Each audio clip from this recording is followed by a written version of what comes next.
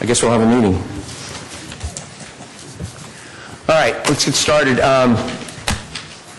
Call to order the regular meeting of City Council, successor agency, the Rate Development Agency, March 13th, 2017, in the City of St. Carlos. Would you please rise and join me in the Pledge of Allegiance?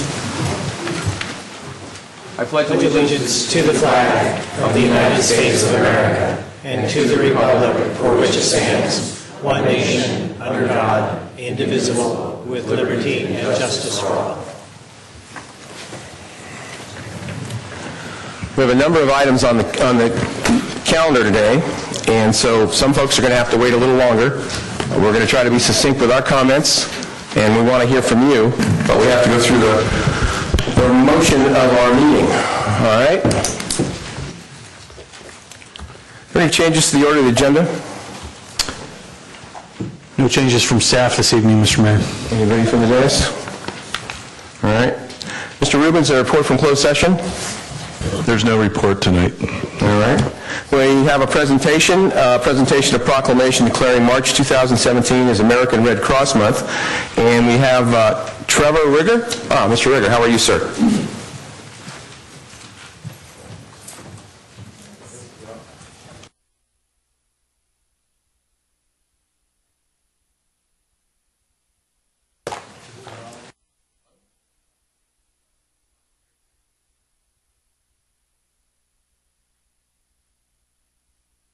So we periodically have proclamations for different things. Red Cross is obviously a very, very important part of our city as well as the whole country, and it was founded in 1898. I didn't realize that. And March is the American Red Cross Month. I'm not going to read all these whereases. I think everybody knows what the Red Cross does, and thank God we have them. This is work with the military, home fires, any kind of accidents that happen. They also have counseling centers. Last year, they helped is the county or the city here? It's in the chapter, the Bay In the Area. chapter Bay Area, 981 families with temporary housing, clothing, food, mental health, counseling during 373 local disasters. So this is just part of what they do. I mean, they do a wonderful job. So, Mr. Rigger, I congratulate you, and March 2017 is American Red Cross Month. Thank you very much. You want to say a couple words? Thank you to the council and the mayor for taking the time to recognize March as Red Cross Month, and the purpose is really to make sure people know how important it is to be prepared. And as we saw just recently at our neighbors to the south, preparedness is key for disasters that can happen to us each and every day. And we respond to 2 to 3 fires every day. Our more than 3,700 volunteers in the Bay Area are up in the middle of the night making sure people have a place to stay and a little money for food and clothing when their home is lost. And we're happy to do it, and we're thrilled to be honored here today. And this partnership is really important. So thank you very much. Thank you. Thanks a lot.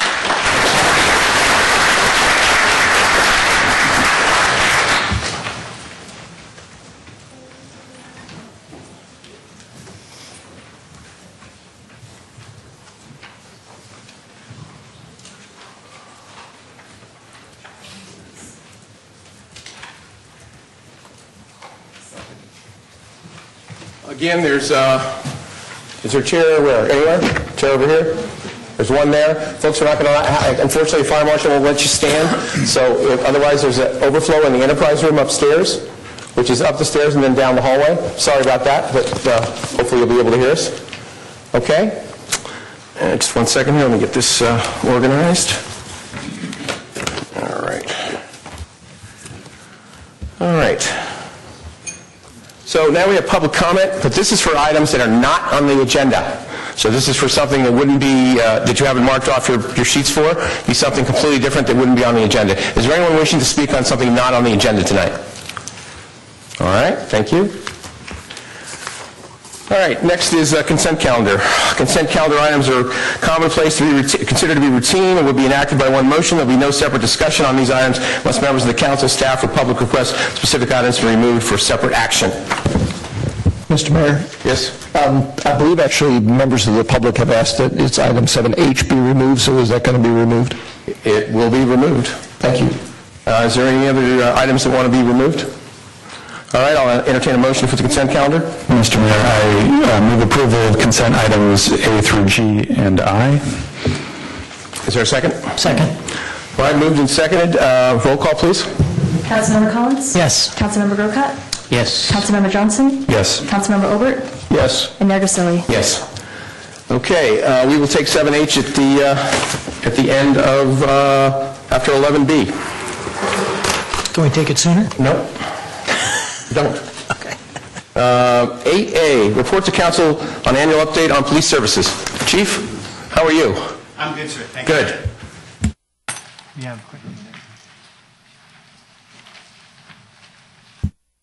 Good evening, Mayor Grisilli, members of the City Council, Greg Rothfuss, Police Chief. As you know, for the contract with Police Services with San Carlos, the Sheriff's Office provides an annual update on what's going on with respect to crime and other related matters in the community, so that's what tonight is all about. I'm going to go ahead and do that. Before I do, the first thing I'll discuss is crime, and I want to talk real briefly about how we measure crime. These are the metrics by which we measure crime, and we watch whether it goes up and down in any given area. Murder, rape, robbery, assault, burglary, larceny, motor vehicle theft. I think as everybody knows, those aren't the only crimes, but this is an index, and we watch this across all communities. The FBI tracks this across all communities, and we're able to see year to year how we're doing. So with respect to Part 1 crime rates in San Carlos, over the past, since 2009, we have seen, last year we've had about a 10% decrease in crime overall last year, and we see an overall decrease in crime, a general trend of a decrease in crime in San Carlos, which is very good considering that this community becomes more vibrant and more active year to year. One of the kind of astonishing results has been our precipitous drop in violent crime. We've had an 82% decrease in violent crime since the year 2009. Last year we had only 14 violent crimes.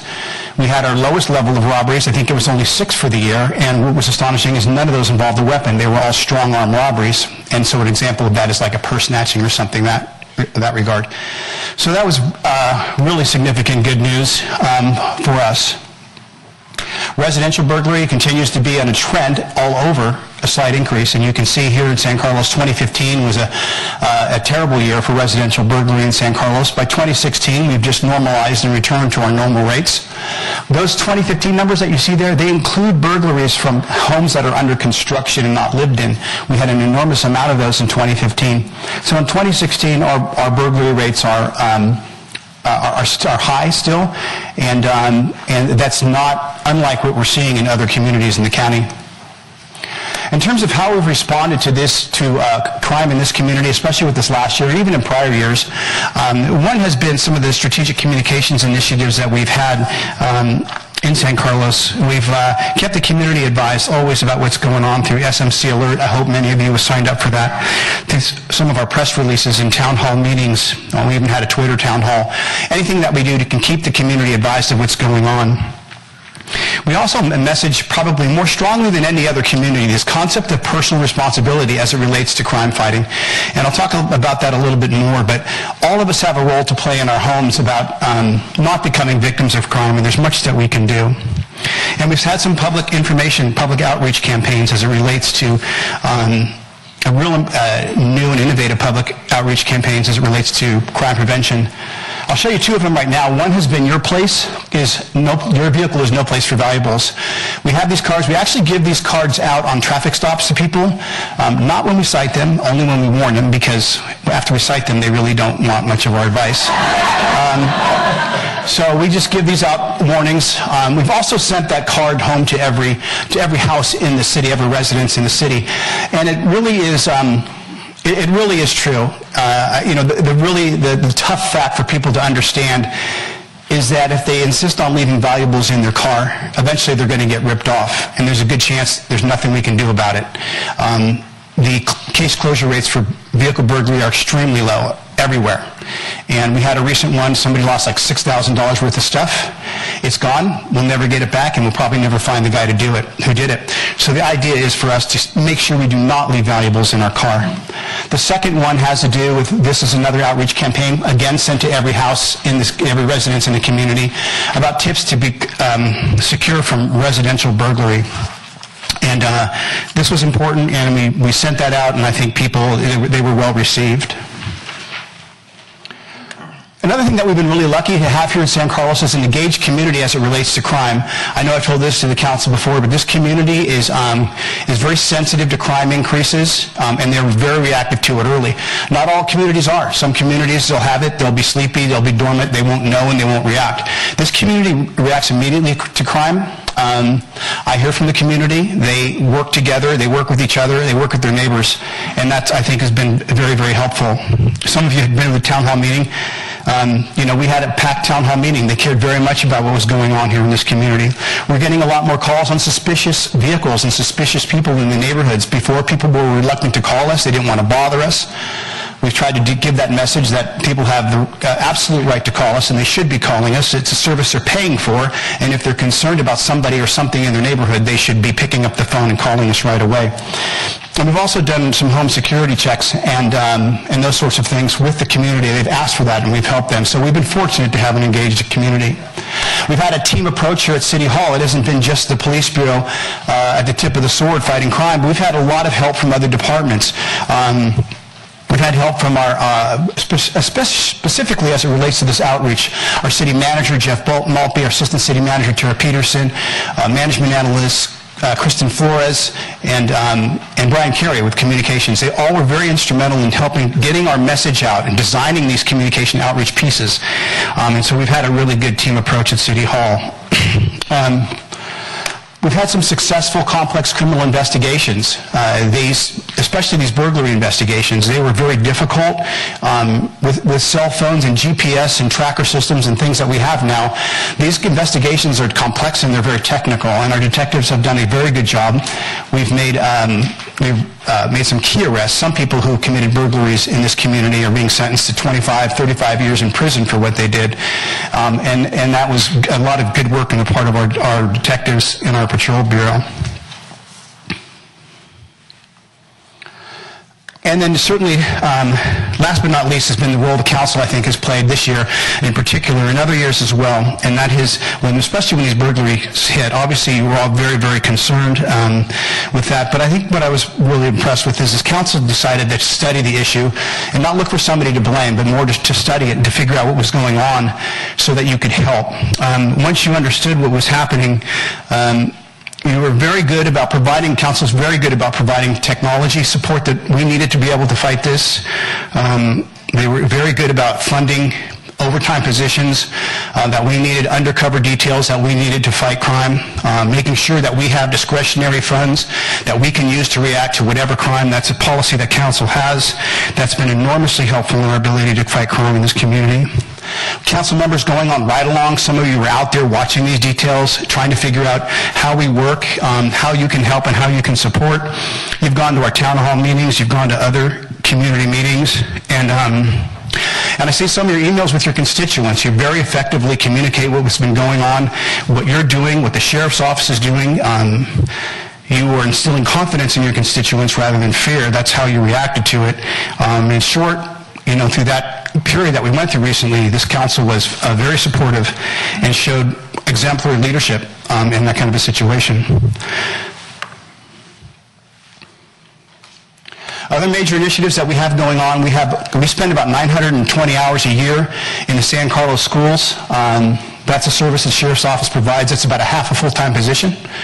Sheriff's Office does not charge for that, but we provide an enormous amount of services in the schools with the kids and working with the school district as it relates to their safety in the schools and their safety outside of the schools. Obviously you see us a lot. I hope everybody else sees us a lot at the community events, whether it's at the farmers market or Night of Lights or Hometown Days. We have a very strong presence at these events. A couple other issues that we've been working on and very effectively with has been homelessness. We have had and do have from time to time homeless individuals living in San Carlos. We work very closely with the homeless outreach team, this county of San Mateo, not just to displace these people out of San Carlos, but to find them a shelter, find them permanent lodging, try to coordinate with families and resources where we can help these individuals. And then last on this has been our work with our Psychological Emergency Response Team, or PERT. The city manager allowed us to bring that individual into City Hall to have that person housed here, and now the San Carlos is able to take advantage of that person and use them. We've had about 87 incidents in the last year where somebody's called us as a result, and where we've had to commit somebody under 5150 of the Welfare and Institution Code for mental health issues. 87 times a year is a lot. And we have a person dedicated. We don't just move those people on either. We look for services that we can provide them, whether it's mental health services, home services, social programs, family connections. Sometimes we work with their physicians and whatever we can to do to find permanent solutions for people who are homeless or who are having mental health problems. In addition to those, there's a few things that came out in the staff report that you have that I won't go into detail, but as you can see, we've noticed an increase in our injury accidents in this community. It's the highest it's been in 4 years. We've been watching that. We'll continue to watch it, and I've asked my traffic sergeant to give me a plan within a month about what specifically we're going to do. But I just want to give everybody here who gets an advance warning, probably tickets is going to be a part of it, so you're going to want to just drive carefully. You have a heads up. Our response times are really good. We're able to make it to emergency calls in an average of 3 minutes and 44 seconds. That's a very low emergency response time. I check them personally to make sure they're accurate so that we're not over-exaggerating how effective and how fast we are at these responses, and these are accurate. We continue to do citizen satisfaction surveys with a rating of exceeding 90%, and our clearance rates, our ability to solve crime, is the highest it's been since I've been checking.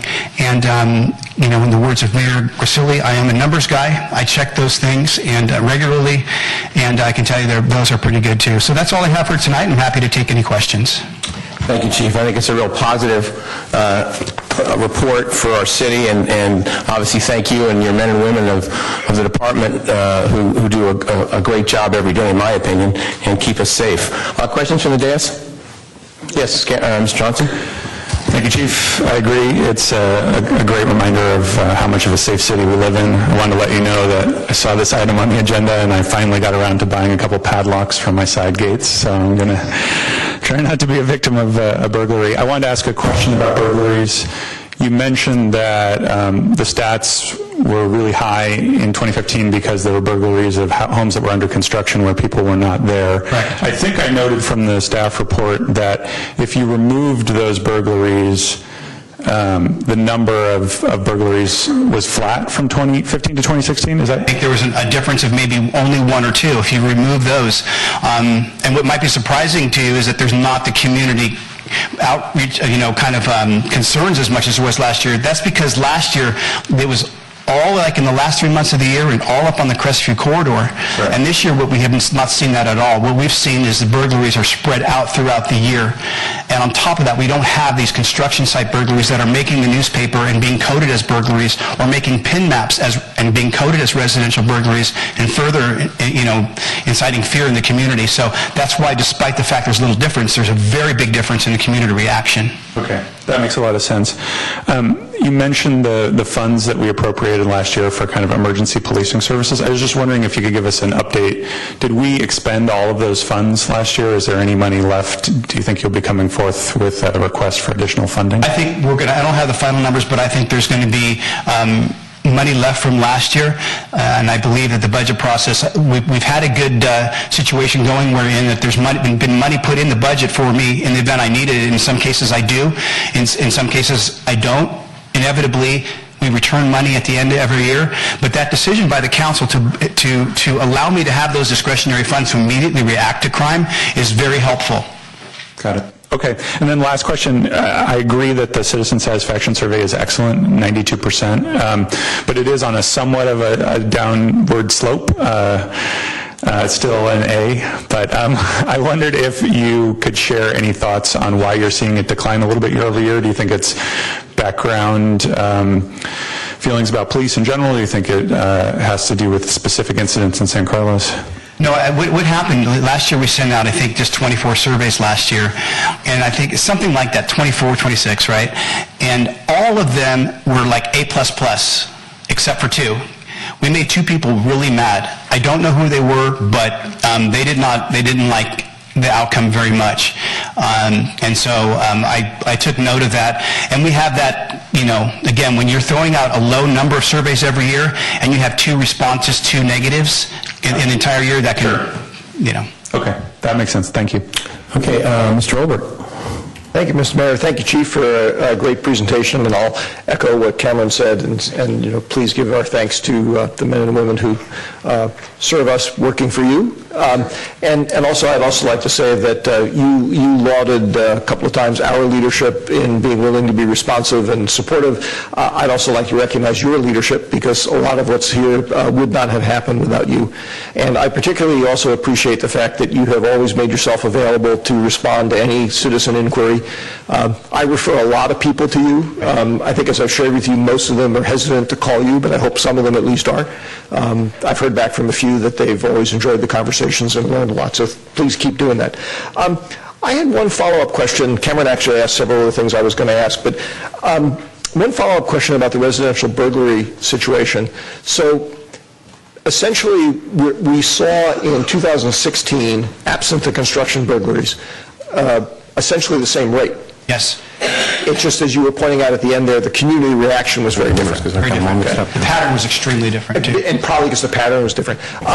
Just for future reference and kind of help educate the public, those kind of occasional concentrations of burglaries, does that happen? I mean, It does. So it does happen from time to time. again. And we have, you know, I know we have White Oaks residents who are here tonight, and they can tell you about times it's been in White Oaks, you know, Okay. when they've had their concentrations, and we've had meetings out there.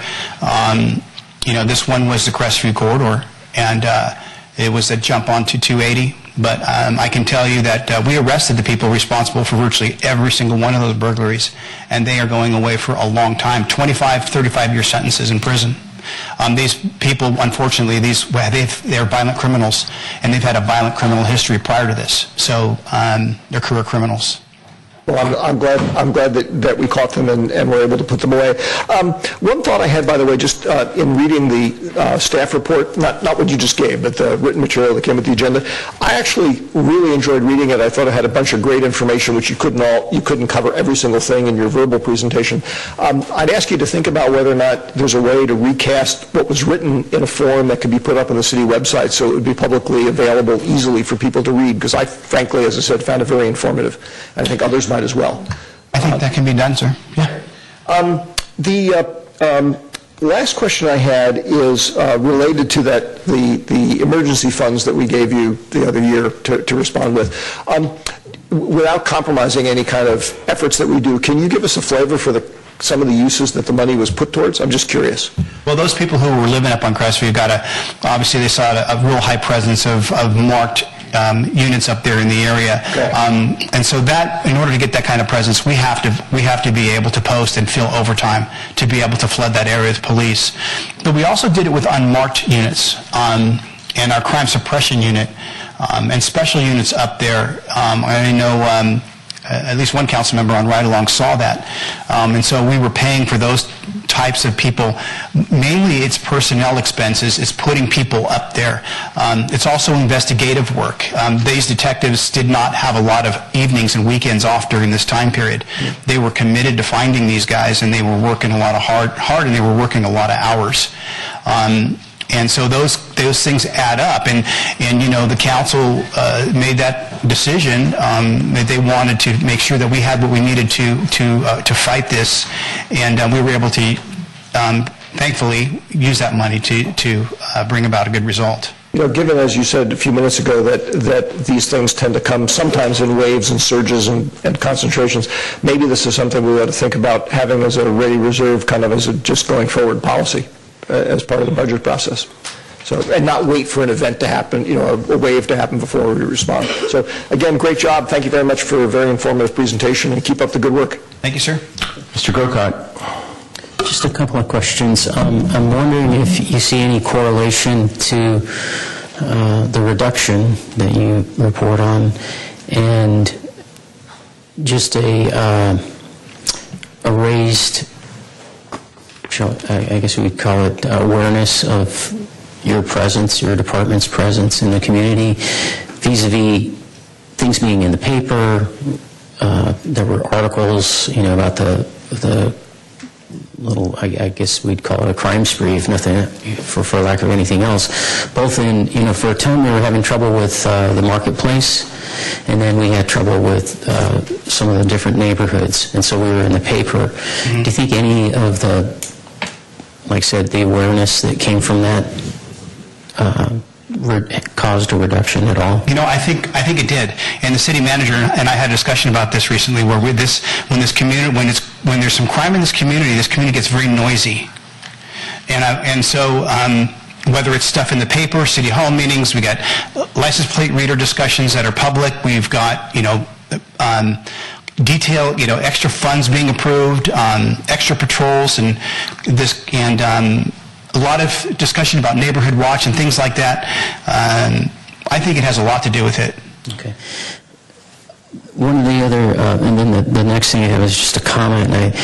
One of the things I've noticed in my industry is that when home remodels are happening, it's become more common to put up fences sometimes they're actually required, if it's a commercial project or something because of OSHA and that sort of thing. But if it's a residential project, I don't know that it's always required, but oftentimes contractors will go to that extra expense to put up the security fences for the protection of the remodel. I would think it might be advisable to see if you can put together some kind of program where contractors and the Sheriff's Department could work together to communicate to some who are not necessarily doing such a great job of securing their sites. I've heard of everything from the fencing, the protective fencing, to pretty low-cost cameras that can be installed to help surveil the property during construction and protect it. So there just seems to me there's some things that could be done to raise that awareness and raise that bar a little bit. Well, I can tell you that we have done some things. We've worked with our chief building official, Chris Valley, to implement some changes as it relates to new construction permits and ways that we can help secure the property. But I'll bet, like you say, there's more that we can maybe do, and I can look into that. And you're certainly right to be thinking that way, because when it comes to crime, there really are no silver bullets, but if there was one, it's individuals and businesses taking a sense of personal responsibility so that they can prevent themselves, their homes, and their businesses from being victimized. We all have that responsibility, and what you're pointing to is even contractors who are doing construction, they should not be contributing to a crime problem and driving costs in the city to fight crime because they don't want to make the other investment of just reasonable security. And I think that's what you're saying. It's Yes. logical. Yes, thank you. Mr. Collins? Thank you, Mr. Mayor. Again, a great report, Greg. You and I go back a long way, and you know how much I appreciate what you do, and we're very fortunate to have you as our bureau chief. Also, a shout out to Officer Pettit. He is the one I went along in the ride along with, and had an occasion at the recent farmers market to have a long chat with him. He continually impresses me with his depth of knowledge, his history of the community, and what he does for us. I think he's also a great asset, so hope you pass that along with him. We have a lot of great people. A lot to him. The other question I had was, you mentioned the construction burglaries, and that was a big part. What changed in 2016 that apparently is not an issue anymore? Is that what I heard? We've had a couple, maybe 3 or 4 at most this year, maybe as little as 2. I think there's I know we worked with Chris Valley, and we've implemented some changes that I think have been helpful. And oftentimes, some of these crimes are cyclical. It's tempting to pat yourself on the back at times and say, "Wow, we've done all these great things," and look at when the answer might be, "We arrested the guys already," from some other place, and that can happen too. So, one of the things that's very difficult in our job is to figure out sometimes why a crime like that will decrease. But I do know that we have had some support from the building official on putting some parameters on these contractors in the last year or so. I did notice one or two sites where there was a sign out in front that said, no tools left on site overnight or something like that. So is that a requirement now? I'm not exactly sure of what we worked out with them. I can find that out for you. But I do know that, prior to our interaction with the building official, it was just whatever, and so we were getting tools stolen left and right, and we approached them, and we were able to get them to put some requirements up for security requirements on the contractors. I don't know exactly what they're at this point, but I do know that we've noticed that we've seen a fall in this crime since that time. Hopefully it's a result of those measures, or partially, and it could be that it's not the crime du jour today. So, Great. Thank you. Mr. Olbert, last question? Yes, thank you.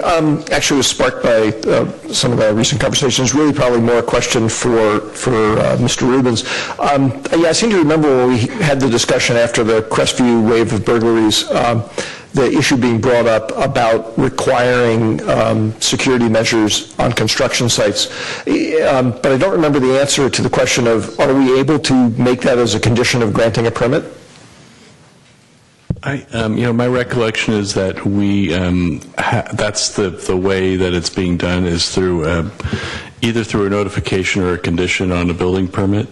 It's sort of like we require fencing on construction sites, and so it's secure site security is, I think, generally what we're trying to accomplish. Yeah, 'cause I remember bringing that up, and I'm glad to see that it got implemented, and even gladder to see that it actually apparently had some beneficial effect. Mr. Johnson, one more? Thanks. We're going to be talking about immigration later this evening, and since we have you here, and I know there's a lot of people who are interested in the topic, I just want to ask a couple quick questions. Okay. I know it's the policy of the Sheriff's Office not to go out and ask people for their immigration status, and just if you could briefly explain the philosophy behind that. I'd be happy to. Yeah, from the Sheriff's Office perspective, there's a couple issues. First of all, we're not a federal agency. We don't enforce immigration laws. That's the role of the federal government. That's our responsibility, or it's our role, nor is it our desire. And the reasons for not doing that are really very practical. Our job is to ensure the public safety of everybody in the community that we police. There are no groups of people or classes of people who don't get police protection. Everybody gets police protection, whether somebody's a citizen or a non-citizen. And so if we start working down the road of enforcing immigration laws or working with agencies that enforce immigration laws, people won't have confidence to report crimes. They won't have confidence to become witnesses. They won't have enough confidence to use some of our services. So it's a dead end for local law enforcement to decide that they're going to be in the immigration business, so we don't do that. But it's not only what we don't do, it's what we do with the Sheriff's Office as it relates to the immigrant community. We have some programs in the Sheriff's Office that I would say probably I would be hard-pressed to find another organization in this county that does as much for the immigrant community as the Sheriff's Office does. We have, for example, our Sheriff's Activities League for Kids. 3,500 kids a year go through that program. We have a program called CARE On, Community Alliance to Revitalize Our Neighborhoods. That program is specifically designed to assist immigrants into the integration into the United States community, our laws, our customs. And at no time do we ever ask what the immigration status is of anybody who participates in any of our programs. They're all designed to help keep their kids safe, to help keep them safe. So I do sometimes, many times, have to come up, especially nowadays, and talk about what the Sheriff's Office doesn't do. But I think it's equally important for me to talk about all that we do, and I think we'd be hard-pressed to find some organization that does more for the immigrants than the Sheriff's Office in this county. Thank you, Chief. And I'm going to just ask one more quick question before the mayor cuts me off. I know we have a long agenda. Do immigrants disproportionately commit crimes in San Carlos, and have you seen a rise in crimes against immigrants in San Carlos recently? On the first note, I would have no way of knowing for sure. I wouldn't, but off the top of my head, I wouldn't think so. But I wouldn't know because I don't know the immigration status of people who we come in contact with. And the second question was? Are you finding that immigrants have become an increased victims of crime in San Carlos, which is a concern that's been raised by... And victimized? Increase in becoming victims of crimes. No, I haven't seen that. Okay. All right. Thank you very much. Okay. Thank you, Chief, very much. Really appreciate it. You do a great job.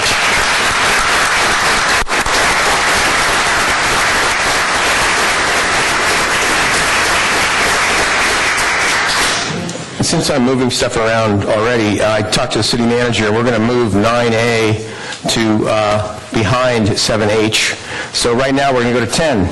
10A, consideration of adopting a resolution regarding the year-round farmers market. And before we start, I'd like to ask a question of my colleague, Mr. Olbert, because Mr. Olbert is the one who wanted to bring this back. So I was curious what your question was. I think as Your concern was. I think as I tried to lay out last time, my concern had to do with the makeup of the vendors that are present and during the off months. Okay. I just wanted to make sure we're clear. So are we going to have staff report, Mr. Savay? Thank you. Yes, very briefly, Honorable Mayor, members of the City Council. As you know, this went to the City Council at your last meeting on February 27th, and the Council voted 3-2 to pass a resolution that would allow the farmers market to continue on a yearly basis if staff gives it a special event permit. And at the conclusion of that meeting, Councilmember Olbert proposed reconsidering this issue, and so we are bringing this back to you tonight for further discussion. We've provided a number of different options in the staff report. If you allow the current vote to stand, then the resolution that you passed at the last meeting would stay in place, and there's a couple of other options we've offered for you to extend the farmers market for a one-year period and then reassess at the end of that one-year period, and then to eliminate the winter months from the farmers market. I understand that CEO Dave Bouchard of the Chamber would like to address the City Council, and so that concludes my comments. All right. Before Mr. Bouchard comes up, questions of Mr. Savay? All right. Dave? I'm sorry, Mr. So many people, I didn't see you.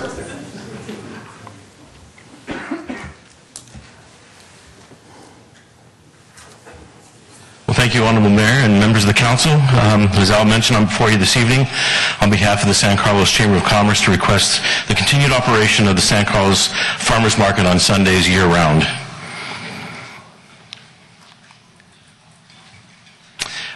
The Sunday Farmers Market on the 700 block of Laurel Street opened in June last year after 12 years as a seasonal Thursday night market. We started what is essentially a new market only just 9 months ago. It takes roughly, as I mentioned at the last presentation, 2 to 3 years for a new market to become fully established, and we feel strongly that it's too soon to make any drastic changes.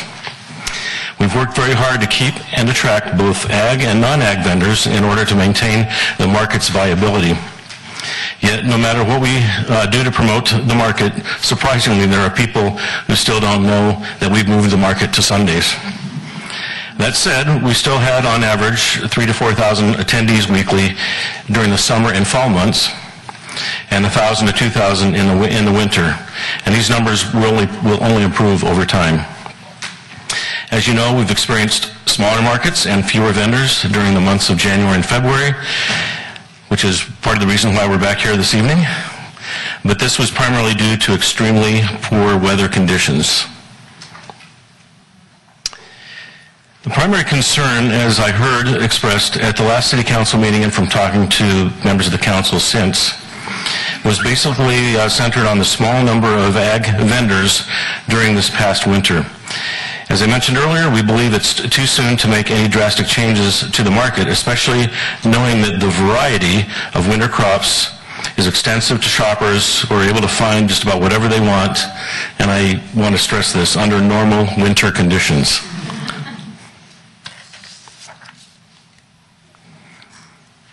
If If we decided to go seasonally, it will be devastating to the market. If vendors lose 3 to 4 months of income, we will lose them to other year-round markets, and we will be in no position to get them back. In fact, many of our vendors are the owners and actually work the market here themselves. If they have to move to another Sunday market to maintain their year-round income, which we fear many will do, it will be difficult for them to hire additional help to work the San Carlos market. Consistency and visibility are critical to our long-term success, and the future viability of the market will be threatened if changes are made now. Just want to point out that when Hot Harvest Nights ended and we started the new Sunday market, we entered a very competitive field of established year-round markets, including on Sundays in our own backyard, Belmont, Burlingame, Menlo Park, Palo Alto, and Mountain View. That's just to name a few of the weekend year-round markets. Right here, as I said, in our own backyard, there are a number of others on Saturdays. That we gladly accept vendors from San Carlos, along with customers that they've worked so hard to keep. So here's our commitment. And as I said, listen to many of you on the council here to and fully understand that what your concerns are. So our commitment to the city and the community as operator of the Sunday year-round San Carlos Farmers Market is the Chamber will actively promote the market to ensure the optimum number of vendors at all times. It's in everyone's best interest to have a successful market in our downtown, and the Chamber has always worked very hard to present a good product. And this goes back to 2004 when the Chamber was first chartered with operating a farmers market as a part of the city's redevelopment. Secondly, we firmly believe that over time, the number of agricultural vendors will increase, including during the winter months. Although we really needed that rain, it's hard to imagine we'll experience the same level of intensity in the foreseeable future. And finally, the San Carlos Farmers Market will continue to be the best market on the peninsula for the vendors, their customers, and the community. With that, I'll answer any questions you might have. Okay, and Mr. Olbert? Yes, thank you, Dave. I appreciate that. I'd like to get a sense of, I appreciate the commitment and I appreciate the time you and I have spent in talking to Chamber Board members between these last two meetings. What can we expect in terms of efforts to try and do what's possible to ensure a good, viable mix of vendors? What are you thinking of doing either differently or more of than happened this winter? So currently we have a very good mix. I think we did a very good job of retaining as many of the farmers that vendors, both ag and non-ag, from the Thursday market. They joined us on Sundays. Many of them did. Many of them couldn't because they had commitments to other Sunday weekend markets, and we were able to recruit a good number of ag vendors to replace those that we could not keep. During the spring, summer, and fall, we know that, the crops are in season, so during the winter months is when there's fewer available, and we'll do everything we can, through all the resources that we have, and we have folks on staff that are very well connected with a lot of the markets in the area and those that grow the crops to reach out to those folks. I think being a somewhat non-established market on a weekend, put us at a disadvantage because we're an unproven commodity. And I think the longer we go, the more, we'll gain traction and we'll get the notoriety that we deserve for being the best market on the peninsula, as many of our vendors have said that we are and told us over the years, and even currently under the current conditions that we are operating.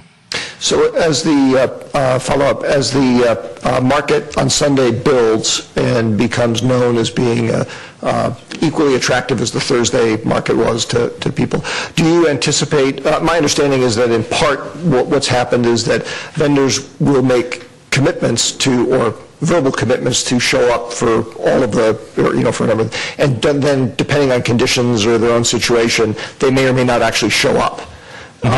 So are there things that you would anticipate the chamber doing over time to kind of, if not ensure, at least make it clear that steady, reliable presence is important? Yeah, absolutely. And I know a lot of other markets do that. They're able to because they're established, and they bring a lot of people to the market. And I think over time, as we grow, as we become more established, and particularly I know the winter months are the real sticking point here, and that's when we are concerned as well about going forward, and we want to make sure that this is the best possible market that it possibly can be, and because we are competing, with those that I mentioned in other parts of the immediate area, and we want to make sure. And San Carlos is very unique. We all know that.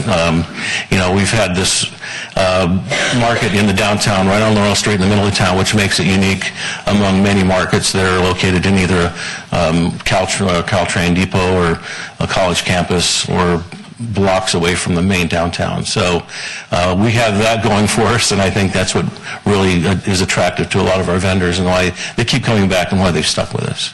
I would agree with you from what I've learned about the unique nature of the venue that we have for the farmers market, and hopefully that cuts many ways, and hopefully that'll be one of the things that will allow the chamber to relatively rapidly get to the place where we can be pretty sure about maintaining a stable, good mix of healthy choices that are not usually available to people in that kind of setting. Absolutely. Which is a more long-winded way of expressing what my original concern was a couple of weeks ago. And going back to the fact that this year was an anomaly.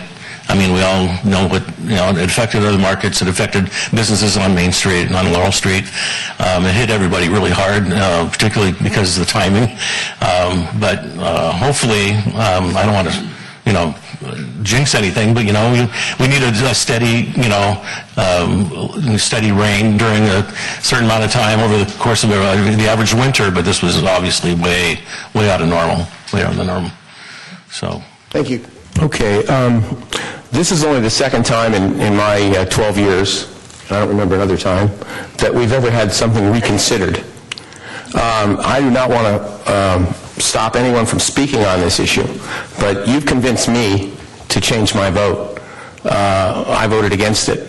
And so I don't know how the other council feels if they want to. And again, if someone needs to speak on this, I have about 10 cards. I'm not going to stop them from speaking. But as far as I'm concerned, at least, again, in my head, it's 3-2-4. Although the votes haven't been counted, obviously. Now, is there anyone here that has to speak? Okay, they don't have to speak. I'll give you a chance if it goes the other way, but otherwise I'd entertain a motion, probably the same motion that we had last time. Yeah. Mr. Mayor, I move to adopt Resolution 2017-24. 24. A resolution of the City Council of the City of San Carlos authorizing the San Carlos Chamber of Commerce to operate a year-round farmers market in downtown San Carlos on Sundays, subject to annual approval of a special event permit. Second. All right, it's been moved and second. And further discussion? Hearing none, roll call, please. Councilmember Collins? Yes. Councilmember Grocott? Yes. Councilmember Johnson? Yes. Councilmember Obert? Yes. Mayor Grisilli? Yes. I want to thank the folks that came out. Thank you very much. Thank you, Dave. As I said, this is a very unique situation. This will not happen in other items on the agenda tonight. Everyone who put a card in will get to speak, but this was one that was reconsidered, as I said, very unusual for that to happen. So thank you all for coming on that, and I appreciate it. We'll move on to the next item. Through the chair? Yes. Mr. Mayor, do we want to potentially give people an opportunity, if they wish to leave, to leave? Sure. If folks are just concerned about the market, if they want to leave, then maybe give some chairs up. If not, that's fine, they can stay. There's no reason they have to.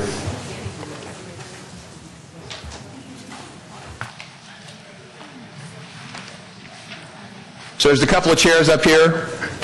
And again, I apologize, but if you're standing, you either have to be outside or you have to be upstairs in the enterprise room. There's a seat up here, sir. Okay. Mr. Survey, this is item 11A, consideration of adopting a resolution amending the on-street dining pilot program.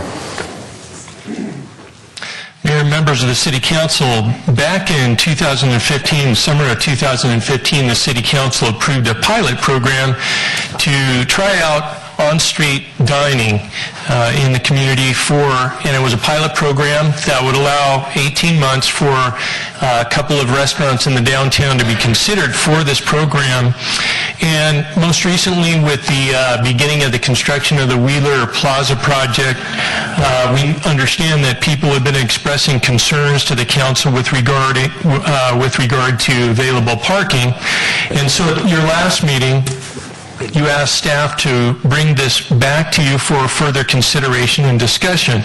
Tonight we have a number of options for your consideration, and to discuss those options and provide just a little bit of background to refresh our memories, Laura Russell, our senior planner, will discuss this briefly. Welcome, Laura. Thank you. Good evening. Thanks, Al. Good evening, Mayor, members of the City Council.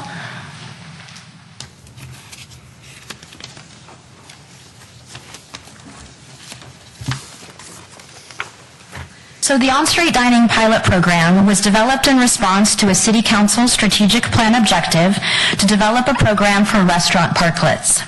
So the pilot program was adopted by the City Council in July 2015.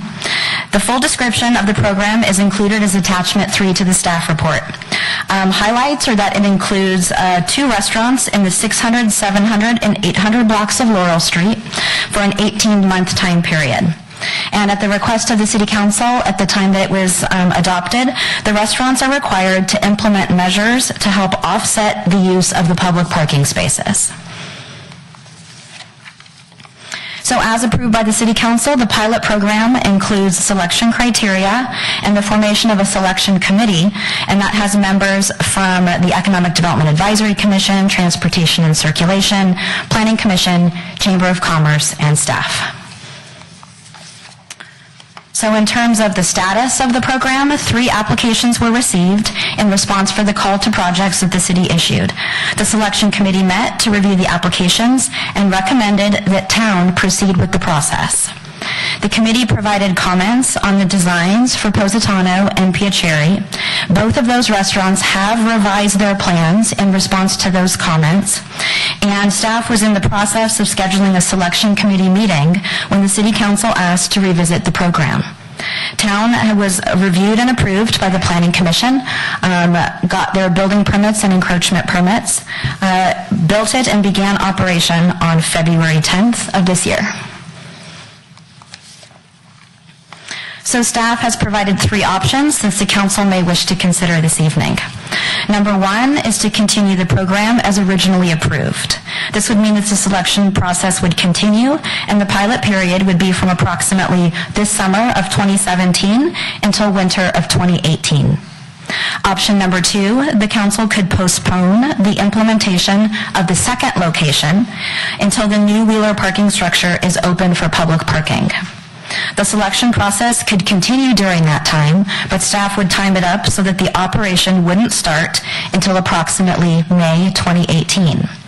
The resolution for this option is included as attachment 1 to the staff report. Option 3 is to modify the program to include only 1 location and not select a second location.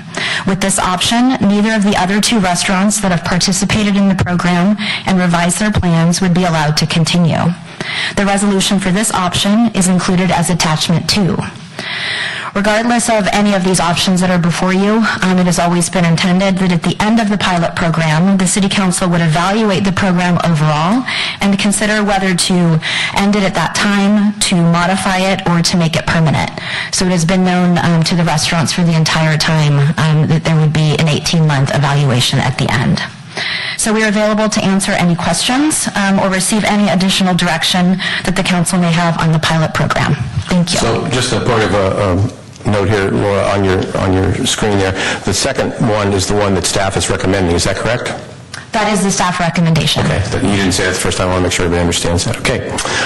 Mr. Olbert first, then Mr. Collins. Thank you, Mr. Mayor. Thank you for a good presentation. Just a couple of, one question for staff and then one question for the dais.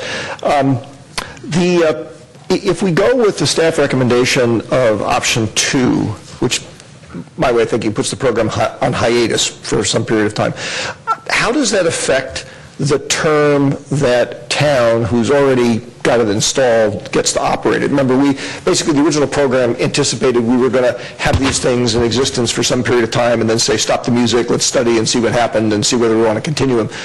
If we put the program on hiatus, do they get to continue keeping it there, or do we stop after the original shot clock stops and say, okay, we're going to evaluate the town situation and decide whether it gets to continue or not? Can you help me out with that? Do you see where I'm confused? Yes, I think that the council has a number of options in regards to that, and is worth thinking through those options. So since town is in operation now, so they started operating in February of 2017, if they were in just an 18-month pilot period as initially intended, that would end in August of 2018. If you went with option number 2, which is the second location, if town was allowed to operate the entire time period through that till the end of the second restaurant, 18-month pilot period, that would result in about 33 months of operation. And so the City Council could provide staff additional direction in terms of what you would like to see. Does staff have a recommendation in that regard as to what we do with the existing operation at town if we were to go with the staff recommendation? I can speak to that, Mr. Mayor. So, or Mr. Councilmember through the mayor. I think your two likeliest options would be just to simply extend the pilot program so that town would have a longer pilot program run. And I would assume that that would likely be our recommendation, because that would allow you to evaluate the two restaurants operating at the same time and still under that pilot program. The second choice the council would have, obviously, I think the most likely second choice would be then just to approve on a permanent basis the town location if the council was comfortable with that. But I think my recommendation would be just to extend their pilot program so that you could see two operations happening simultaneously, which was your vision, at the same time. Create some uncertainty for town, but as long as they get to continue to operate, I doubt that would be an issue for them, since they've already expended the money to build it. Thank you. I'll mention in passing, I appreciate that. I'm not sure I'm totally comfortable with the idea of just extending it for that period of time, but that's a separate issue. The question I wanted to ask, actually, I believe it, Cameron, as I recall, when this first came forward, we all clearly agreed to it after some discussion, but I seem to remember that you were kind of talking this up or introduced it or whatever, and I just wanted to see what your perspective was on it now, because that will also tend to affect, how I look at it.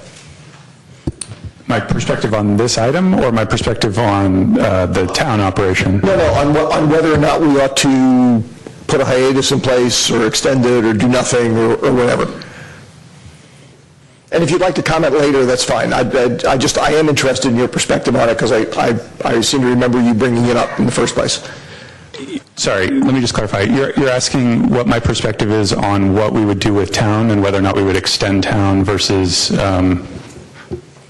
What do you think we should do with the program that we have? Should we just let it continue and have a second person come in, or what? So on this particular item tonight, I agree with the staff recommendation. Okay. I think overall that the on-street dining adds to the vitality of downtown, but at the same time, we've got a parking crunch, which is going to be substantially alleviated when we open up a new parking garage that adds 65 more spots to downtown. So I think the timing hasn't been great, but in the long run, that these on-street dining are going to be beneficial to our community. Okay, thank you. Thank you, Mr. Mayor. Sure. Did you want to move? No, I'm sorry. I don't see any other lights on here. Any others? I have one speaker card for this item. Is it Reg Viotti? Or I'm sorry or Viotti? I'm not sure which. Ray Viotti. Okay, thank you. At least you know who it is. Thank you. I should get this. I'm Italian, right? Yeah. Mr. Viotti. 2 minutes.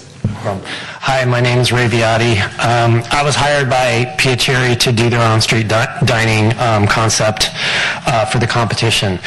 I think it's a great idea for the city. I think the competition for the restaurants was another great idea. I just think that stuff has fallen short during the process. I understand about the parking demand in the city, given that Wheeler Plaza is coming online, and we're going to lose that parking lot. But I think you guys really need to think about sticking to the original parameters of the program. It was a competition. These restaurants willingly put out money in the effort to make money, and they willingly did it. I basically did a design. It was brought in. I was then asked about 2 months later to redesign it because staff felt it was a little closed off. It was fine. I did it. It was sent in. And to this day, I have emails spanning from April through December trying to find out what's going on. I think what needs to happen is you guys need to go back to the original program stating 2 restaurants for 18 months. That's what it was. If there's an issue with losing 6 parking places at once, let town run its 18 months, shut it down, and let the other restaurant come online and run it for 18 months. But for the most part, I think it was a competition. All these businesses put money forth with a risk, understanding that willingly, but then, staff goes, can we have some more information to have those businesses pour out more money and then change the design guidelines or change the parameters? I don't think is very fair to the business owners. Okay, thank you for your comments. All right, anyone else wishing to speak on this item? Okay. Council, what do you want to do? Mr. Mayor? Yes, sir. I will make a motion to adopt Resolution 2017-25,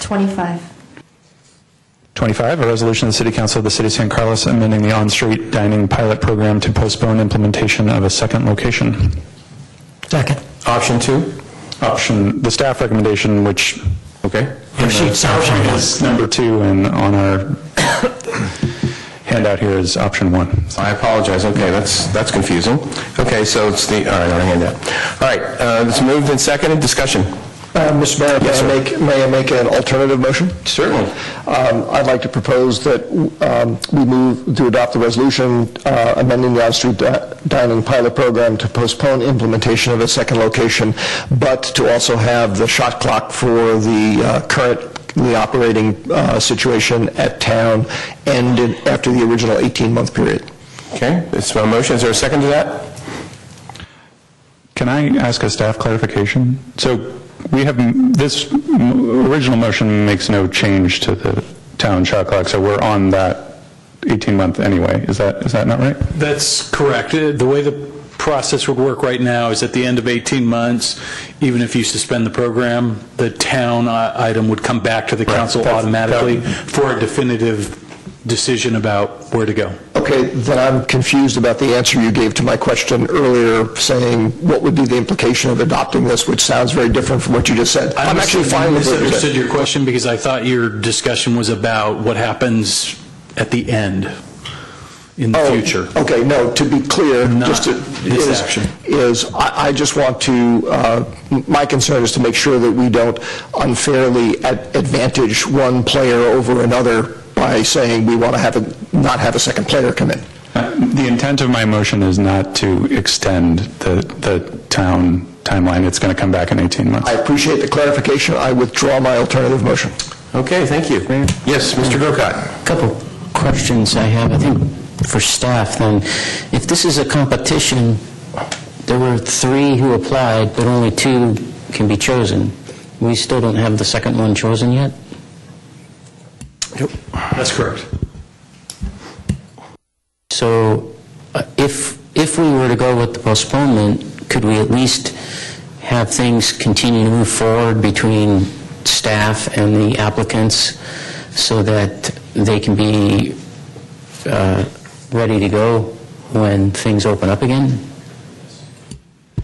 Yes, I believe I heard Mr. Savay say that earlier, that they could continue that process. Okay, and then another question, I guess for the mayor or staff or both. It says here to continue the pilot program as originally approved would require no further action required by council. So that leaves me in confusion because I would otherwise offer a competing motion to, I guess, take no action, but by putting up a motion, you're asking for an action. So I guess the only option is, if you don't want to postpone, then just simply vote against the, is that right? That's right. If the motion fails, then you could start a new round, or no action would be taken, and then it would stay the same as it is now. Okay. And then just to carry on, I think for matter of discussion, you know, as a former athlete, I look at this as an athlete. And this was a competition, and the rules were laid forth, and people entered, and they decided to compete. And partway through the competition, as Mr. Viotti said, you know, he was asked to respond to some staff comments, which often happens in architecture, and so he went about his business of responding to the staff comments, but the staff comments essentially, you know, put them, you know, kind of, if you think of this as a race, it loaded them up, where they're trying to run the race to the finish line, but now they're carrying, you know, bricks around or something. A little bit of a disadvantage there. Now we're going to add to the disadvantage that we're going to postpone the competition, essentially. The whole thing, even though, you know, as a person who voted against the program entirely to begin with, again, looking at it as a former athlete, I think it's completely unfair to change the rules of the game halfway through the game. There's no question it's not fair. But life is not fair. Life is not fair, and owing to the fact that I think most of us have been approached by, I don't think I have enough toes, fingers, or hands to say the people that are very concerned even about the 3 spots that were used, and unfortunately with Wheeler Plaza going away, things change, so that's unfortunately what happens sometimes. It's unfortunate. Yes, Mr. Olbert. I just also wanted to mention that changing the rules is something that we do on occasion. I mean, I seem to remember we did that with the lot splits, at least in part, and it is an unfortunate fact of life and a known risk factor in doing any kind of development, that until something is bound and tied up, then it is subject to change. You know, we try not to do that here, and once in a while it happens, and it's unfortunate. So, anyway, so we have a motion on the floor. Other comments, Mr. Collins?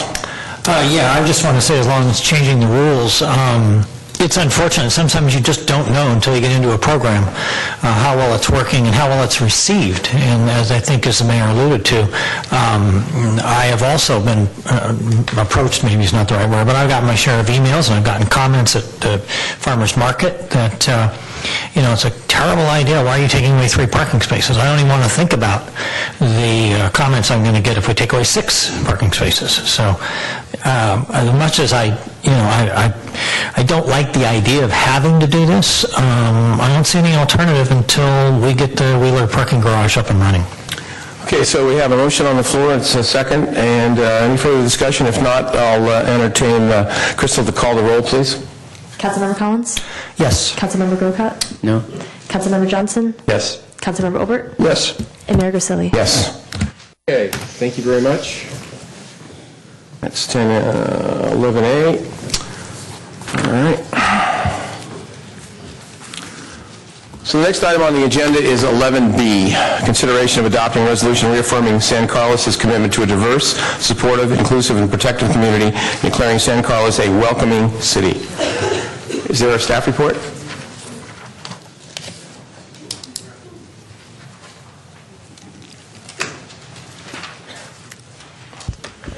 Thank you, Mr. Mayor. Jeff Maltby, City Manager. At your last meeting, the council was approached by members of the public asking for this item to be placed on the agenda. Council gave direction the city to the staff to do that, so we've come back tonight with a draft resolution for you to discuss and possibly take action on. The recommendation before you, this resolution, basically provides that the City Council adopt a resolution reaffirming San Carlos's commitment to a diverse, supportive, inclusive, and protective community, and declaring San Carlos a welcoming city.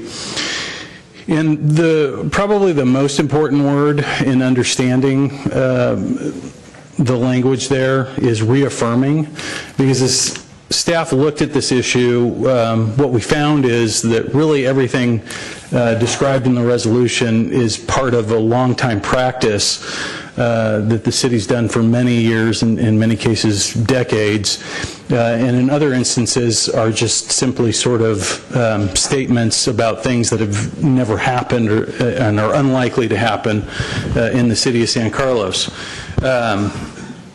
Obviously, this issue has been discussed nationally with presidential executive orders and different cities reacting differently throughout the nation, around the Bay Area, and in our county. And we're in kind of a unique situation. In San Mateo County, there are no cities that operate jails. The county jail is operated by San Mateo County, the Sheriff's Department specifically, and of course we have an elected sheriff in this county who's responsible to the voters for that function. So there, really a lot of what's been discussed around President Trump's executive order deals with those issues of communicating between jails when inmates are released who are illegal immigrants and ICE, the Federal Immigration Enforcement Agency, and that takes place outside of the council's control. There's no staff, city control. There are no records in the city that the city of San Carlos keeps associated with that. There's no ability for us to communicate with the federal government in that regard. Also, just sort of in general speak, based on a lot of the comments and conversations I've had, there seems to be a lot of misunderstanding from the public in terms of what an executive order does as sort of a basic tenet. An executive order is basically the President of the United States as head of the executive branch is informing his government, the executive branch, on how to do things within the scope of existing laws that have been adopted by Congress. It's not unlike when your city manager picks up the phone and calls your police department and says, I want you to do more parking enforcement in the downtown this week, or calls code enforcement and says, I want you to do a sweep of the illegal street signs around, or advertising signs around the community. Those are your executive, myself, giving orders to the branch of government that reports to me. And of course, cities don't report to the federal government. We're really actually more created out of states. Our Constitution provides a great deal of sovereignty to states, going all the way back to the founding of our country. That was a very important issue, and states in turn give a lot of sovereignty to cities within their state jurisdiction. And so we're responsible for enforcing our own local municipal code and ordinances. You guys pass a lot of laws that are very specific to the city of San Carlos. I mentioned parking earlier. All your parking laws are very specific to our community. We don't pick up the phone and call the FBI or a federal agency to ask for help in enforcing our local parking laws. And in turn, the federal government doesn't pick up the phone and ask us to enforce their laws. That's why, if you've ever wondered, if you're a big watcher of crime shows and things, why are there state prisons? Why are there federal prisons? Because there's entirely different laws and systems in place that are being enforced by completely different law enforcement agencies. So as we took a look at this issue, what we found is this is how San Carlos has been operated for at least a generation. As you heard from your police chief earlier, the Sheriff's Department doesn't enforce immigration laws, don't do those checks on immigration status when they have contacts with people in our community. That's the same as the San Carlos Police Department. Going back for many, many years. That's simply not, we're just not in that business. There is another government agency that's in that business, and nothing within the proposed resolution prevents that agency from coming in and doing their business in this community. That's their right, that's their jurisdiction. We can't prevent them from enforcing immigration laws in San Carlos any more than they can prevent us from enforcing our own local laws in this community. So that's kind of a lay of the land as staff looked at this, and that's why we felt the word reaffirmation was very important. We also kind of tried to broaden the discussion and talk about maybe more groups than just immigrant groups. There's a lot of groups that over the years our city councils have wanted to pay special attention to and making sure that they were protected. There are a lot of these same groups that are protected by many federal and state laws, as well as our own municipal policies in terms of city employee groups and whatnot. So with that, I'd be happy to answer any questions you might have or help in any way that we can to facilitate this discussion. Mr. Olber, you have a question? Yeah, thank you, Mr. Mayor. Thank you, Jeff. That was, I think, a good summary and a relatively quick, in-depth civics lesson. So thank you. Just a couple of quick questions, which really are split between you and Greg. You know, one of the things that I hear back from residents who are concerned about us doing even what's proposed here is the financial risk exposure to the city and potentially to community members. So in terms of threats of cutting off federal funding.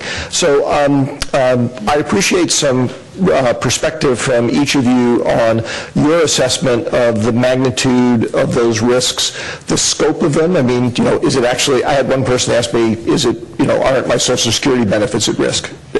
So that's a scope as opposed to a magnitude question.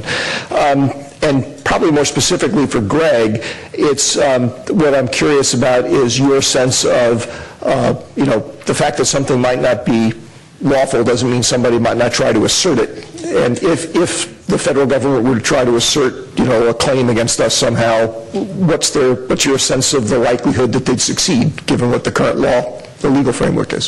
So if you guys could respond to that, I'd appreciate it. All right, I'll jump in here and try to go first, and then we'll let Greg fill in the blanks for all the stuff I missed. I think first and foremost, it's important to understand that we get very, very little funding from the federal government in San Carlos. You know, once upon a time, you know, going back to, you know, gosh, at least probably at this point, you know, maybe 25, 30 years ago, when community development block grants were still a significant source of local funding in communities, that would probably have been, you know, something to really consider. Those programs have long since been eroded and kind of gotten to the point where there really is not a lot of money. We do get some transportation funding for large road regional infrastructure projects, but one of the interesting things there is that money doesn't come directly to the city. They come through regional agencies, so the federal money flows to a regional agency that's controlled by local elected officials who then award grants to various cities. So you know, I guess under that scenario, you'd have to imagine the federal government turning off the entire Bay Area because, you know, cities or some cities, or I guess even one city in the Bay Area took that action. But, you know, in terms of my interpretation of the executive order, which makes that statement, is it talks about you know, a failure to provide information to the federal government around illegal immigration. And so my response to that is it would be impossible for us to violate that executive order because we don't provide that information to begin with to the federal government. We don't have that information. That information is with the county of San Mateo. And so there's you know, it's kind of a non-issue in my estimation for us. I'll let Greg fill in the blanks and talk about the likelihood of litigation and those kinds of things. Well, thank you, Mr. Mayor and council members. Yeah, this is an important issue, obviously, to the community here. We don't often see a full council chamber on any issues. So, you know, I took a look at the executive order, and specifically to your question about enforceability. First of all, I'd like to say that at least 2 jurisdictions in California have sued on constitutional grounds that the executive order is not constitutional or enforceable. The operative section talks about a federal law regarding that deals with cooperation with state and local and federal immigration authorities. and that is 8 U.S.C. 1373, which is specifically referenced in the executive order.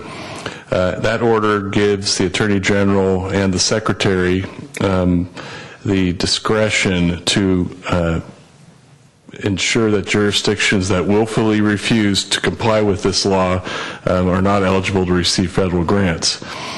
Well, as Jeff said, we don't have any information that would be relevant to enforcement, so I think it'd be difficult to make a case, and I think there's an extremely low likelihood that the federal government would be going after a city like San Carlos that does not have information that would be pertinent to an immigration enforcement action. The second part of the code talks about enforcement of 8 U.S.C. 1373. And again, that's the information sharing federal statute.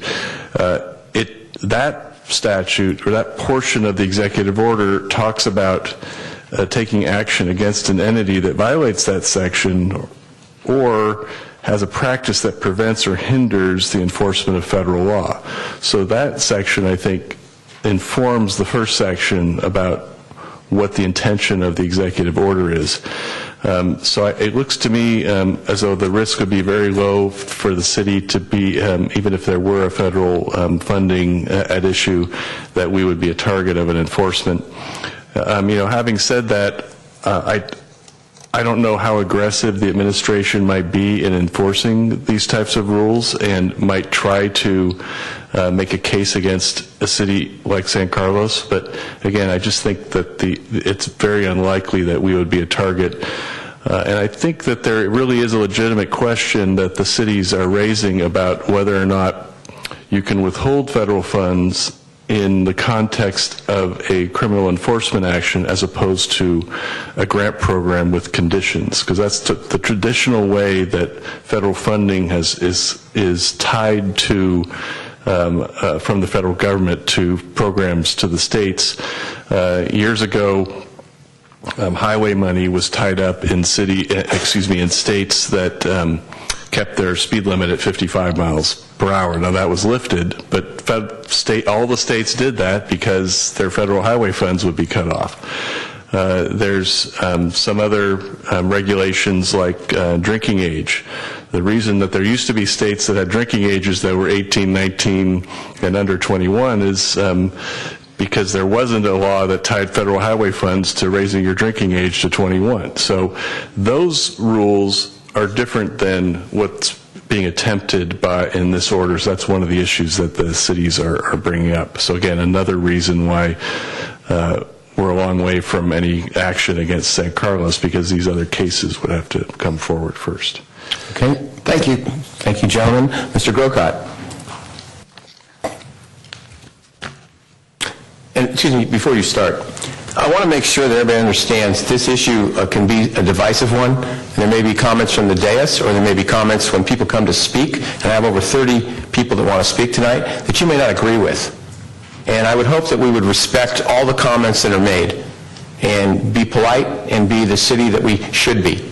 Whether you agree or not, I don't want any outbursts, I really don't, no matter where the information's coming from. Everyone has a right to their opinion. So thank you. I appreciate that. Go ahead. So I appreciate what you all have said so far. I just wanted to, I'm looking at the resolves here that are in this proposal, and so I have a question about some of those, because one of them says, and Mr. Mayor, if you want me to take a few questions, and I don't know how the dais looks on questions, but I don't want to... Well, that's a couple, and I'll go to Mr. Collins. And go ahead. Okay, good. Yeah. So it says, resolved that the City of San Carlos request San Mateo County and the San Mateo County Sheriff's Office not communicate and coordinate operations with Immigrations and Customs Enforcement, known as ICE, except in matters related to criminal conduct. So this question is for Mr. Rothaus, and before you come up and answer it, I will say I did have a conversation today with Sheriff Bolanos, and in discussing matters with him, he seemed to indicate that the sheriff's office, that's currently their practice, right?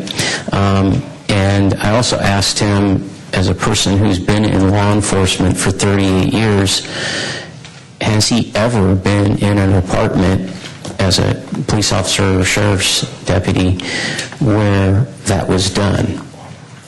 The opposite of what this is saying. And he said, for 38 years, no. But do you have any comment on that? And I have a follow-up question on that point. Sure. First of all, I would agree with him. I've never been in an agency, and I've been in several, where we enforce immigration laws, period. And then with respect to the criminal cooperation with ICE on criminal matters, for us the issue is not whether the person is here legally or illegally. The issue is the crime. And so so the issue for us is crime fighting. So we will always fight crime wherever it is, whoever does it. And so if we get a call from ICE and they say, and this can happen, we have 3 guys who we suspect to be, who we know to be MS-13 members. They're all here illegally. They've all committed violent crimes in the past. They've re-entered the United States 3 times. And, they're dangerous, and we need some support to take them into custody. We would take them into custody, help them take them into custody because they're dangerous criminals. So that's pretty much. Can you go over then? I forget what he had told me, but he said, yes, there are, so as it says here, except in matters related to criminal conduct, and he highlighted that point, saying, and you've referenced one of them, he said there's certain crimes where even for ICE, there's a priority for what they're looking for, and it's, if somebody gets caught 3 times driving without a license or a revoked license or no car insurance or something, even if it's 3-4 times, ICE isn't looking for that person, nor are they targeting that person. But somebody, as you've referenced, who's involved in gang activity, yes, they're looking for them. And he seemed to indicate that if the Sheriff's Department had in custody somebody who they know is a gang member, then they're going to communicate and coordinate operations with ICE on those individuals.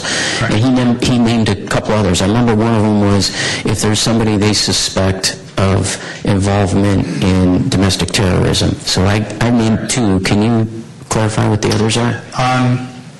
Domestic terrorism, homeland security risks, people who have committed significant and serious crimes and who are convicted of those crimes. And there's 7 different classes, but they're typically very serious crimes or repeated type of misdemeanor crimes. And again, as it relates to coordinating operations with ICE, when we coordinate operations with ICE on a criminal operation, we make sure we get assurances that there's not going to be collateral roundup of people who have not committed crimes. So we coordinate that very carefully. ICE wants us to help us, we want to help.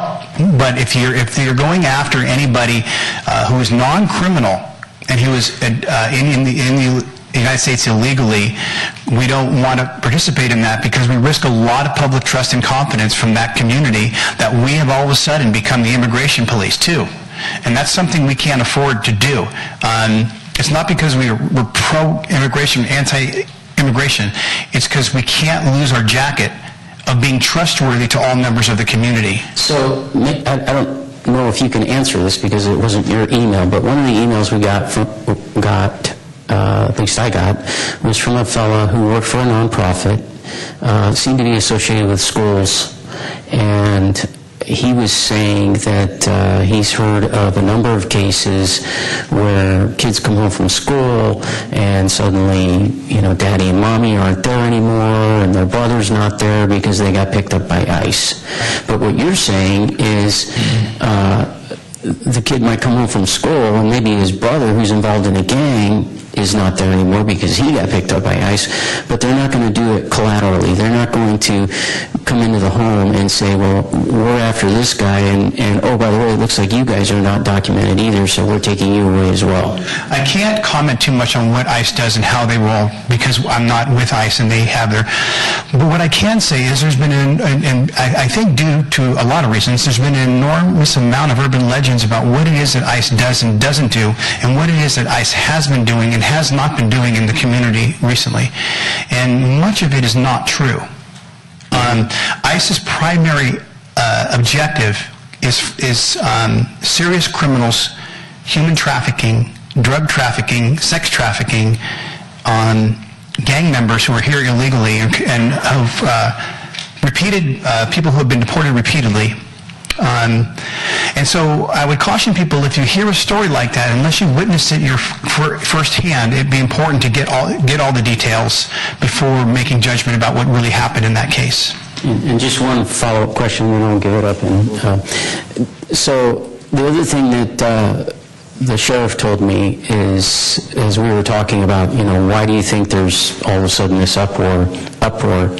And his comment was, despite the change in the administration, he has seen no directives, no change from Washington in regards to how he does his job. The only thing that he could attribute the rhetoric or the uproar to is that Mr. Trump, when he ran as a candidate, talked about the issue more. And even as president, he's talked about it. But in terms of actual action, he pointed out to me, under the Obama administration, thousands of people were deported. So really no difference. Do you see any difference? I don't see any difference, and people I spoke with, because when a lot of this stuff comes up, rumors about ICE being here and ICE being there, I've called ICE and I've asked them what's going on, and I had some conversation with the agents there. They haven't seen any difference. Okay. So, thank you. Okay, Mr. Collins. Thank you, Mr. Mayor. Greg, don't go away. We had a meeting recently, and we were talking about this resolution, and you mentioned something that happens when you arrest somebody. I was hoping you could sort of walk us through that process once again when you stop somebody or you arrest somebody that may be here illegally. Can you just take us through the process of what happens to that person? Okay, I can try that real short. First of all, in the field, during a traffic stop or any kind of a contact, a burglary alarm goes off, we make an arrest for burglary or whatever. We never really know whether the person's here legally or illegally at all because we never ask. We take him to the jail. We're going to book him into jail. Their fingerprints are going to be rolled. When somebody's fingerprints are rolled, they're always turned over to the FBI because we need to first positively identify them and make sure they don't have an armed robbery warrant out of Michigan or wanted for murder out of Rhode Island or something like that. So we submit them to the FBI, which is the central repository for all fingerprinting. So once that happens, everybody in the federal government or local governments can then have access to them. These fingerprints can hit, for example, let's say the person has been previously deported from the United States, and he's been, we arrested him for burglary, residential burglary. ICE is going to get a no because the system is going to tell ICE, hey, San Mateo County has a guy in custody for burglary who's been previously deported. ICE will send us a request for information, basically. Tell me about this guy. What did he do? What's the deal? When does he get out? And maybe he'll say, well, he's been convicted in 6 months county jail. He'll be out on such and such a date. And then ICE can make a decision whether they want to pick them up or whether they don't want to pick them up based upon the nature and the severity of the crime. And I can tell you just from basically numbers, I think in 3-month period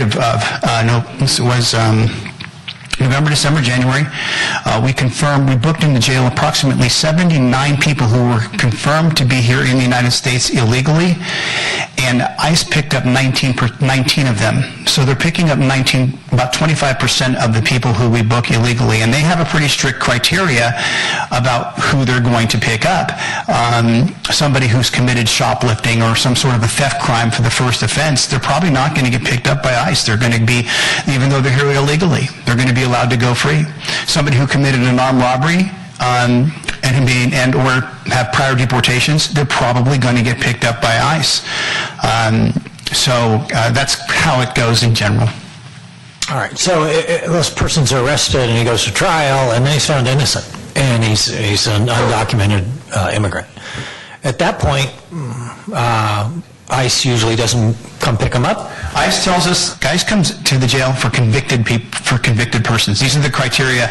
They don't come to the jail for anybody that's not convicted. They come for convicted people. But what ICE does, we don't really know what ICE does day in and day out. There's no guarantee that this person was found not guilty, that he's not going to get picked up in the future. He's not going to get picked up from the jail, right? But he still could get picked up. I mean, ICE can do what they want to do in that regard, but not from us. Good, thank you. I have one other question. This is for Jeff. Has ICE ever come to San Carlos and asked for any information on any of our residents that might be here illegally, to your knowledge? To my knowledge, no. And if they came to City Hall and asked for that information or put in a public records request or anything for that information, the response would be very simple in that we don't have that information.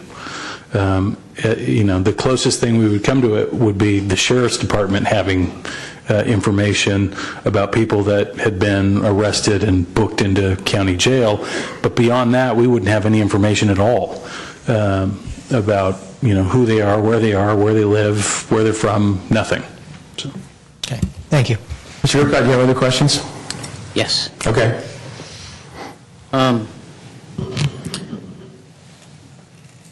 So one of the next resolve talks about that the city council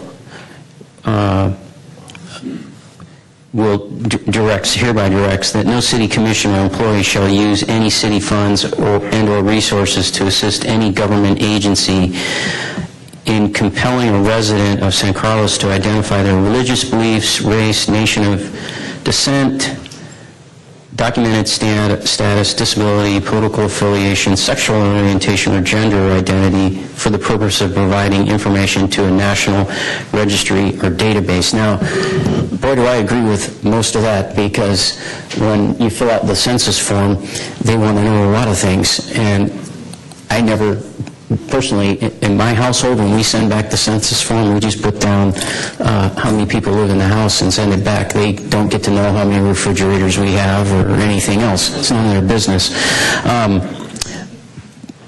But my question is there any, there's a lot of data that the city does have access to in terms of, when people brush up against City Hall. For instance, home remodelings. You know a lot about a household. You know, married couples, non-married couples, whatever. So there's information that you do have, whether or not you're paying attention to it or gathering it. Is any of that ever shared, regardless of what it says here? Or is any of that kind of data shared with or compelled from you by the federal government? Nope, not to my knowledge. Okay. All you have? Well, I want to give other people time. There's no lights on. Oh, just okay. 36 people would like to speak. Well, they may. I have questions. I'd like to get them asked. I'm letting you go. You want to go to public comment? I'll ask them later. No, that's all right. Go ahead. All right. Get them all.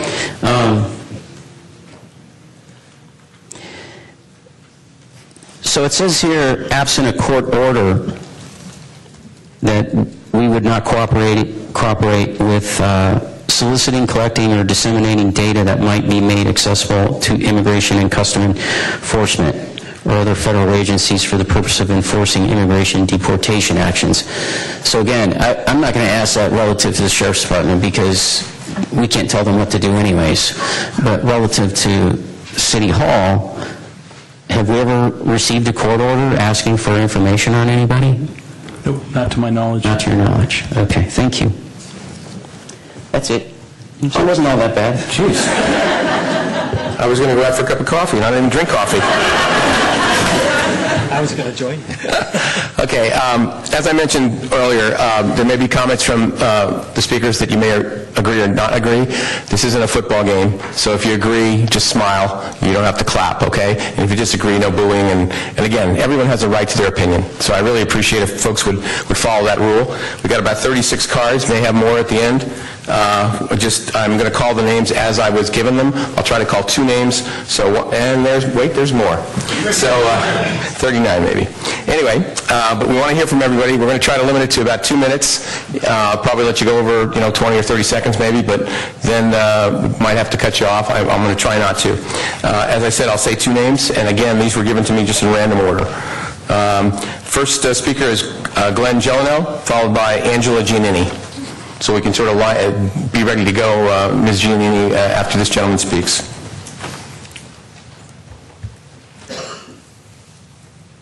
Good evening, Glenn. How are you? Good evening, Mayor and Council and staff. I just have a few comments. I had the opportunity to read the staff report and the resolution as well, and a couple things came to mind. Much as Jeff has clarified, that this resolution is kind of meaningless. The city's already been in this position and taken this posture, and so this resolution changes nothing. However, and to that point, I think it's, as a citizen and a taxpayer in San Carlos, I think it's been an incredible waste of staff resources and time, and whatever money it cost me to put the PowerPoint presentation together or staff to do research, that money could have been well better used filling potholes or taking care of our parks. I'm also feeling compelled to say that when you all took office, you all took an oath. At various points in my life, I've taken that same oath. And that oath required you to follow and uphold the Constitution of the United States and the state of California. And this kind of flies in the face of, though we may not have the information to share, but to not be willing to cooperate with our federal government, that's a problem. I don't think you're in a position where you can pick and choose the laws that you want to follow. If we go down that slippery slope, we're all in trouble.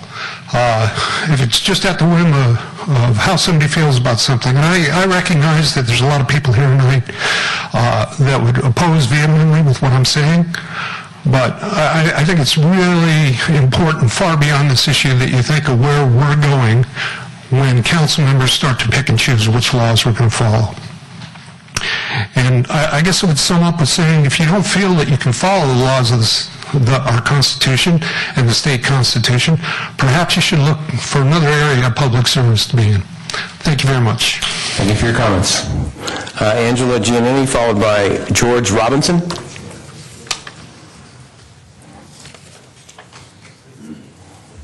Good evening, Mayor and City Council and staff. My name is Angela Giannini. I've been a resident of San Carlos for 14 years. I believe San Carlos is already a diverse and welcoming city. I was born and raised in San Francisco, which is a sanctuary city, and while I was living there, I was a victim of a crime from someone who came to the U.S. and San Francisco illegally from India, and I had the foresight to contact immigration before he was actually arrested, which was 18 months of hell, and because of my contact with immigration, he was deported. This is not a light subject, and I don't feel that you should be making this decision. This should be to the voters of San Carlos, and that's all I have to say. Thank you for your comments. George Robinson, followed by Sarah Matlin.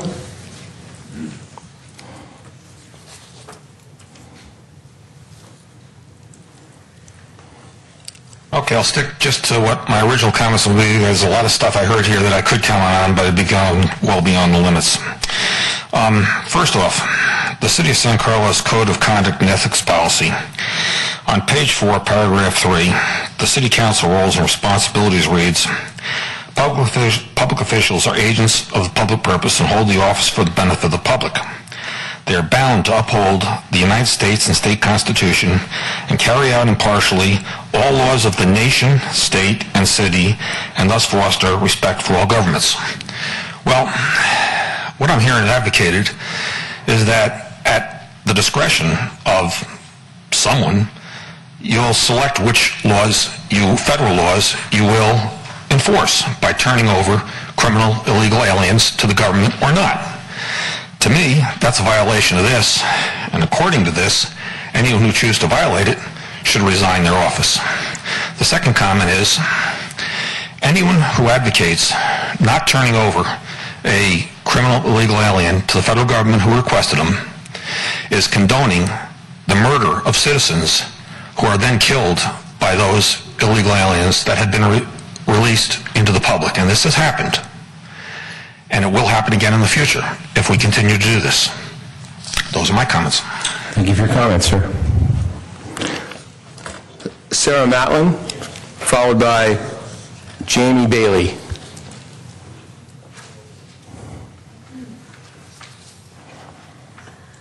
Honorable Mayor and members of the City Council, my name is Sarah Matlin, and I'm the chair of the ACLU North Peninsula chapter. I'm a volunteer, as are all of our activists. There are about 3,000 members of the ACLU in San Mateo County, and as far as we could calculate, about 300 of them live in the city of San Carlos. We're grateful for your patriotism in standing up against unconstitutional executive orders, and for your leadership in protecting all community members. One of our concerns is that while ICE may make assurances that they only pick up the bad guys, ask the police in the city of Santa Cruz what happened when they collaborated with ICE. Their police chief has said they were lied to about what ICE was going to do, how they were supposedly only assisting in a criminal matter. However, people who were not at all part of any criminal action whatsoever were picked up and deportation processes were started against them. I'm grateful that you recognize that is not your job. I'm grateful that you recognize that there should be priorities as far as how we protect our people and our community. Supposedly there's priority enforcement for ICE. The latest executive order has changed and ended those priorities. While those may be the priorities right now, they may not be the priorities tomorrow. We have a variety of suggestions for how to further strengthen your excellent resolution. Things like adding national origin in addition to nation of descent, adding language as a protected status, adding Customs and Border Patrol, the other immigration agency of the United States. And there are about 10 suggestions that we have to strengthen this and make it an even better fit for the city of San Carlos. Ms. Matlin, could you wrap it up, please? Certainly. Thank you. I thank you very much for your leadership and your patriotism against what is not a law, but what is an executive order. Thank you for protecting everyone and increasing the safety of our community. All right, thank you for your comments.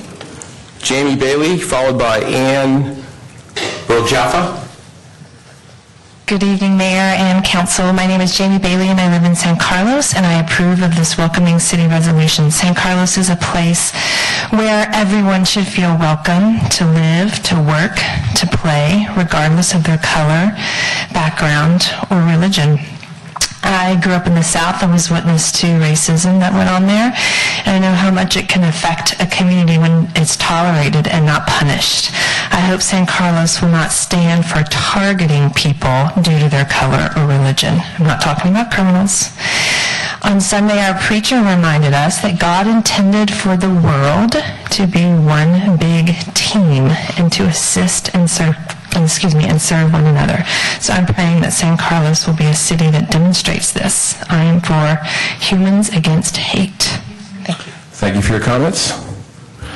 Ann Burl-Jaffa, did I say that right? Close enough for government work, okay. And followed by Steph Jones. Excuse me, okay. Good evening. Thank you so much for having me. My name is Ann Barrioffa, and I have been an educator in Redwood City for over 25 years, and I've been a resident of San Carlos for over 19 years. I've been a parent here as well to 3 children for over 17 years. I'd like to speak tonight in favor of this resolution. I'm reassured by the chief's and the city manager's comments that it is their job to fight crime and to arrest criminals, not immigrants. I love San Carlos. Its community, its schools, and its people are fantastic. My children were slated to go to Britton Acres School, which is an amazing school. However, I chose to have them go to Clifford School, which is on the border of San Carlos and Redwood City, partly because I was a teacher there, but mostly because I loved its diverse population of students and teachers. I loved it because it had a beautiful mix of ethnicities, physical abilities, and mental abilities. My children have learned that it isn't the color of skin or the fact that you're in a wheelchair that matters, but it's what's in your heart. My kids don't think twice or stare when they see someone who doesn't look like them. In fact, my children's closest friends, and who are also children that visit my house down the street, are of all different colors, sizes, and shapes. I do worry sometimes, however, that because they do have dark skin, that they might be scrutinized or harassed. Adopting this resolution and reaffirming the San Carlos's commitment to a diverse, supportive, inclusive community is crucial. To have a community such as ours be a welcoming city shows our kids and the rest of the state and our country that we are united. We will always be stronger together.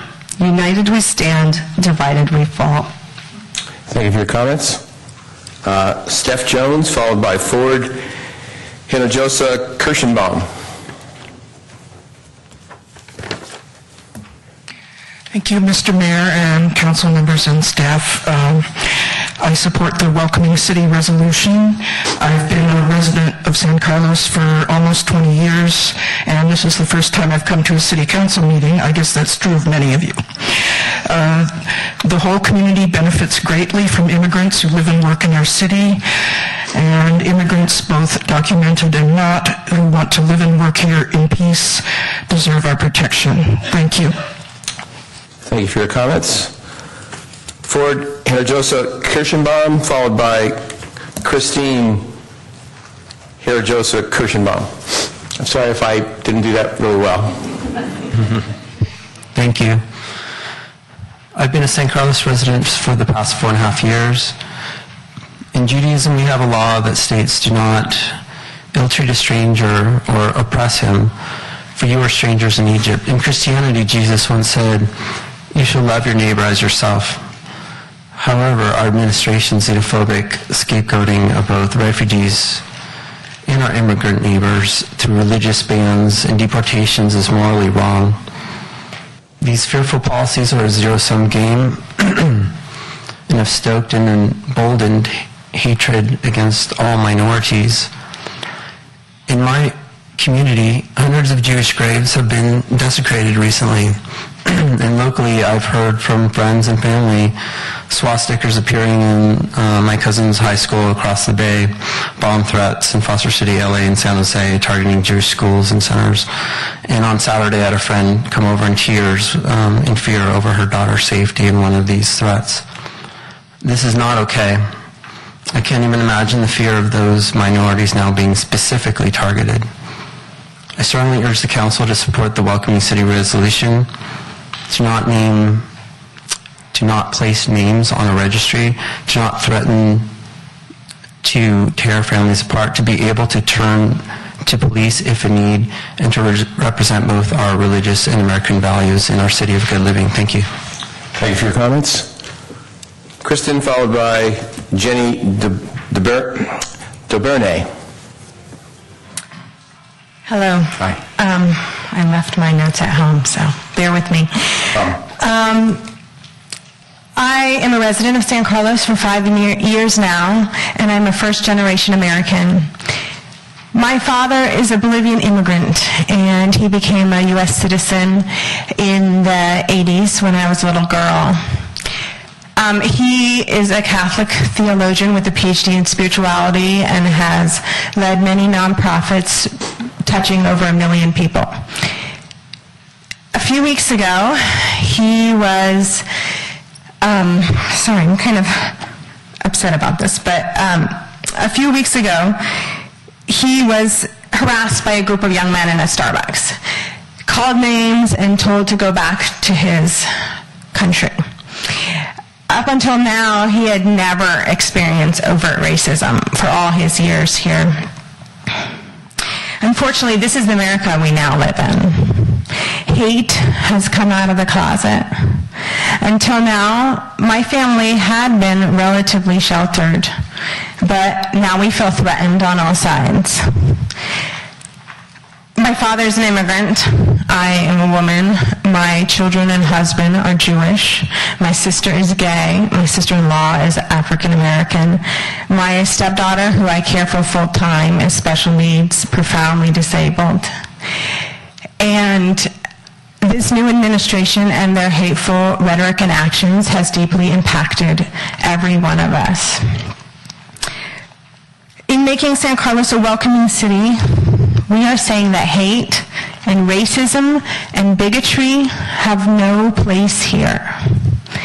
Now, I've heard from some folks that, this is already understood, and I completely agree that San Carlos is not a place of hate. And in working on this project, I have certainly seen that the staff and council here are compassionate and competent, and I do believe that. But the thing is that it can't just be understood about this. We are at a crossroads in history.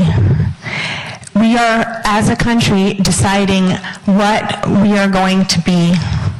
As Dr. King said, silence is betrayal. We cannot be silent. We have to shout from the rooftops a message of love and inclusion. That is our job, and that is why I live here in San Carlos. Thank you for your comments. Jenny DeBernay, followed by Daniel Lacampagne. Hi, my name is Jenny Dober, and I want to thank the mayor and the council for raising this important issue, and also for the time that you've spent doing this research and letting the public have this forum. Last week I was here. I shared that my family is Jewish. We came over on a boat probably over 100 years ago. I'm sure all of my relatives were undocumented. They were, running away from very difficult conditions in Russia at the time where they were persecuted. Today I come to speak about my husband, who is also Jewish and a resident of San Carlos and an American citizen who is Jewish of North African descent. This week he flew abroad for a trip, and for the first time in my life I was terrified about what would happen to him when he came back. I've never thought about this before. I was frantic. I spent time collecting all of his documents, his mother's passport. She's an American citizen, her birth certificate, his birth certificate from Israel, a notarized letter stating who he was, and demanding that he, an American citizen, travel with all of this documentation, because I'm terrified that something crazy will happen. And I just want to reiterate that, yes, we've always been a welcoming city, but these are uncertain times. These are times of fear when ordinary people are doing extraordinary and crazy things. Rather than working and taking care of my children and volunteering in the school where I'm very active, I was frantically searching for documents, Xeroxing them, putting them on a drive, and making him aware of what his rights were. We need to stand up as a community and say, this is not a way we want to live. We can do better than this. We are a welcoming city, regardless of our beliefs, and I'm glad to see everyone here tonight exercising their freedom to speak for whatever they believe in, and know that that should be everybody. We should welcome everyone to do that. Thank you. Thank you for your comments.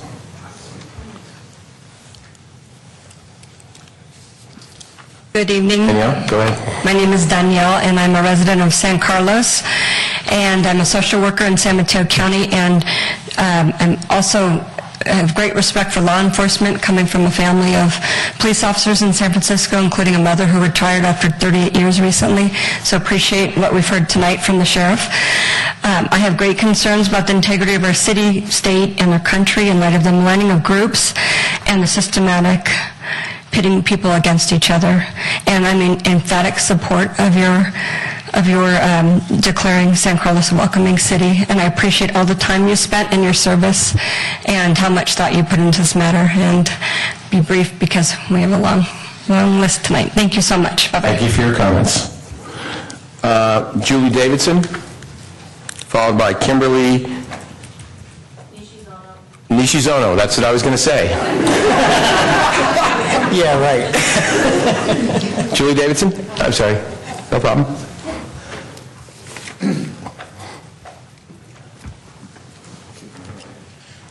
Good evening. My name is Julie Davidson. I'm a teacher and mom in San Carlos, and I'm in favor of San Carlos becoming a welcoming city. I want to raise my children in a community that is accepting of and welcoming to all people.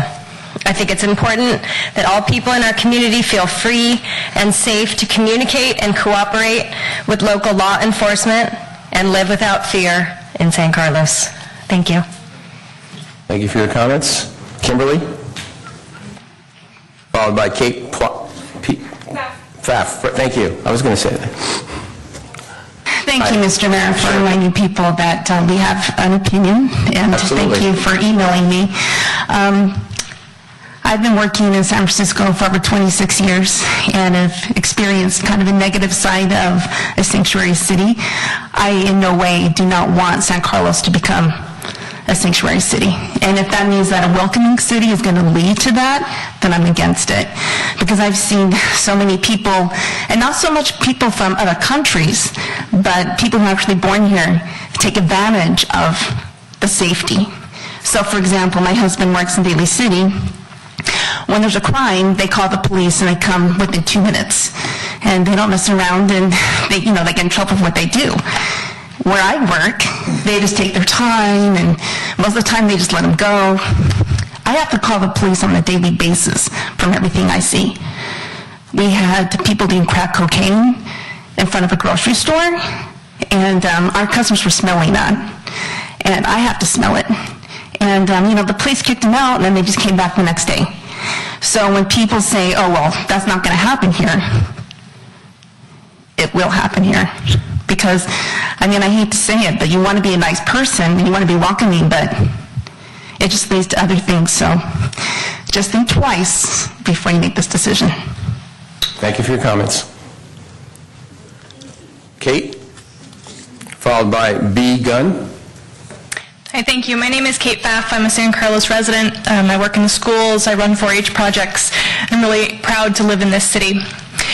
The sheriff spoke eloquently earlier about the wisdom of local police working with and not against the local community, so I won't say more on that here.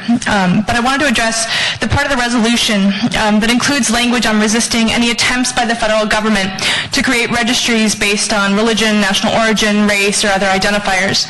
And I appreciate how Mr. Malpe said this is unlikely, and I sincerely hope that that doesn't happen, and I hope that this section is completely useless to us. But history teaches us that it has happened here in America. We've had multiple relocations of Native Americans. We've had periods in our history when freed African Americans needed to carry papers at all times to avoid being kidnapped. Mass deportations of Mexican immigrants during the Depression, and of course the internment of Japanese immigrants and citizens during World War II right here in our area. So we're foolish to think that something that has happened repeatedly in the history of America could not possibly happen again. Now, we may be a small town, but we have a big reach. Our meeting tonight was picked up by the Daily Caller for their national audience. So what we do here matters. In addition, this year my family is hosting a Muslim exchange student from Indonesia. It is scary as a parent, even as a temporary parent, to worry about her safety as we travel around the country, but also here at school and around town. Not knowing which of our fellow citizens has absorbed the hatred and demonization of Muslims that they see in some press. It would help us a great deal to know that our city has taken a stand to say that she is welcome here.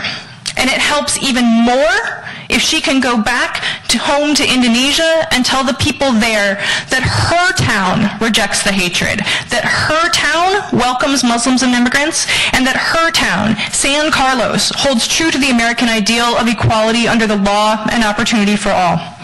Now, immigration problems in our country are complex. I'll wrap up. And we need reform at the federal level. That's not our job here today, but let's not sacrifice our compassion to zealous xenophobia. Thank you. Thank you for your comments. B. Gunn, followed by M. Henderson. Good evening, council members, mayor, and council staff. Thank you for letting us speak tonight and speak to this really special issue. I am also a citizen. I also pride myself in having participated, paying taxes, and building the infrastructure that you have here, that we have here in San Carlos. I value it, and I really learned a lot more about it listening to you all speak tonight. However, to put ourselves out as a sanctuary city, I'm not naive enough to think that only nice people are going to come here. I really believe that we have to be extremely careful and not make the police chief work overtime all the time. I know he's got things under control, and I respect that he's looking at crimes, not at races, not at other isms. He's looking at the crimes. That's really important. But I believe that advertising San Carlos as a sanctuary city is very dangerous, and that people who come here will not all be above the law, and that it can, in effect, become dangerous for those of us who have built this wonderful infrastructure here in San Carlos. I would vote against calling San Carlos a sanctuary city. Thank you for your comments. M. Henderson, followed by Kathy Baird. Henderson, I don't know if it's a man or woman because it just said M. Well, if they come in, we'll have Kathy, you want to come up? We'll put that aside.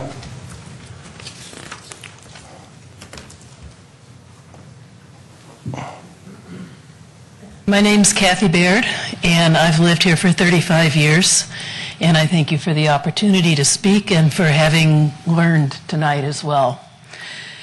I'm speaking in favor of the resolution to reaffirm San Carlos as a welcoming city. It is right, it is just, that we welcome all peaceful people in the fullness of their race, their ethnicity, religion, gender, national origin, disability or ability, political affiliation, sexual orientation, and gender identity. Let us promote trust, goodwill, and cooperation here in San Carlos, the city of good living. Thank you. Thank you for your comments. John Becker, followed by Susan Whitford.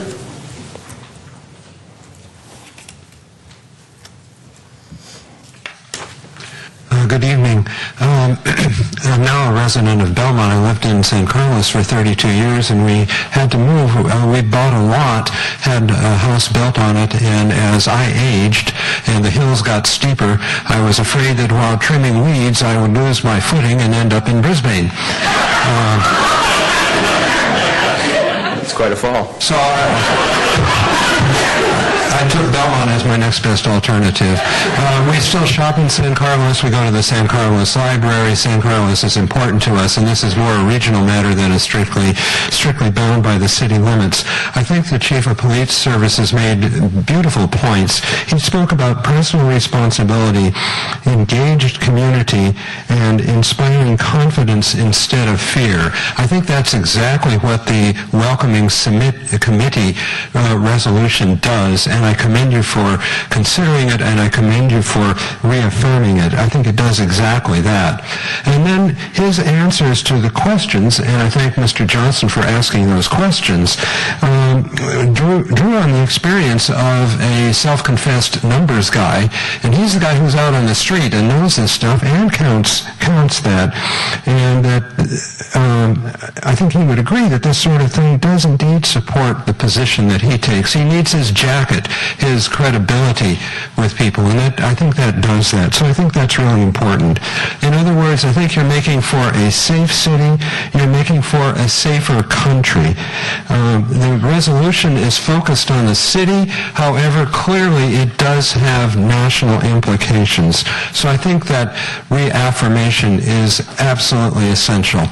As I was preparing this, I thought of another experience that before I came here, I was a Peace Corps volunteer. I was in Libya. I was living in a Muslim land. I was living in the middle of the Sahara Desert.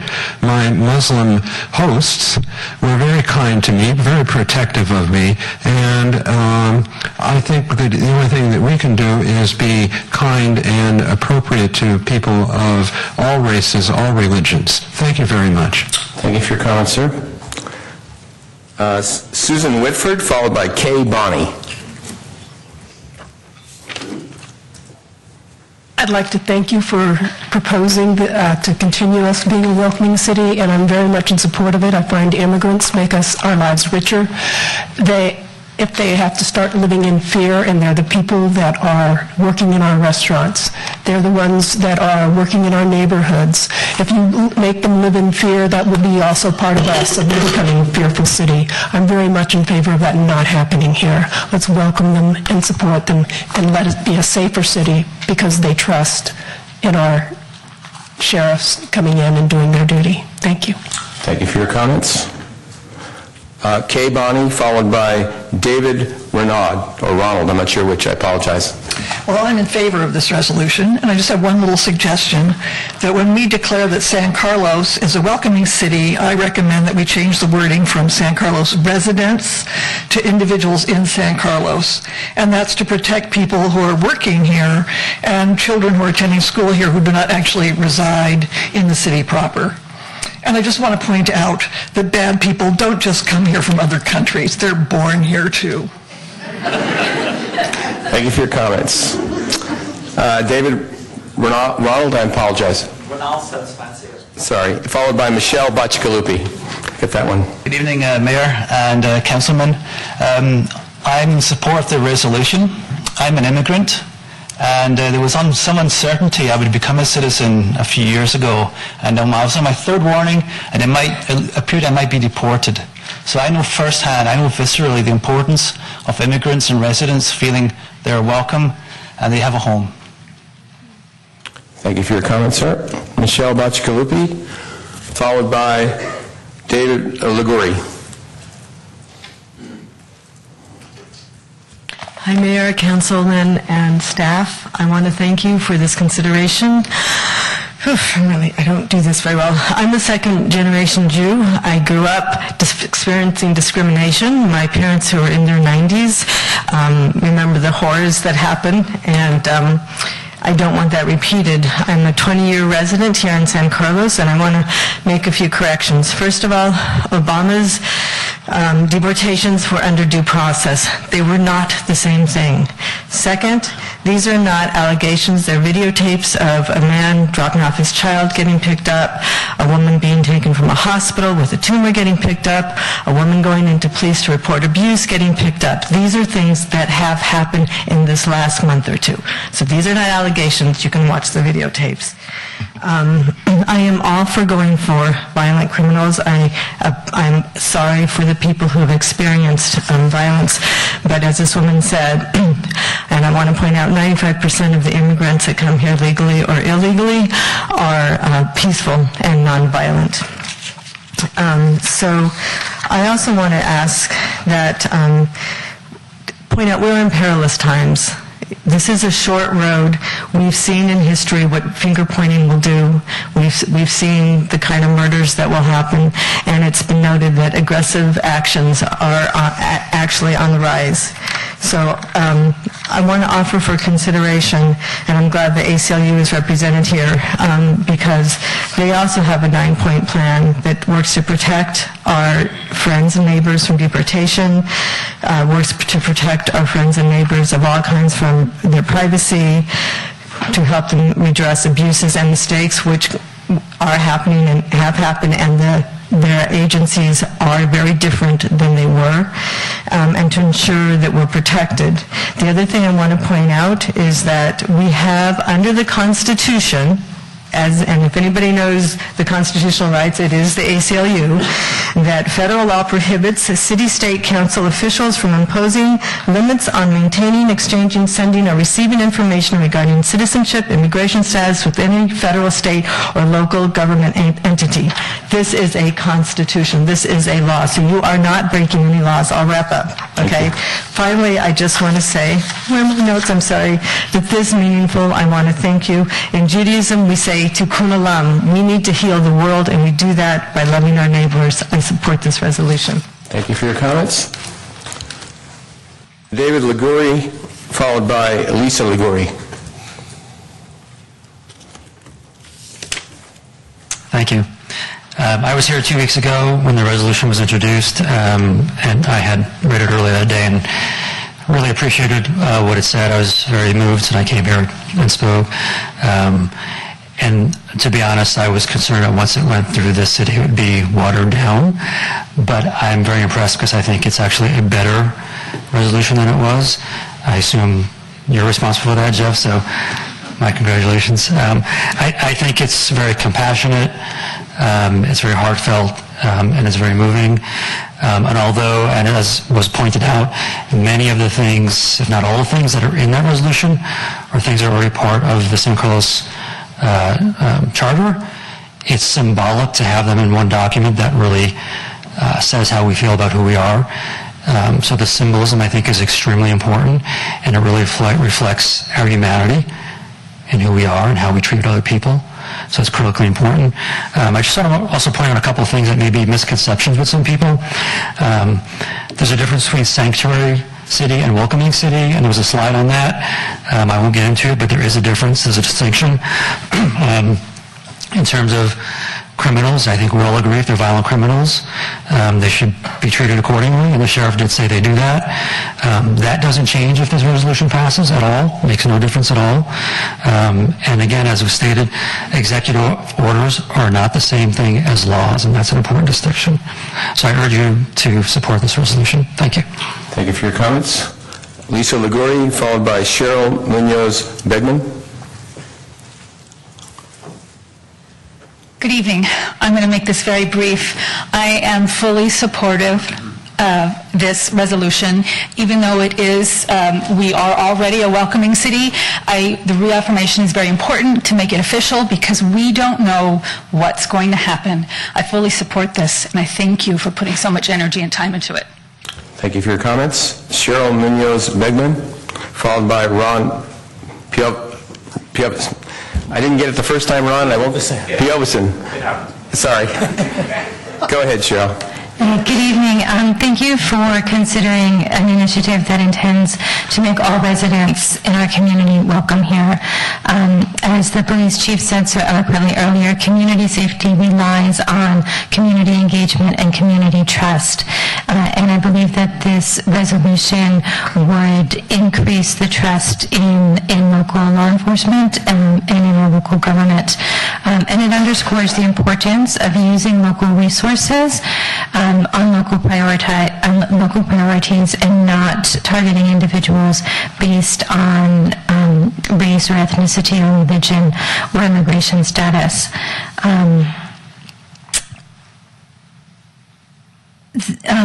The police chief said earlier that if we start working with agencies that enforce immigration laws, people won't have confidence in reporting crimes to us. And he later stated that that is something we cannot afford to do. And I just wanted to encourage City Council to work closely with the Sheriff's Department on this, which is of course responsible for local law enforcement, because the Sheriff's Department does have a policy of cooperating with ICE, including with individuals who are not sentenced. Their policy that was revised on the 1st of this year says that they will notify ICE via telephone pending the release of individuals who are not sentenced when they're released by the court. So I believe that the content of this resolution is extremely important. It's a very positive resolution. I am humbled to be part of a community that holds diversity and respect and inclusion in such high regard. So thank you. Thank you for your comments. Ron?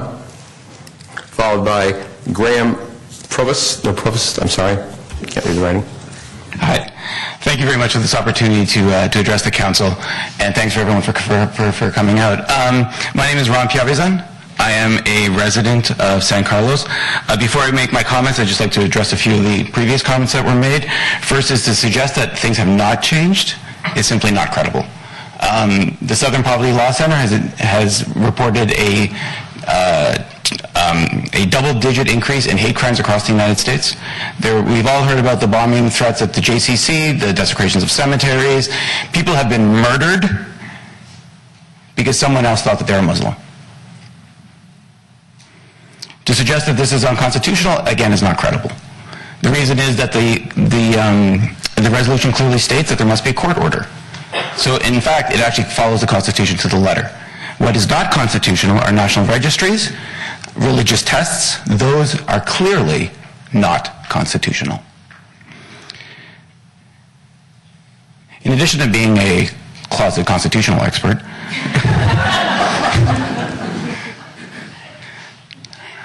I am a father. My kids go to school in San Carlos. They enrolled in softball, t-ball, soccer, dance, and other activities too numerous to mention. Every weekend you may find them skateboarding, scooting, bike riding. They actually may be picked up for traffic violations, and playing Pokemon Go. There's nothing more important to me than the safety, security, and happiness of my children. It is for this reason that I urge the Council to adopt the Welcoming City resolution. I am proud of this resolution. This resolution means that my children can walk the streets of San Carlos safe in the knowledge that our community rejects notions that people can be harassed because of political expediency. Today it is politically popular to harass Muslims, undocumented workers, transgender children, and I ask who's next? When we're done with them, who will be attacked next? Your children? My children? I'll wrap up quickly. When I was first here a few weeks ago, I recited a poem that is inscribed on the plaque of the Statue of Liberty. The most famous line of that poem is, "Give me your tired, your poor, your huddled masses yearning to be free." Those are Liberty's words. Those are Liberty's words describing America's promise. All we're asking of the San Carlos City Council is to heed the words of Liberty, uphold the promise of America, and keep my children safe. Thank you. Thank you for your comments. Graham Provost, or I apologize if I missed that. And Thomas Weissmiller is next after Graham. Hi, yeah, I'm Graham Provost. I've been a resident of San Carlos for about 3 years. I'm going to keep it super brief because I know there's a lot of people, but I wanted to express my support for the resolution. Thank all of you, especially Jeff, for the time that you've put into it. I think it's a great resolution. I expressed my thoughts last time about some of the students I've worked with who have undocumented family members. I'm happy to report that I've seen several acceptances from those students into UCs in the last few days. So I continue to think about them and all of my other friends and families and community members who have been targeted by President Trump's policies and the bigotry that has surrounded them. So I just wanted to express my support for the resolution and thank all of you. Thanks. Thank you for your comments. Thomas Weissmiller, followed by J.R. Bay.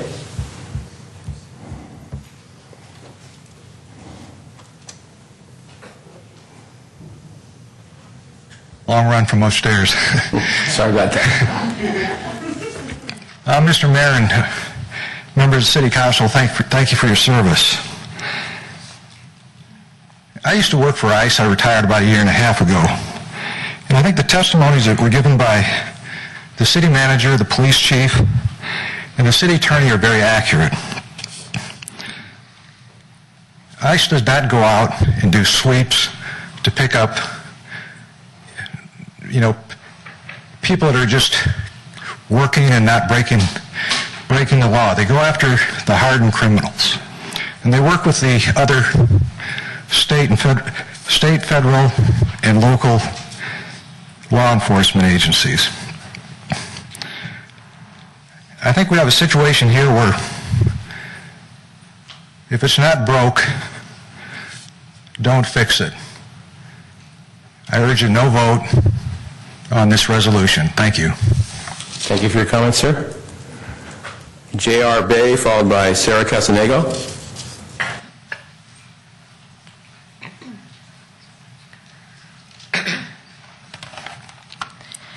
Good evening, Mr. Mayor, City Council members. Thank you for the opportunity to talk this evening. I'm here to express my full-throated support for this resolution. It is something that we can be proud of. I've been a citizen of San Carlos for 10 years. My husband is an immigrant to this country. He came with his family 30 years ago, very poor, and my sons are biracial. I am very concerned about the thought that we would not, in fact, reiterate our welcoming nature. Of course, we feel that this should be unnecessary, but the truth of the matter is we have very strong evidence that it is necessary to make our friends and our neighbors and my sons and my husband feel welcome in this city. Please vote yes. Thank you. Thank you for your comments. Sarah Casanego, followed by Nilufar Jenks. Good evening. My name is Sarah Casanego. I've lived here for 4 years, and this is my first city council meeting. I have 2 children, ages 6 months and 2.5 years old, and I wholeheartedly support this resolution, which describes the type of community that I want them to grow up in, and the type of community that I believe San Carlos already is. I appreciate the staff and council discussion of current practices and what's happened or not happened in the past, but I think we're living in unprecedented political times. And I believe it's really important to explicitly recommit ourselves to the values that we want to uphold as a community. Thank you. Thank you for your comments. Nilufar Jenks, followed by Allison Trinkline.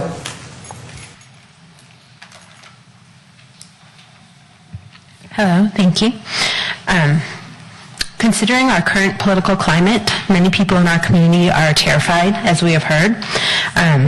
Despite having been born in the United States and having lived here all my life, I too am scared.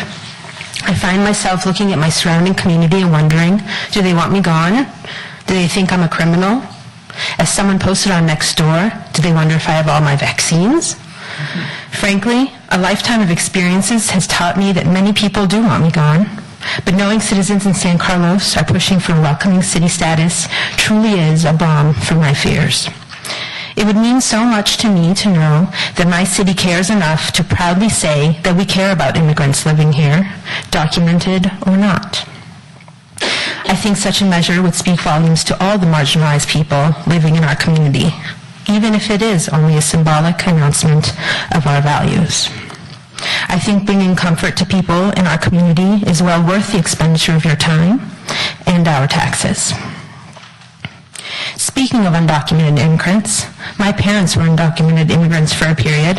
They came here on student visas legally, met here, in Oklahoma, while they were in college, were married here, and due to political tensions with Iran, they were given 30 days to leave the United States, despite having a living here with 2 children born in the country, my sister just a couple days old. They stayed. I remember going with my parents as a young child as they cleaned people's homes so that we could have food on our table.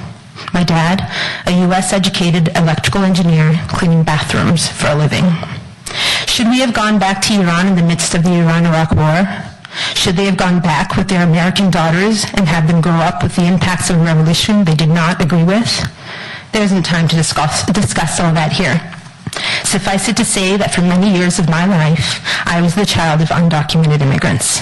Undocumented immigrants who were many times abused by legal U.S. citizens because they knew my parents could not seek legal recourse. I would like to not create such power differentials in our community. By the way, my parents eventually got their green cards via political asylum under Reagan's Amnesty Act. They're U.S. citizens now. But my dad then, after having his green card, created his own business, went on to create many jobs, and my parents raised 3 strongly contributing members of society. Wrap it up. I appreciate it. Thank you. In thinking about my view on this decision, I looked up the definition of welcoming. The first definition that came up was to greet someone arriving in a glad, polite, or friendly way. Yes, that's exactly the kind of community I want to live in. Thank you for your time. Thank you for your comments. Allison Trinkline, followed by Rob Jenks. Hi, thank you so much for hearing all of our voices. I am here to express my support for the Welcoming City resolution, one more in favor of that. One reason being that the current political climate is one of intolerance. There's been a rise in open displays of anti-Semitism, racism, and sexism.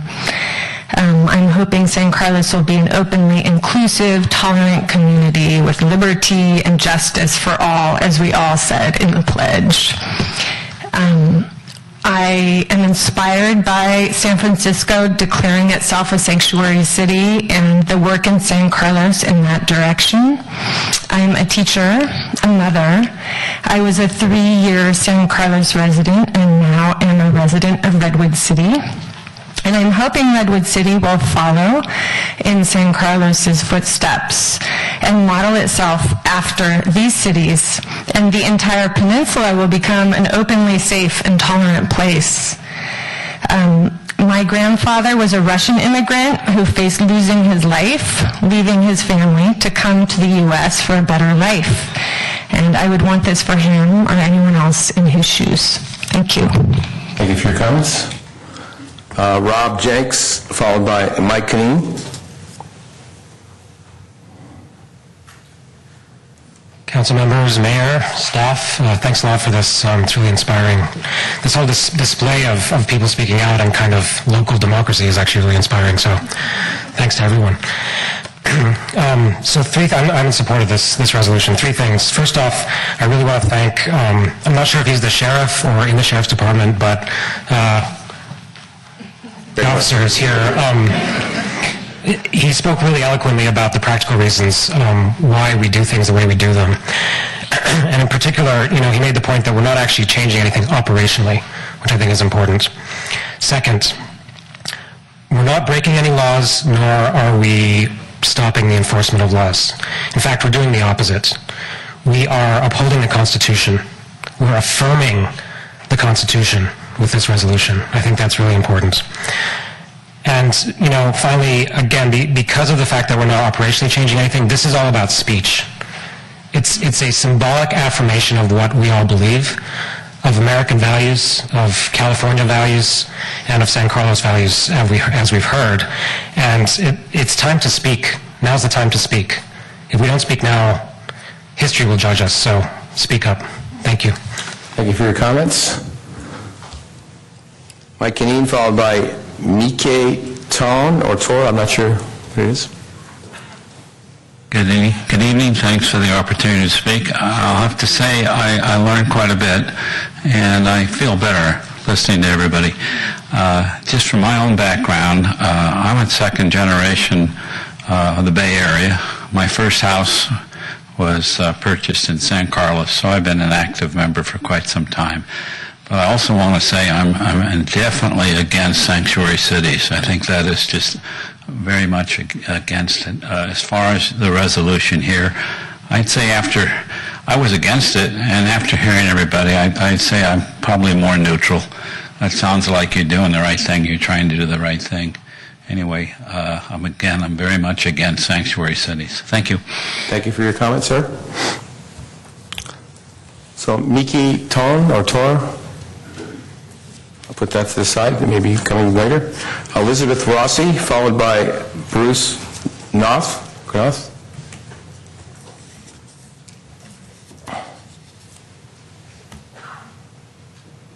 Good evening.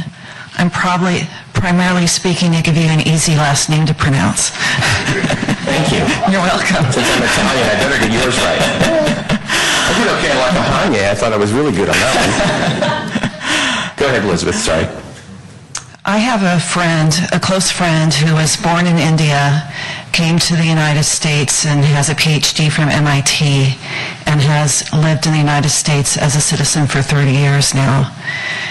A month ago, she was walking down Laurel Street, and someone across the street yelled at her that all Hindus have to go home.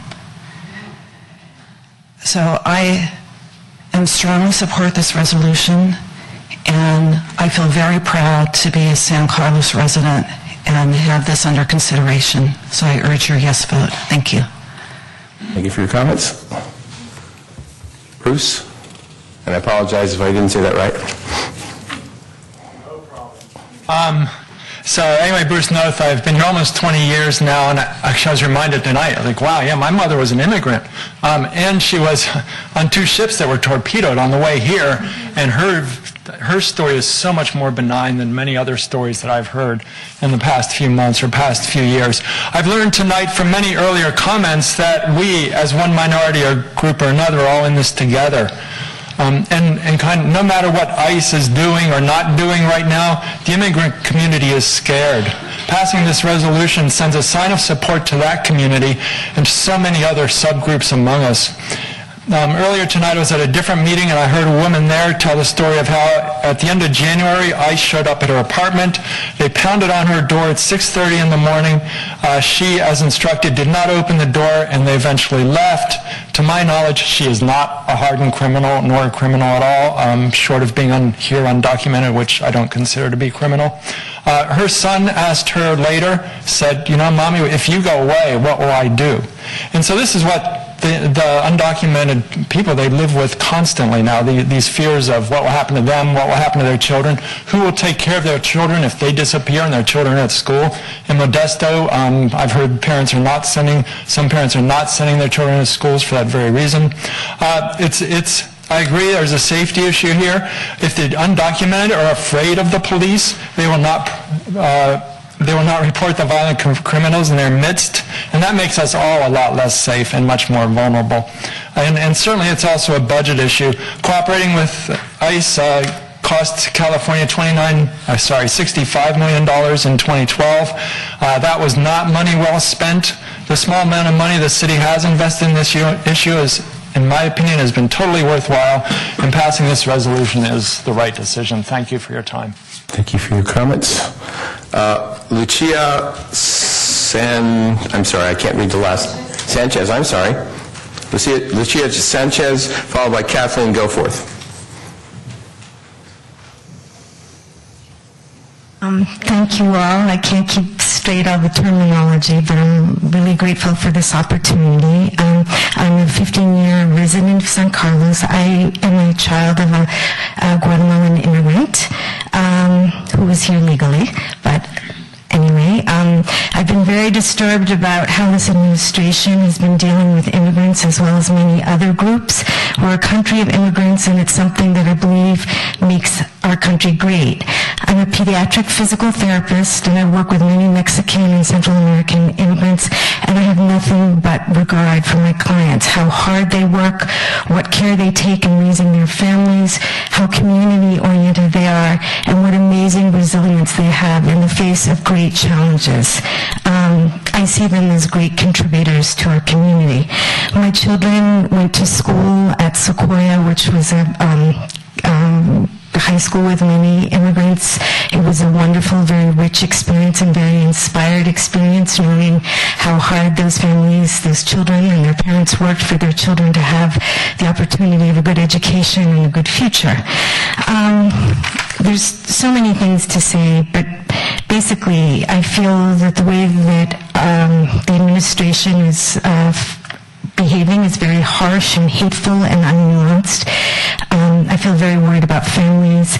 And then, so I started trying to do things to help out, and then I realized that not only that, on a human level, on a moral level, but then I thought our economy will implode when I stop and think about California and how many immigrants contribute to our economy. And then I woke up one morning and I said, you know what, this is even way more personal than that. This is my community, and this is the community I raised my children in. It felt very personal that there will be huge holes in our community if it becomes as hateful and unsafe as it already feels. So, and I think ultimately I realize it's a real attack on the values that I think are American values, or at least I hope are American values. So I'm all in favor of this resolution, and we have to fight hate. Thank you. Thank you for your comments. Kathleen Goforth, followed by Neha Singh Gilhill. Hi, I'm Kathleen Goforth. Thank you for this opportunity, and thank you to the staff for the time they spent researching this issue. It's been really nice hearing so many people talk about what a welcoming community San Carlos is, and I like the fact that the wording of the resolution is that we're reaffirming that. I think we have to acknowledge that San Carlos has not always been as welcoming a city as it is now.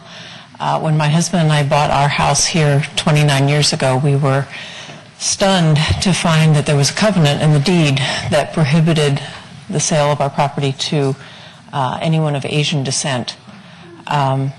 We knew that this was not being enforced because we had just purchased the house from a Taiwanese family. Nevertheless, the message was still there, and it was a very disturbing message, and it really made us kind of question this community that we had just moved into. I don't want newcomers to San Carlos to question whether this community will welcome them or not, so I encourage you to adopt this resolution. I think we're getting a lot of negative messages at the national level, and anything we can do to send a more positive message at the local level is a good thing to do. Thank you. Thank you for your comments. Neha Singh Gohill, followed by R.G. Anson.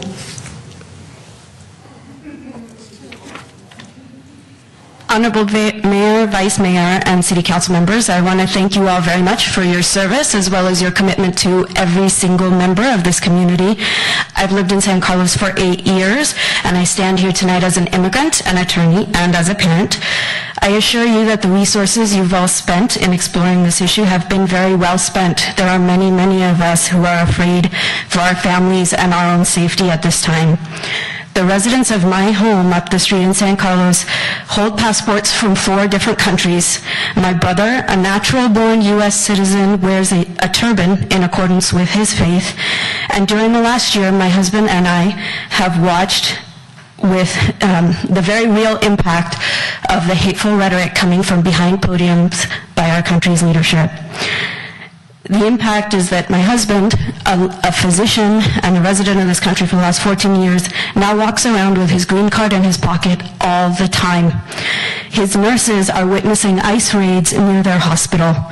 I panic every time I get a late night phone call, wondering if it's going to be news of an unprovoked shooting or beating of a family member like those we've seen in Washington and Oregon in the last month alone. These things are happening because of rhetoric and actions coming from the leadership of our country, and I believe it's important for all of you to consider the impact that your leadership has on all of us as residents of San Carlos every day. I'll be honest, nobody in my family is undocumented. We're not afraid about our status, but what about what people think about us because of the way we look? In the very first month after the election, there were over 700 hate crimes reported by the Southern Poverty Law Center. I'm deeply saddened that a conversation about supporting our neighbors has turned into one about criminality. We all know that crime is perpetrated by members of every immigrant group against every immigrant group. Nobody should get away with violent crime against someone else, but arresting people with DUIs and minors who have grown up in this country and are headed to college is not that. We should be proud to live in a town that values diversity and protects our neighbors. We need to pull together as a community, and I want my children to know that every person in this room has their backs, which is why this resolution bears reaffirming at this time. Thank you. Thank you for your comments. RG, is it Anson? I'm sorry? Rob? That's all right. I can't do it either. Rob? I need to type it. Yeah, well, you joined the club. I'm president of it. Jennifer Bernstein after Rob. Go ahead, Rob. My name is Rob Anson. I live in San Carlos, and I want to thank you all for your time and your effort towards this issue. I'm speaking in favor of the resolution. I think at a time like this, while some of us may feel that this is kind of a symbolic gesture, I do respect the differences of opinion, and I appreciate all the people who've spoken out for and against, because I think that's a healthy debate. I think in times like this, symbolism matters, and I think there's a lot of negative rhetoric on a national level, and so a small town like San Carlos can, I think, have a meaningful impact in that debate. Even if it's a small impact, we've lived here for 12 years, proudly raising our children here. Our kids are in school. One's at Carmont, one's at TL. And I think the message that we send as adults has an impact on them. So I'm in favor of the resolution. Thanks. Thank you for your comments. Jennifer Bernstein, followed by AAHC.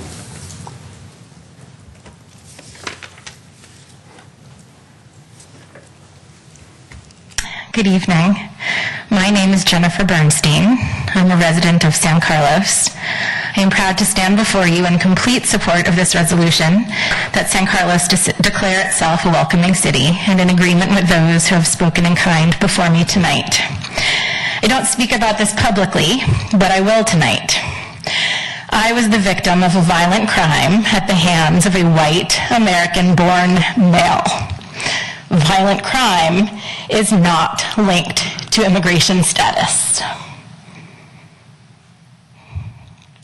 And trying to dehumanize individuals choosing the uncertainty of an illegal life here because of who knows what horrific events are happening at home will not make any of us safer.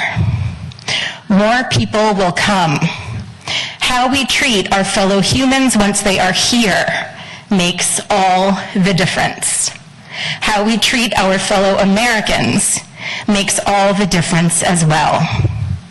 I represent my family tonight, especially my two children, ages 10 and 7, who said, "Why wouldn't our city want to protect everyone, Mama? I hope they vote yes. I hope you do too." Thank you. Thank you for your comments. AAHC, followed by Conan Lowe. Good evening. My name is Oz. I've been a resident of San Carlos for almost 20 years. I was originally planning to stay silent tonight, just show up for the support. But the number of people who've been speaking up against this resolution means that I feel like I need to add my own voice to this. I don't have any prepared remarks, but I do want to say that I'm deaf and I'm Jewish, and I used to have a bumper sticker on my car which was a gay pride flag. And on 2 separate occasions, somebody wrote chalk in front of my house with the word faggot on it. So this is not, in some ways, a welcoming city, and I think it's important that we send a message to those of us who are not tolerant that we are a welcoming city. Thank you. Thank you for your comments, sir. Conan Lowe, followed by Mary Seerveld. Thank you for the phonetic spelling of that. Mr. Lowe? Mr. Mayor, Councilman, staff, my name is Conan Lowe. I want to first apologize for my appearance. I came straight here from the Caltrain station and rode my bike right over, and so I didn't have time to change into my suit. I've lived here with my wife for, I think, 9 years now. We bought a home here shortly after I had recovered from cancer, and we decided that San Carlos was going to be the place where we would try to raise a family, start a family, raise a family. Shortly after buying a house, I think one of the first dinners that we had, we were down on Laurel Avenue trying to have dinner, and some teenagers drove by and told us that Chinks didn't belong here in San Carlos. We called the police, and the sheriffs drove by 5 minutes later. So I thank you guys for your service. I'm actually mostly here, though, tonight to represent my mother-in-law and my Japanese-American family who were interned. And so I think it's important that we support our immigrant communities and recognize the terrible atrocities that have been done in the name of protectionism, and that we support the idea that we are all stronger together when we work as a united States of America. Thank you. Thank you for your comments. Mary Seerveld, followed by Dheeruj Kurpulani. Like Oz, I didn't have any intention to speak. I just wanted to be here in support. But again, there were so many comments that I felt I had to comment on. There's been a lot of appeal to precedent in discussion of how we work with ICE, what our city is like, and the way ICE works. We had someone who had actually worked at ICE speak about how ICE works. But the administration is working very hard to change that drastically. They are increasing the number of people employed by that agency threefold, so from 5,000 employees to 15,000 employees. So the range of enforcement is going to expand drastically from just targeting the most violent among us. So there's no guarantee that, you know, of those 79 people, only 25 are going to be picked up. Or only 19 are going to be picked up. It could change drastically. So this is not the time to be complacent about how, oh, ICE is reasonable. ICE only looks for the violent people. That is going to change, or I'm relatively certain that it is likely to change. So I think this is a time to really recommit to maybe considering, are we even going to work with ICE on finding violent people? Who knows how well they're going to stick to that commitment that was under the Obama administration, something that was enforced. So I'd just like to think about what could be different in the future if things got more extreme, rather than using things that happened under the Obama administration as your framework for making this decision. Thank you. Thank you for your comments.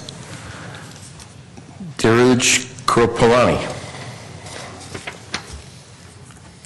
Thank you, members of the council, for allowing me to speak. I'll be brief, since I know it's been a long night and a lot of people have had a chance to speak as well.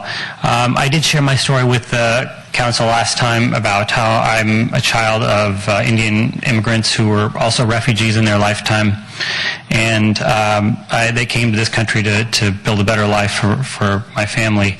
I was born in the U.S., born and raised in the Bay Area. I grew up in Belmont, attended Carmel High School, so I've been fortunate enough to live in the Bay Area and grow up in such a wonderful community. I've lived in San Carlos for 7 years. I'm a parent. I have two young daughters, and I am concerned. So I do support this resolution, and I want my daughters to grow up in a safe, open, diverse community that's inclusive of all people. Thank you very much. Thank you for your comments. So I'll call the other names that apparently weren't here. Mieke Tolan or Tar, or M. Henderson, not here. Is there anyone else wishing to speak on this item? Yes, ma'am. Please fill out a form after.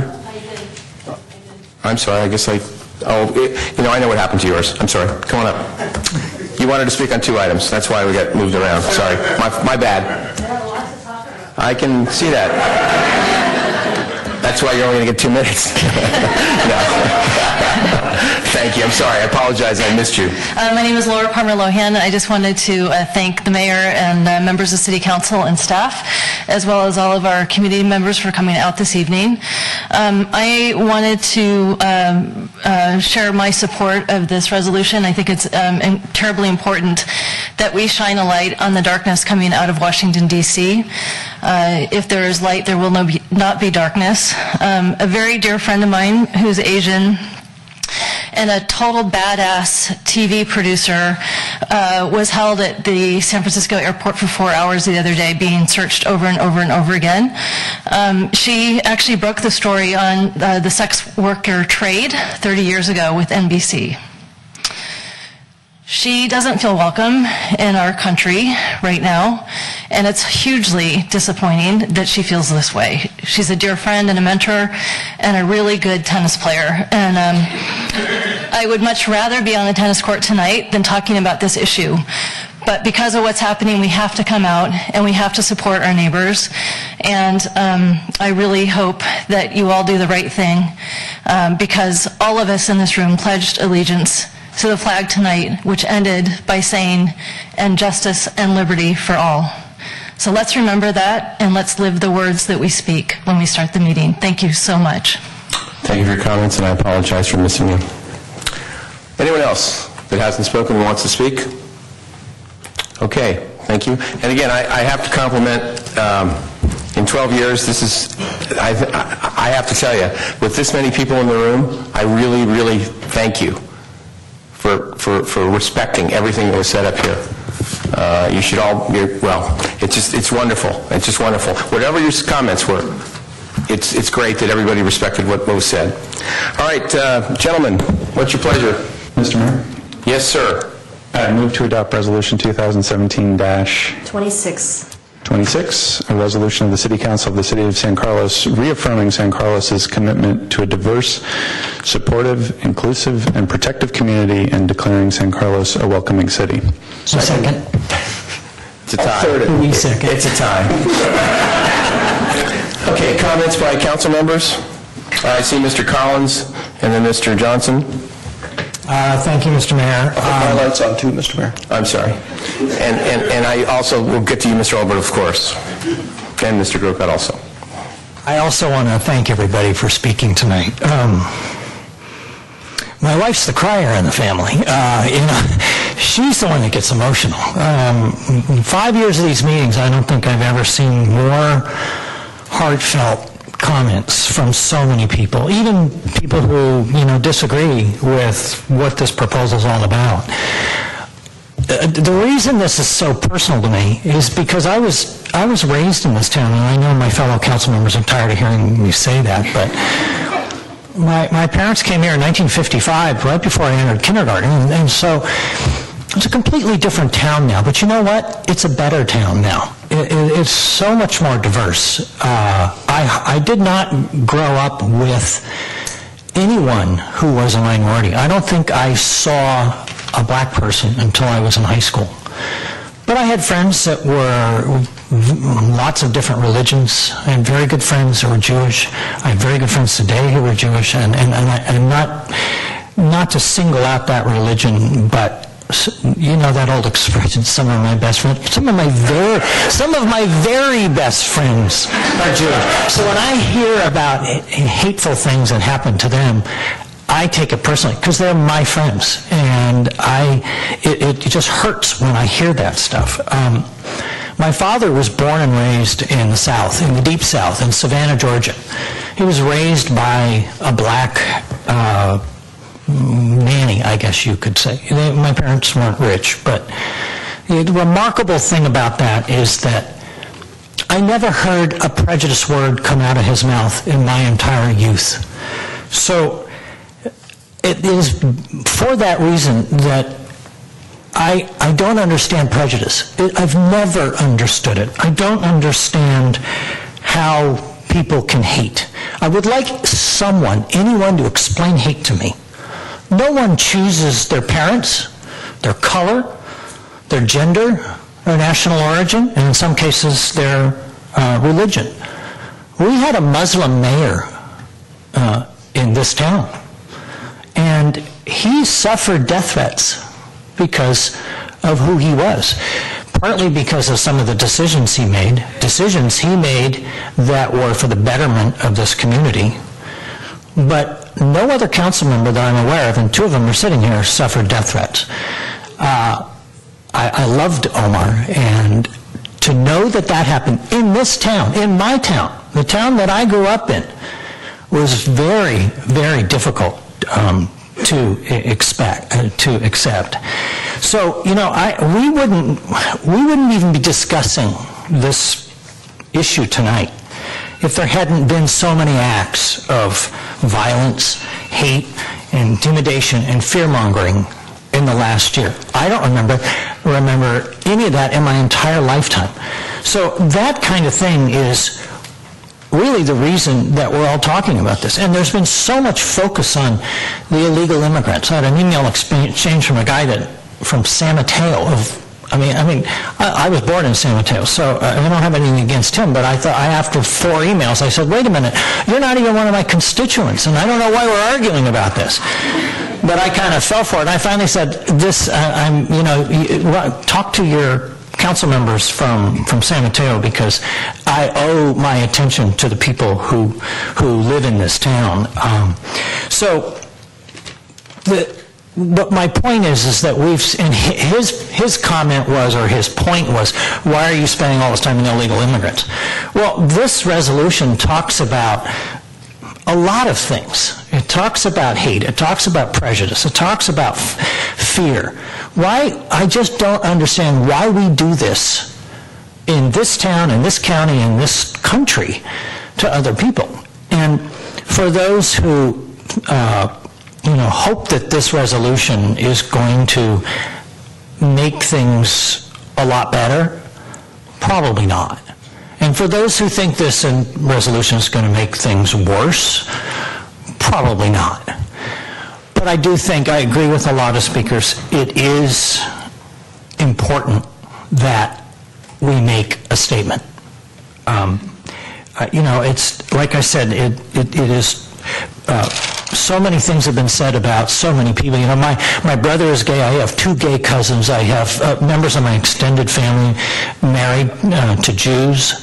I've had various friends over the years of all races, and I have, because of my background, because I was not raised with any sort of teaching of prejudice or hate, I was able to see those people clearly, and I'm going to be supporting this, obviously. Again, thank you all for coming, and it's a reminder to me of what a wonderful town that I live in. Thank you. Mr. Johnson. Thanks, Ron. Here. So I also want to extend my appreciation to everyone who spoke tonight, particularly those who shared personal stories. I'm going to be supporting this resolution. I want to tell you why, and I'll share one story myself, which is about the guy who sits next to me at work. So I work at Netflix. The guy who sits next to me, very similar to me in many ways. Thoughtful, smart guy who works hard, and I really care for this guy. I really love him very much. He has young children just like I do. He has a PhD from Georgia Tech, and he was born in India, and he's here on an H-1B visa, and he lives in Belmont.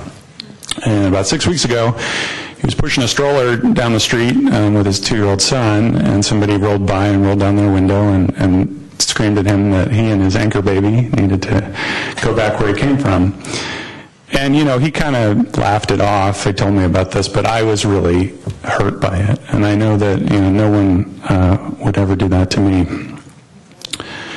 And, sometimes I take that for granted. Clearly, racial prejudice did not start with this presidential election, and this resolution is not going to solve it. But like many of you, I have grown concerned that people who have racial prejudice and hatred in their heart somehow feel emboldened to be able to express it publicly. And for me, this resolution is adding to the chorus of voices that are saying, knock it off. That kind of behavior is not acceptable, and it's not appropriate here. About 6 weeks ago, I took my kids to a rally in support of refugees that was organized by our synagogue. And the refrain that, the crowd was saying over and over again was, love, not fear, refugees are welcome here. And I really liked that. And it got me thinking that really ultimately deep down, a lot of this rhetoric, a lot of the executive orders, the wall, the refugee ban, are deep down motivated by fear. That people think, refugees are going to come here and they're going to start terrorist attacks and kill lots of people, or immigrants are going to come into our community and commit lots of crimes. And obviously there's no data to support any of this, but I think it's important for us to say, what I want to say is, I am not afraid. And that we as a community are not afraid. We're not afraid of people who are different than us. We embrace them, we welcome to their community, they enrich our lives, they enrich our culture, they help build who we are. But I do want to address the folks here tonight who spoke in favor of this resolution, because when I listen to you speak, I also hear a lot of fear. And it's a fear that, the Trump administration is going to do this or the Trump administration is going to do that. And I think that, some of those concerns may be valid, and, I share some of those concerns. But to the degree that we ask other people to act out of love and not to fear, I think we have to do the same thing ourselves. And so I would ask you, even though you may be concerned, or maybe even though you may have anxieties, to try to think about ways that you can act in love and not fear. And I wanted to offer a couple suggestions. The first is that one thing you may have learned tonight is that there's a lot of people who, even in the city in which you live, who do not agree with you. And I want to say to them and to you that they are good people. They are valuable members of our community. And that I urge you to seek out viewpoints that are different than your own and try to make common ground.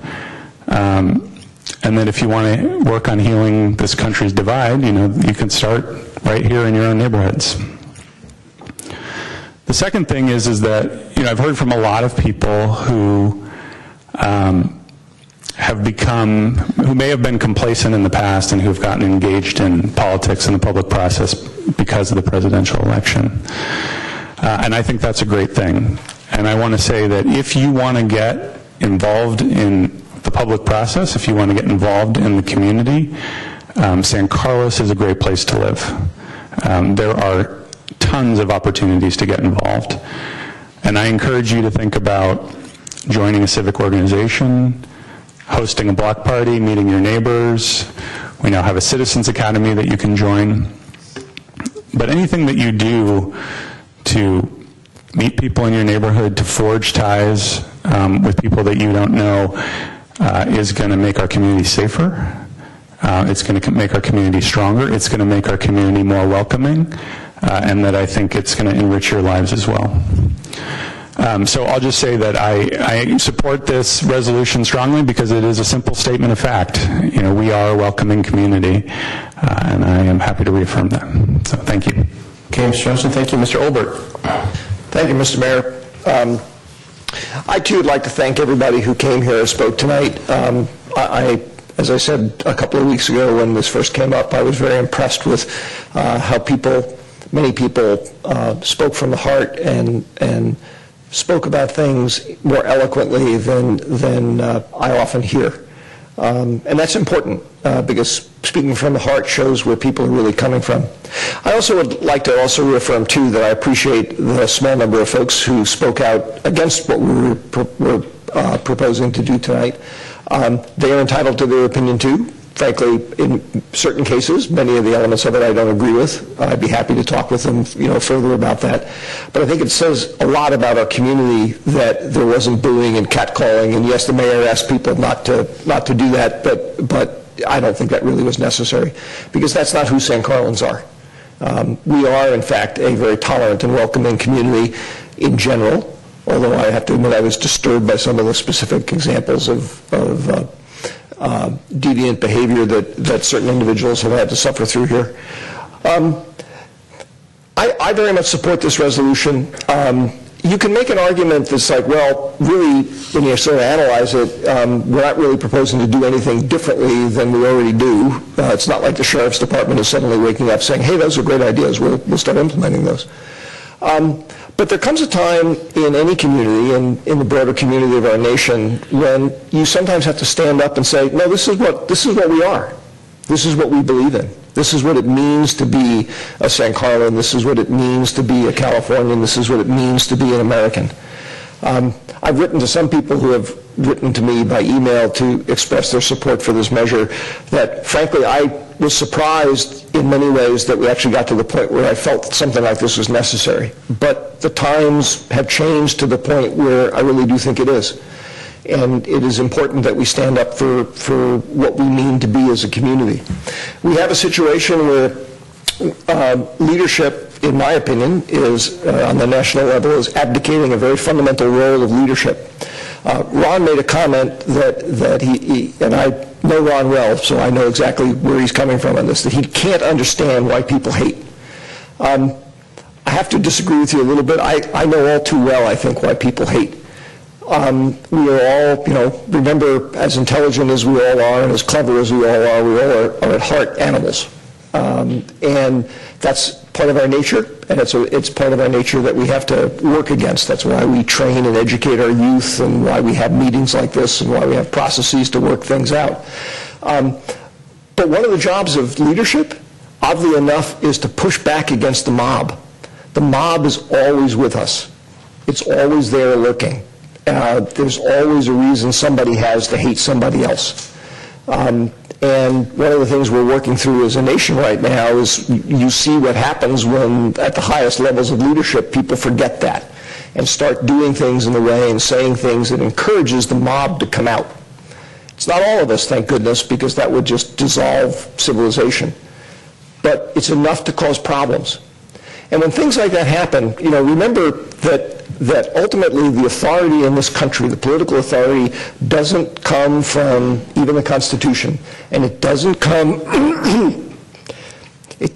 from whoever happens to be occupying 1600 Pennsylvania Avenue, regardless of whether you voted for them or not. It comes from the people.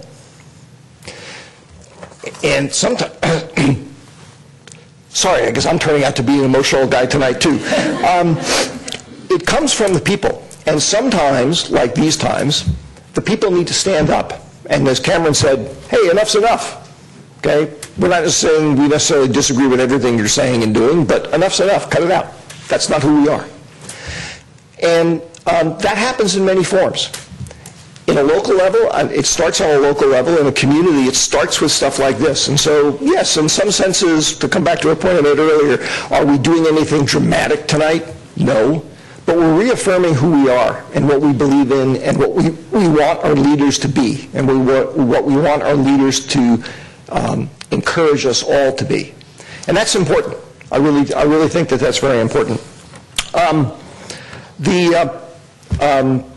I guess I don't have an awful lot to say. I think it's pretty obvious. I very much support this resolution. It's very important. It's a small thing, but it's a big thing, and I'm glad that it came forward, and I'm very thankful for all of you who actually did all of the work to bring this forward and get the attention put on it and come up with the draft resolution and work with staff on fine-tuning it and whatnot. So my hat's off to you. Good job. Keep going there. As Cameron said, get involved, stay involved. Let's turn this thing around. Thank you. Thank you, Mr. Olbert. Mr. Crocott. Thank you. I wanted to start off, knowing we had this meeting tonight was very troubling to me today. It's been heavy on my heart all day long that this was going to go on.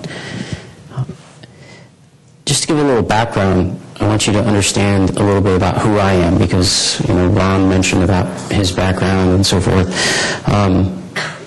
I I'm a second-generation immigrant.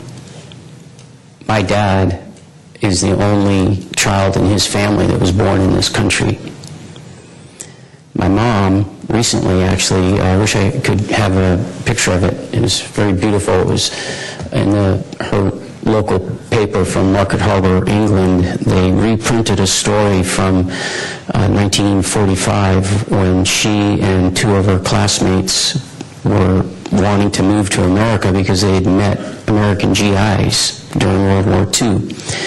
And they reprinted that story about my mother coming here to America. She met up with my father again after 10 months separation and letter writing and so forth. She met him in New York. He had driven from Ohio to New York City to pick her up. And they went to what's called the church around the corner immediately to get married. So that's a little bit about just my own personal family. I can tell you that in college, I went to college in the South, University of Florida for 2 years and Clemson University for 2 years. And actually, Clemson is, University of Florida is just this mix of people from all over the place, mostly New Jersey and New York. But when you go to Clemson, you're in the Deep South. It was a traditional, it was originally military school, very traditional. And when I got to Clemson, I was on the wrestling team, and I met a guy he was very unusual for me because he was black, but he spoke with an English accent, and I thought, who is this guy? But Noel and I became very good friends, and we became roommates. One of the first college roommates actually the first college roommate situation at Clemson where he had a black guy and a white guy living together. My wife, I don't know if many of you know my family, my wife is Filipina. She had 2 children when I got married. They're both Filipino boys, born in the Philippines. So I just want people to understand, I'm not going to support this, but it's not because I'm a racist or a bigot or have hatred for people. Far from it. In my business, I meet lots of people. I've done projects for gay couples, for people of all races. I have cohorts or peers that I work with, engineers that are from other countries. One of the guys I'm doing a project with in San Carlos right now, the contractor, is from Iran. Somebody spoke here about she's from Iran. So I don't hold any hatred in my heart or racism, but what I see here really troubles me, mostly because the language that's in here about not cooperating with our federal government when it comes to immigration laws. Now a fellow came last time and he came here again today and he mentioned about the Statue of Liberty. Just a little history on that. The Statue of Liberty does not represent a founding document of this country. The Statue of Liberty was a gift to the United States from the country of France as a thank you for how we had relieved troubles in Europe that was going on, and immigrants, we allowed so many immigrants into this country to relieve those situations that they were having in Europe. And yes, we're a welcoming country. We are a country of immigrants. There's no denying that. But we're also a country of laws. And now a number of people mentioned the Constitution tonight. Well, I brought a copy. So what does the Constitution say? Well, it says in Article 1,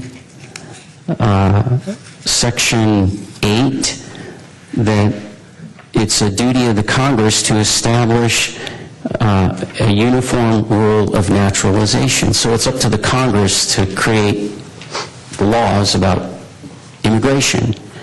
And then, of course, everybody knows that the president, whoever that is, when they take office, they raise their right hand and they swear to uphold the Constitution, meaning they swear to do what the Congress votes on, to uphold the laws of the nation.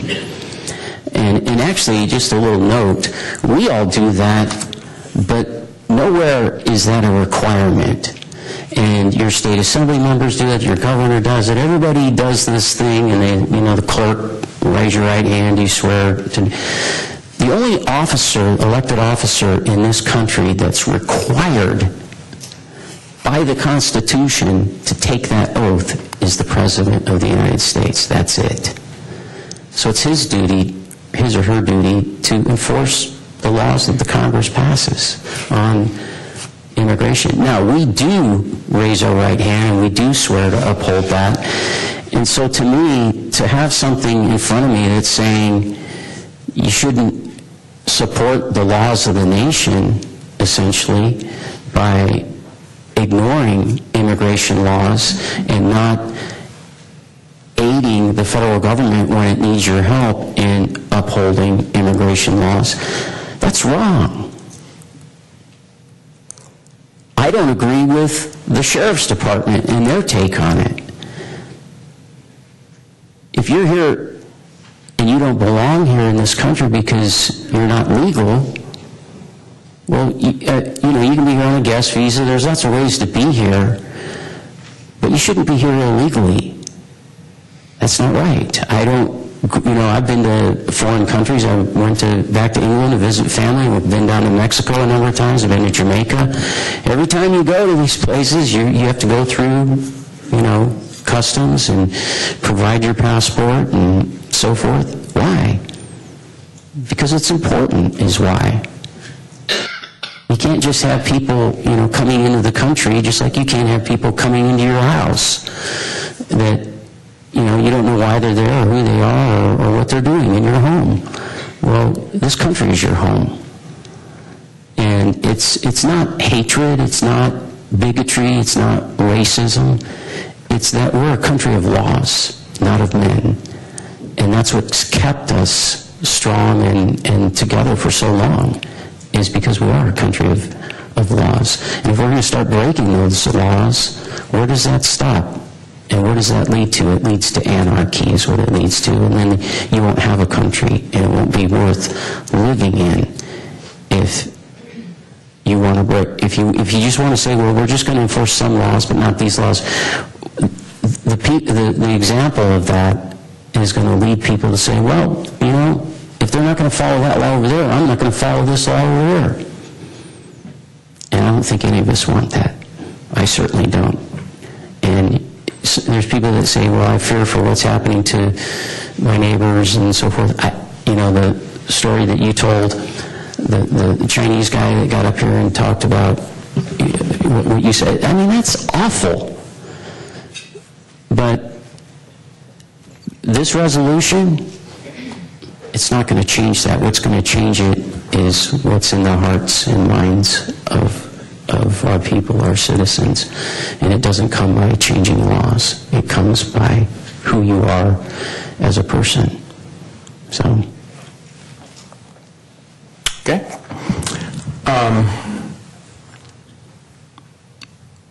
I had relatives in the Central Valley during World War II.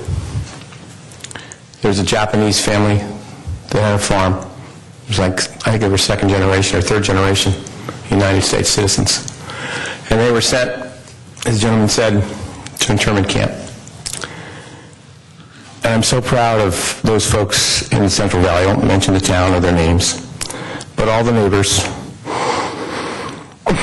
excuse me, got together and took care of that farm. So that when those folks came back, they had their house, they had their property, their crops, everything was taken care of.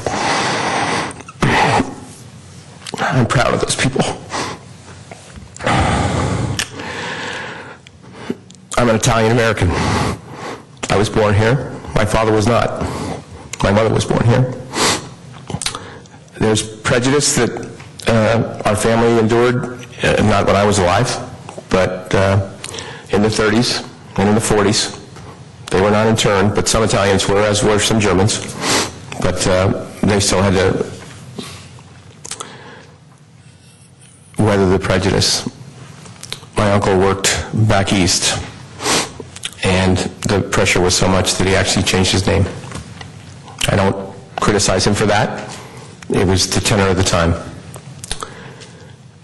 We make a small statement here for inclusion, for the best of us with this. And I respect people that disagree, and that's fine. I have no problem with that. That's why this is a great country in my mind, because there are going to be disagreements.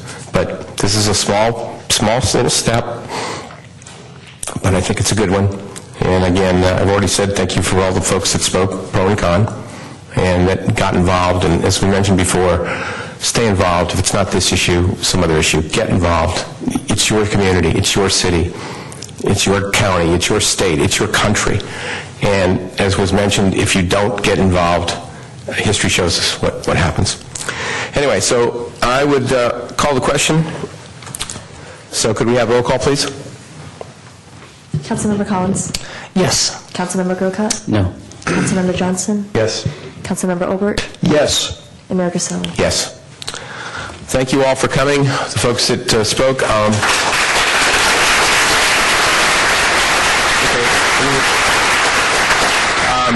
don't we take 2 minutes for folks that need to go, and we have a couple more items we have to take care of, so if you could clear the rest of it.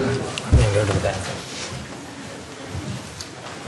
Hey, Bob, you can move.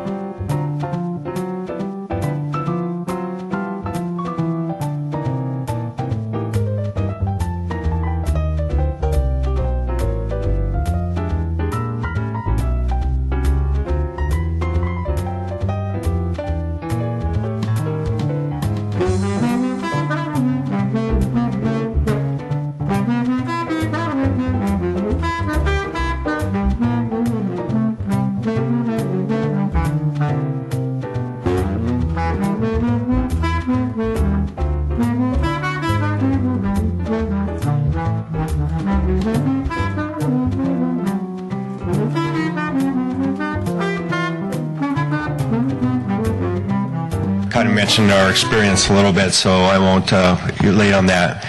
We really want to focus a little bit on the transition of things a little bit. As you know, it's marijuana is a Class 1 drug. It continues to be there. In California in '96, we had the Compassionate Use Act, which allowed people use it in California and have in possession of it. But there was some unclarity of stuff, so for SB 420 then allowed them to have it in their possession if they had 12 immature plants, 6 mature plants, or 8 ounces of cannabis in their possession if they had an ID or a doctor's recommendation. And then as things picked up momentum, Colorado, Washington, we kind of slowed it down here in California. And Colorado and Washington became recreational and kind of took off. And as you heard all the horror stories that went on, especially with Colorado, and a lot that really had to do with the fact that their Prop 64 initiative actually gave them a time frame a lot shorter than ours, 180 days. As you know, it's hard to do anything in 180 days, let alone figure out what you were doing. We've had our MARSA in place for a year and a half, and we still haven't implemented anything yet. So you can see the challenges that Colorado had, and Washington followed as well. And then in 2013, the Attorney General, Cole memo really is the key things I want to focus on as a bare minimum. I know there's a lot of concerns. You just had a conversation before this on another issue related to the federal level of what that really does for us. And then the DA, Congress defunding it, so it has a low priority as far as what they can and cannot do. And then in California in 2015, we had MARSA go into effect to kind of give us a little more direction and guidance of how moving is in the direction in California. And then, of course, Prop 64 changed things, which we'll go into detail. So the first thing is, and I won't elaborate on this too much, but if you have not read the Cole memo, at least you have the focus key points in here. That's really the critical component of this. You know, 7 years ago when I was asked to try to put something together in Oakland, and being a former law enforcement officer, it was really difficult for me to want to do things where I went from one extreme to the other. And so really I had to look at the common denominator of what I was going to be allowed to do, as you may be looking at policy decisions as well. And that really is the Cole memo as far as the key things there: keeping it out of hands of minors, keeping it out of criminal enterprises, diversion, use of for undercover or pretext, firearms being involved with it, drug driving. Of course, we don't want to see anyone in vehicles after using the product, and then dealing with the environmental issues that we have up north.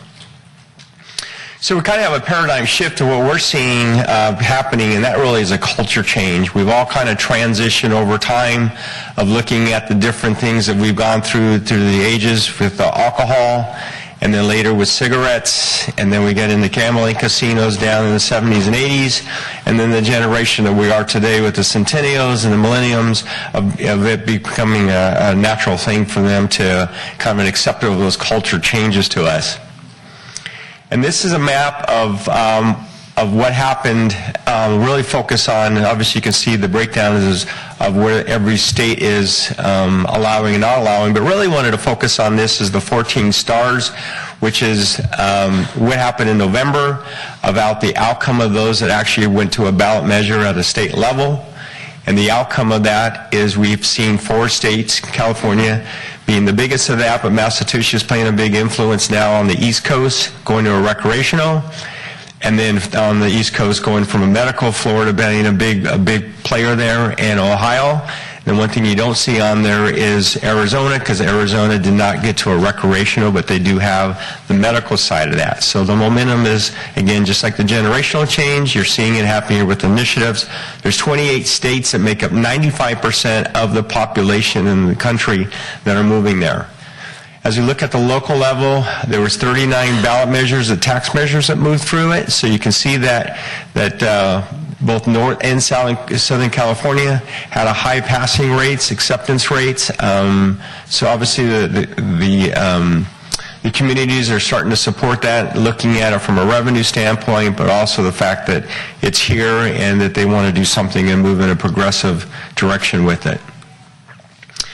And then, as mentioned by the administration, here's the breakdown of the state, the county, and again, San Carlos has actually a higher level of passing the initiative support than the state and the county, which is uniquely higher than the states. And what I want to share with you is really kind of what we've dealing with 70 agencies of, and really making a statement as a policy that you do. And that as policy design today will help shape how the industry will look like in your community tomorrow. And really how you decide to go forward with something and develop a program will be a very difficult thing for you to at least look at how you want to and what you want to do and at what kind of classification or categories. And that balancing of the policy issues that you're going to be wanting to consider between looking at a variety of things. But I think the first step you're doing, that you've been looking at, is really the path to success, and in this order, is to educate, which you're doing today and you have been doing recently in a variety of ways. And then as you move forward, you start collaborating with both internal and external stakeholders. And then once you have an understanding of what that all means, creating a legislative ordinance that's going to be a good foundation for your community, regardless if it's keeping a band or moving somewhere all the way to having every type of activity in your city. And then when you get to that point of how you're going to regulate that and following the parallel of having a robust regulations in place. And you get to keep that dual licensing and regulatory component of it in the enforcement aspect at the local level, and that will be critical because at the state level, they're not in a position to really help you at the local level as much as it sounds like they want to, just because of lack of resources. We're looking at 10 to 15,000 permits statewide, and right now the three major agencies have less than 65 employees with 8 months to go before they're going to put it into effect. So difficult challenges with that. This is just kind of float on the MARSA side of how the product's broken down. You got cultivation. There's three components that have to be separate from the others. Cultivation, manufacturing, and a dispensary. Dispensary has to be separate types of permits that individuals can have, and they can have any combination of those, but they can't be a transporter, a testing lab, or distributor. Those have to have separate accountabilities on the medical side. However, on Prop 64, you're going to see where it's a little different in that process.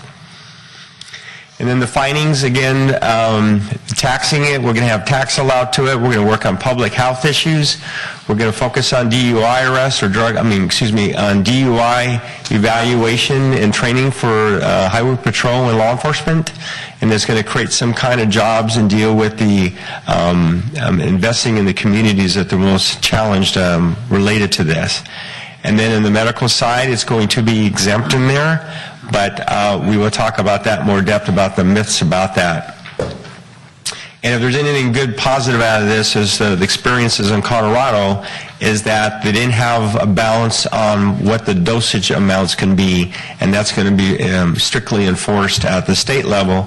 It could also be done something at the local level as far as what you allow into the community and to try to keep it out of the hands of kids.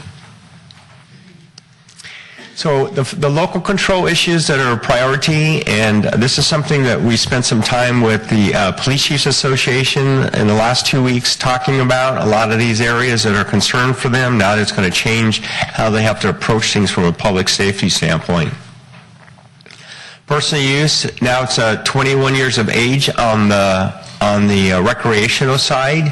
You can be in possession of 28.5 grams, which is equivalent to 1 ounce. And you can have 6 plants on the residential property on the indoor, and you can't ban that. You can on the outdoor. And you can have reasonable regulations, which we will talk about. And of course, the big challenge here is now that it's deemed lawful, that it makes it some difficult things for law enforcement for detention and probable cause for search or arrest. So let's look at some of the challenges and regulations associated with this. So reasonable regulations at the local level. Some of the things that some agencies are looking at are just doing a registration so they can monitor if there's complaints from from people. They have an idea of who's doing them. If you're having issues regarding electricity or water issues and you want to monitor that, then you having at least knowing what the number of people that are growing gives you an understanding of that, and at the local level. But then also more importantly is the public safety issues of the fire hazards or odor control or health hazards regarding any of the mildew association with rental property. And so some of the bigger things that we talked about with public safety really has to do with the kids. And so if you really focus on the youth issues on this, then you want to look at areas that you may prohibit or restrict some of the things dealing with living rooms, hallways, bathrooms, or places where kids can play. You know, picture a kid walking around in a hallway with a pacifier where there's electrical cords or water running in the hallways or areas where they're at, where they can get access to, which is a little concerning. And then if you can restrict it to either the size of a location or more importantly contiguous, so you don't have big plants in if you have a 3-bedroom house in a garage and you see people taking advantage of that 6-plant criteria and trying to find ways to circumvent the process of having some kind of structural requirement in there of the size of the plant, and even setbacks from neighbors as far as where they can grow it, even if it's indoors, because they can put it in sheds that can create odor problems. And then we have public consumption issues. One of the things that you look at that public consumption is going to be more of a common thing that people, because of the fines are so low, it's going to cause some problems of people walking down sidewalks, sitting at the bus stations, hanging out in parking lots and things of that nature where public consumption is going to cause a problem. And in Colorado, that was one of the things that they had a lot more, even though the arrests went down, they had a lot more citations associated with public consumption. So putting something in there that's going to be consistently with that with where tobacco is going to be important as well. And then a drug-free, it doesn't change that you can still require a drug-free workplace, especially in the public sector where you have conditions and people driving vehicles, working on public roads and things of that nature. And then if you have properties that the city owns that you lease for like weddings or conventions or for meetings of any nature, then you may want to consider how you draft some of the lease agreements or the contracts associated with that if you don't want consumption in public property, especially for liability purposes. And then another key area that has changed between the medical side and Prop 64 is that it's no longer considered a cannabis product. It's actually called an agriculture product. So how you do zoning becomes critical there. And because of that, the old rule of using permissive zoning can't be used anymore. You have to be more explicit if you're not going to allow something in a certain area. And so that's more defined and determined that under the new definition of what cannabis is. And then the things that the new law does, where in the medical side only had a K through 12, 600 feet from sensitive uses like a school, Prop 64 expands it to include daycare centers and youth centers. And then you can prohibit things. There's two types of permits that are new to Prop 64, and that is a Type 5 permit, which is the big grows now of cultivation. So you may consider doing this due to the size of some of the properties or industrial areas, or restricting the Type 5s or not including them at all. And then there's a micro business now, which is a 10,000 square foot grow, and that's something where they can actually have all the different types of activities under one roof, but also have one permit associated with that. The only thing they can't do is a testing lab with it. And here's some of the benefits from a financial standpoint, from the taxes. This is where all the taxes is going to go. But again, this is at the state level. And if you have any ban in place, that the only way that the locals can get any of this money is through a grant. But if you have any bans in place, you're not going to be allowed to get any of the grant money. So that's something to keep in mind as far as limitations. Here's a breakdown of the taxes. So the important thing for you really here is the other local tax, and that is if you have an excise tax that you can have an excise tax at the local level if you go to the voters for this and have a tax which you have local control over. You don't have to share it with any other agency in that process like some of the other ones where you may be limited to it or they could take it away from you because you don't have control over that.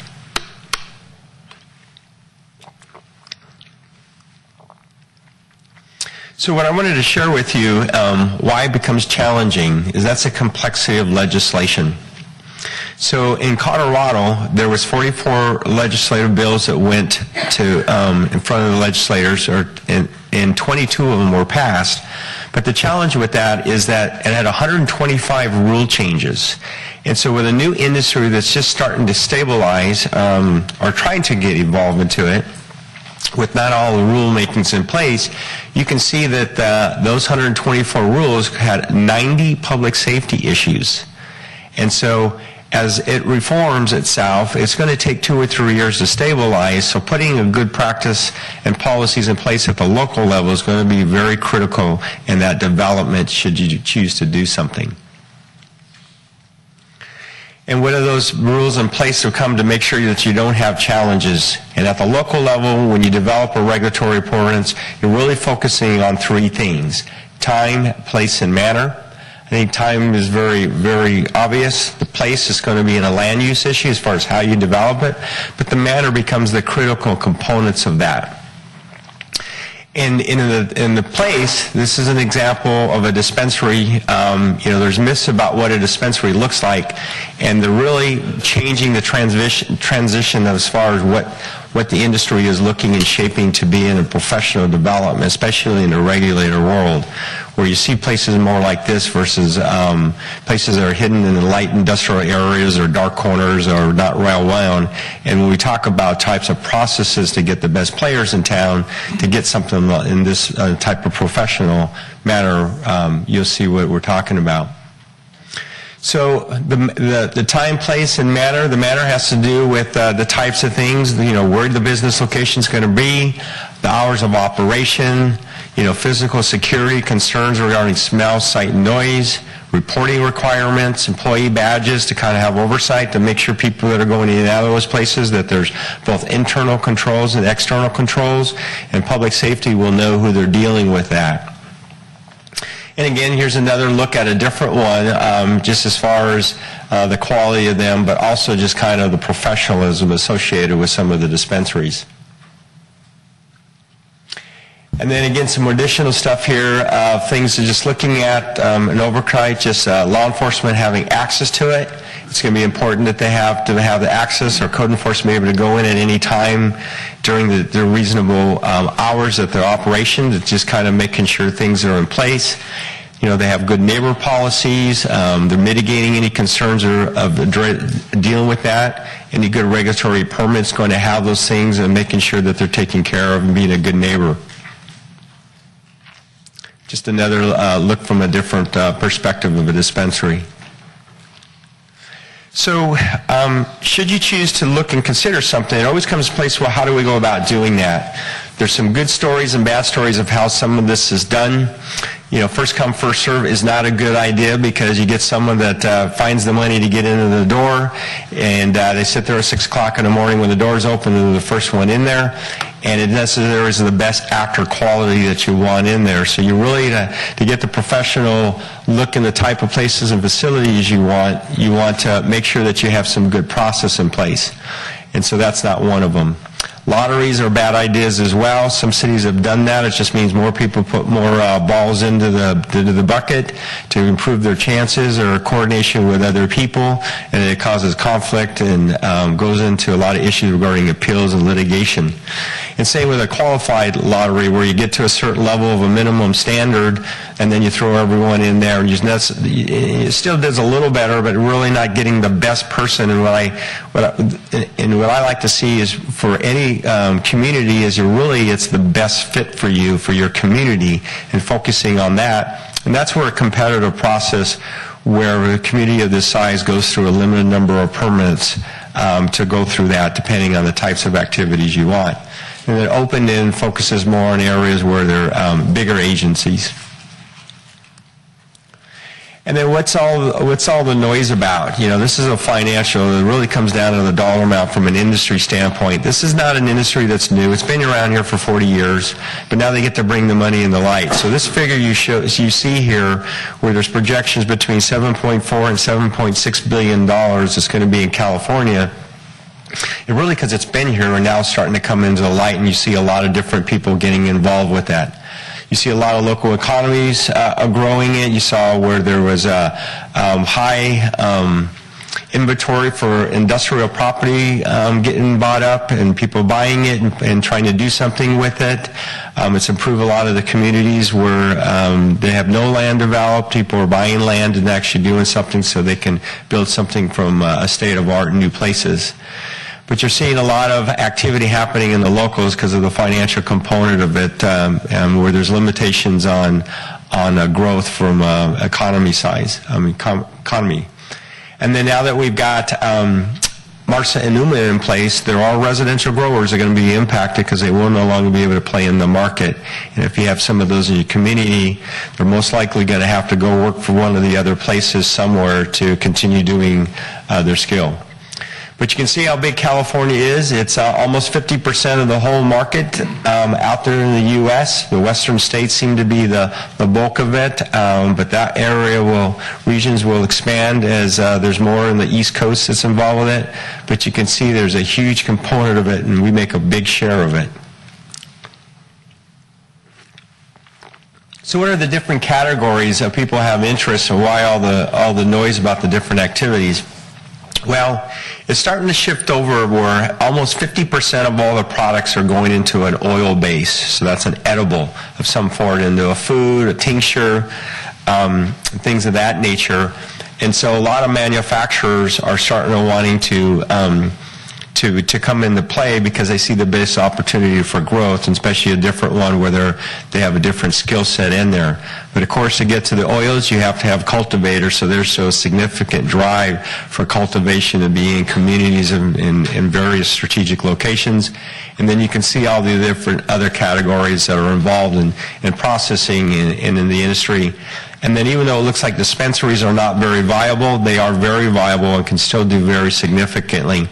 And one thing I want to point out, the staff wanted me to mention, is in the report it mentioned about that it can make at a minimum, dispensary can make a minimum in tax about $500,000. It's really around $300,000 to $350,000 per dispensary, but there's potential up there depending on what's happening around you and your communities around you in the saturation of market. If there's not as much saturation of marketing, the density, then there could be a potential of $500,000 per dispensary in your community based on their success in strategic planning.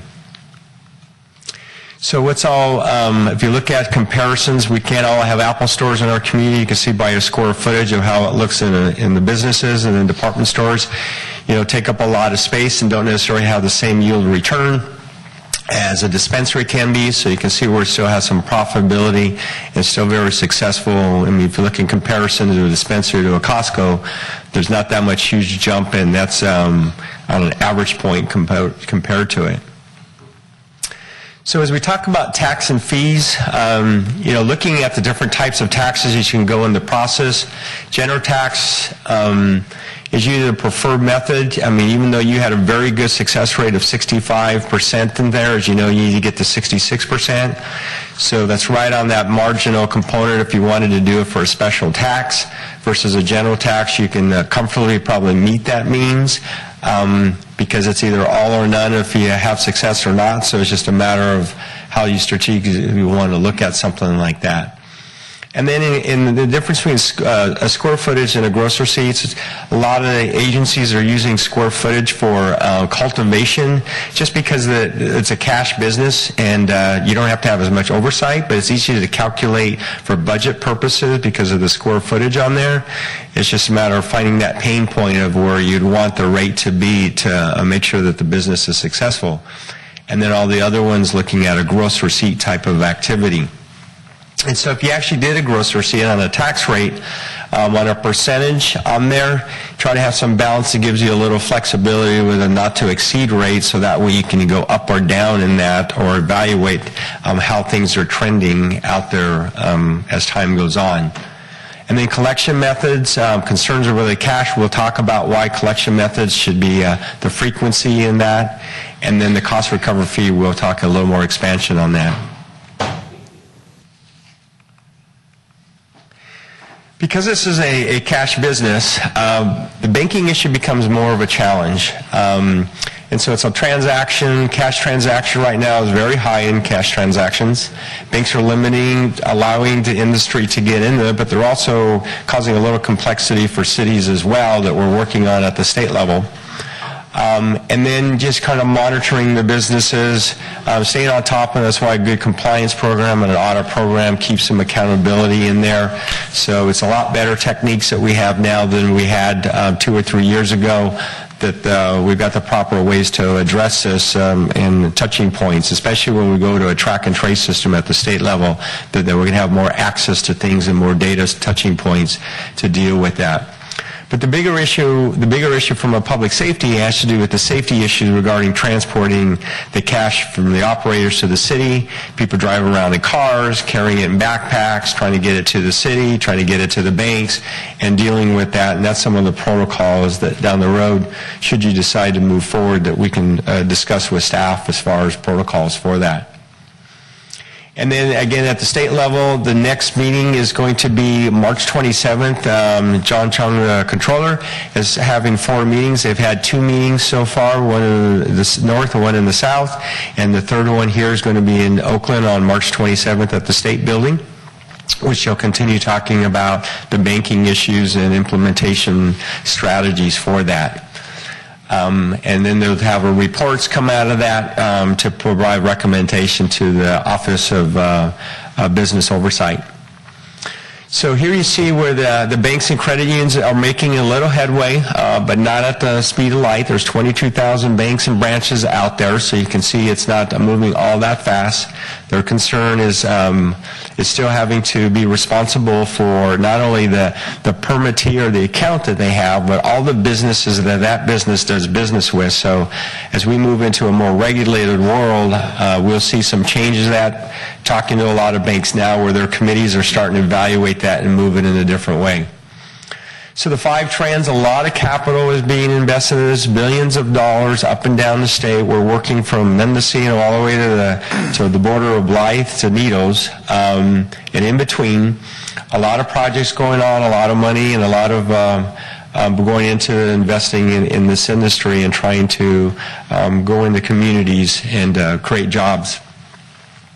And so with that said, a lot of the industry is starting to look at the shakeout of where there's opportunities for them. And as you know, there's a lot of cities that are banning it, so those that are considering it, there's some opportunities for them to look at it at various types of activities in the community in the region. And so as that continues moving on, people are going to be looking for licenses and entry points to get into that. So what are the obstacles that the industry has to deal with in dealing with taxes? One of the things is that now Prop 64 creates an excise tax of 15%. That tax is significantly high to look at when we look at local taxes added to that. And then if you're a dispensary, you have the sales tax associated with that. Of course, those are all passed on to the user, but it all adds up over time. And then because there's new categories of distribution and transportation that has to move the product through, there's going to be markups for that. It's going to cause other problems. And then, of course, the state and the local agency is going to create local regulatory permits in order to have oversight to the industry. This is going to cause an additional burden to that. And then the things that the industry hasn't had to deal with is cost of wages, health insurance, unemployment, and doing business in the cannabis industry for insurance and so forth. So these are all new things that they're not used to, that's going to have to come out into the business world like everyone else. But again, you add all these regulatory things, plus the cost of doing business is going to shift, and they shift that. And with that, in order to have long-term success, just be mindful of any kind of tax that you look at going forward, to consideration that will have these things a factor to them. So creating a strategic plan, crafting, establish a good ordinance, looking at taking baby steps in whatever you do. You're a smaller community. Some communities go a little overboard. The smaller ones that get out of control and not focusing on taking baby steps and understand what works for your community or what the concerns or capacity impacts the staff and how that impacts things. Looking at long-term success as far as what you want to establish and creating, like you said, a good, robust ordinance that's going to work for your community becomes very critical in any policy decision you make. That includes even, what your levels if you do with the ban, because even a ban is going to have those unintended consequences now that we got Prop 64 allowing personal use and what that means to a community. So again, can't overemphasize the collaboration. We talked about this is the education side of it, but when you get into collaboration with both internal and external stakeholders, getting input from everybody, understanding what your business community here in town would like to see, how the residents of your community get an impact or involved with that or have an input from them becomes very important as well. And then just really, as you know, staff's got a lot on their plate with other things as well of just what the resources or limitations they have in trying to deal with this merging industry or just dealing with the personal use issues or the illegal uses that are occurring in the community as well as public safety. So what kind of options to consider? You can either maintain a ban altogether. You can, obviously you got to allow indoor, but you can have reasonable regulations to it. You can look at doing something with medical and medical only. Right now with, the federal level looking at things and conversations made that they may restrict it to only medical and not allowing recreation or pursuing recreational issues. That's still to be said. But looking at the medical side or having a combination of having something on the non-medical side, limiting what type of activities may be in the community or allowing all the types of activities both for medical and non-medical.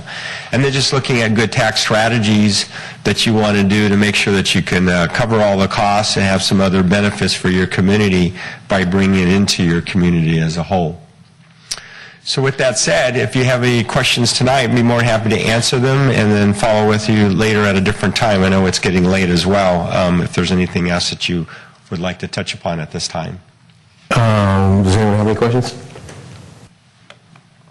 I think the late hour has precluded our questions. Mr. McPherson, I think this document is excellent that you gave us, and thank you for your report on this. This is, we keep this, and this is like a guide. So thank you so much for staying and for giving this to us. Like you said, baby steps is what I think we're going to have to do. So. Absolutely. Thank you so much, again, for staying this late. Appreciate it. I have one speaker on this item, and is Mr. Gillis still here? All right. You have 2 minutes, Mr. Gillis. Hi, my name's Alec Gillis. Ooh, that's really loud. I just wanted to come and express my support of you guys even sitting down and taking consideration on this subject. I know that it's kind of a hot topic right now. So I've been in the medical cannabis industry since 2014. I've been living in San Carlos for 6 years. We have kids here.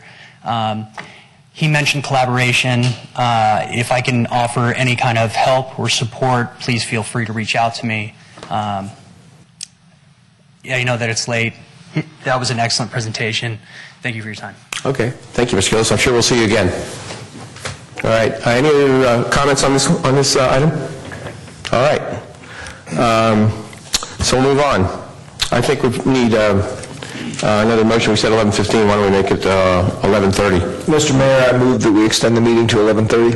A second. All right. All those in favor? Aye. Opposed? Okay. 7H. Adopt a resolution approving modification to the sidewalk repair program. Any kind of a staff report or just what we had before? I think we've already had it.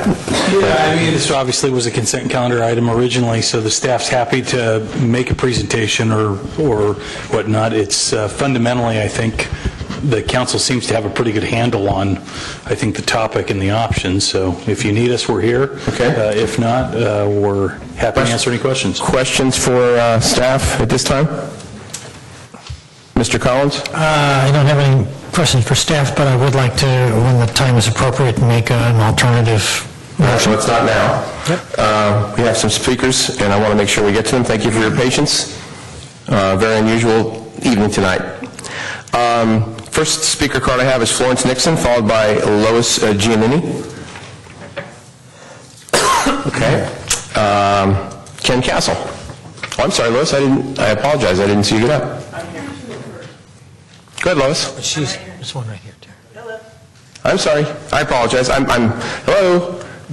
So I'm following somebody. Okay, let me start over again. Florence Nixon. Sorry, I didn't see anybody do anything and heard nothing, so please start.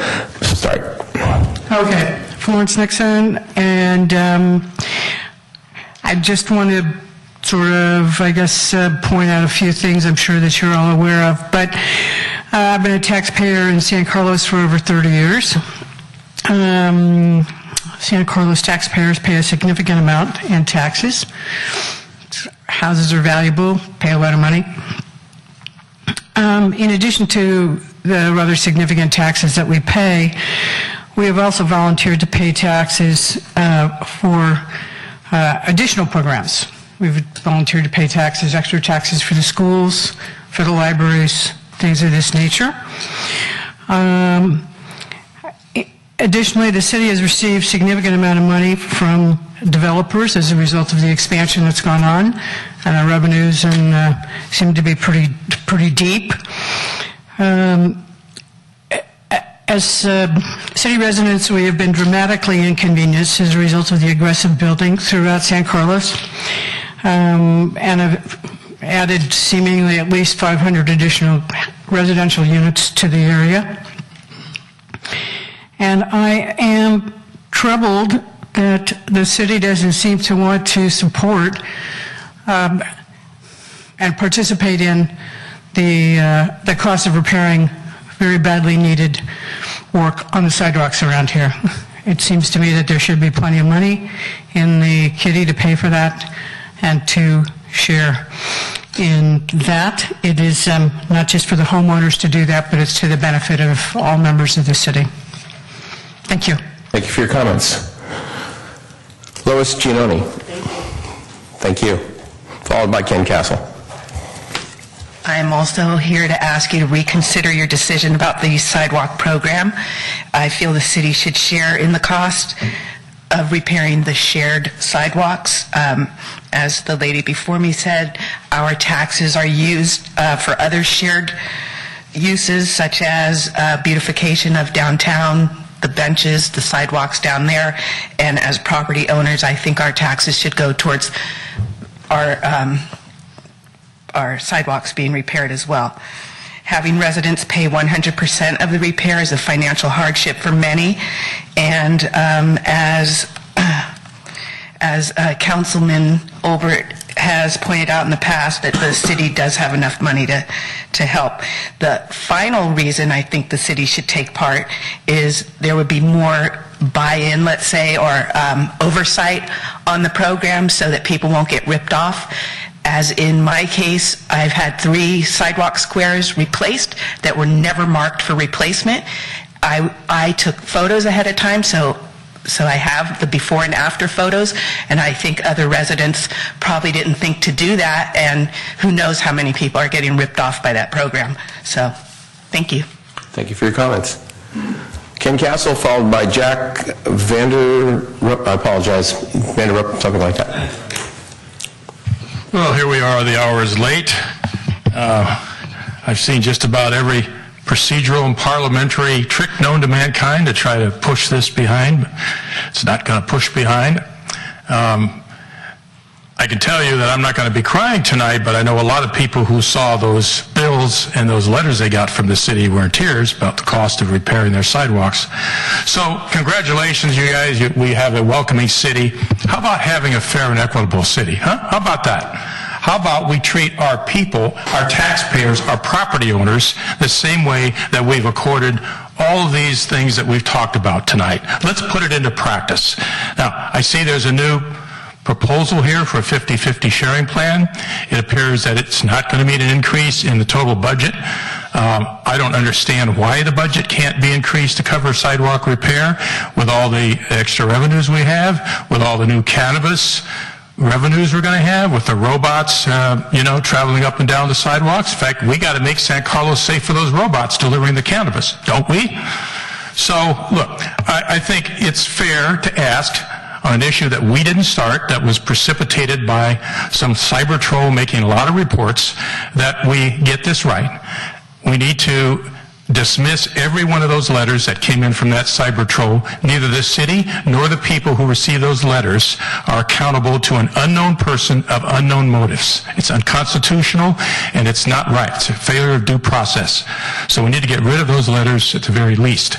So I'm hoping that you will look at doing at least a 50-50 sharing plan, and during budget discussion that we reopen the matter and we look at doing some work on our infrastructure, including our sidewalks, and take care of this problem. Thank you. Thank you for your comments.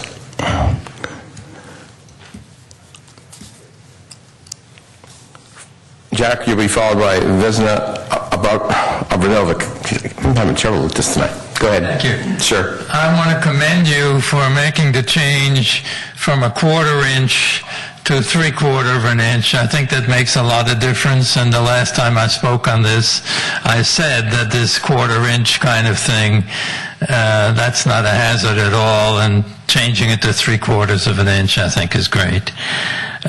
Secondly, I would support the 50% share by the city. You know, most of the defects in the sidewalk are not the fault of the property owner. It's just either a fact of nature, or other people who are walking on the sidewalks, or perhaps vehicles coming on the sidewalks. But certainly the property owner is not the instigator of the defects on the sidewalk.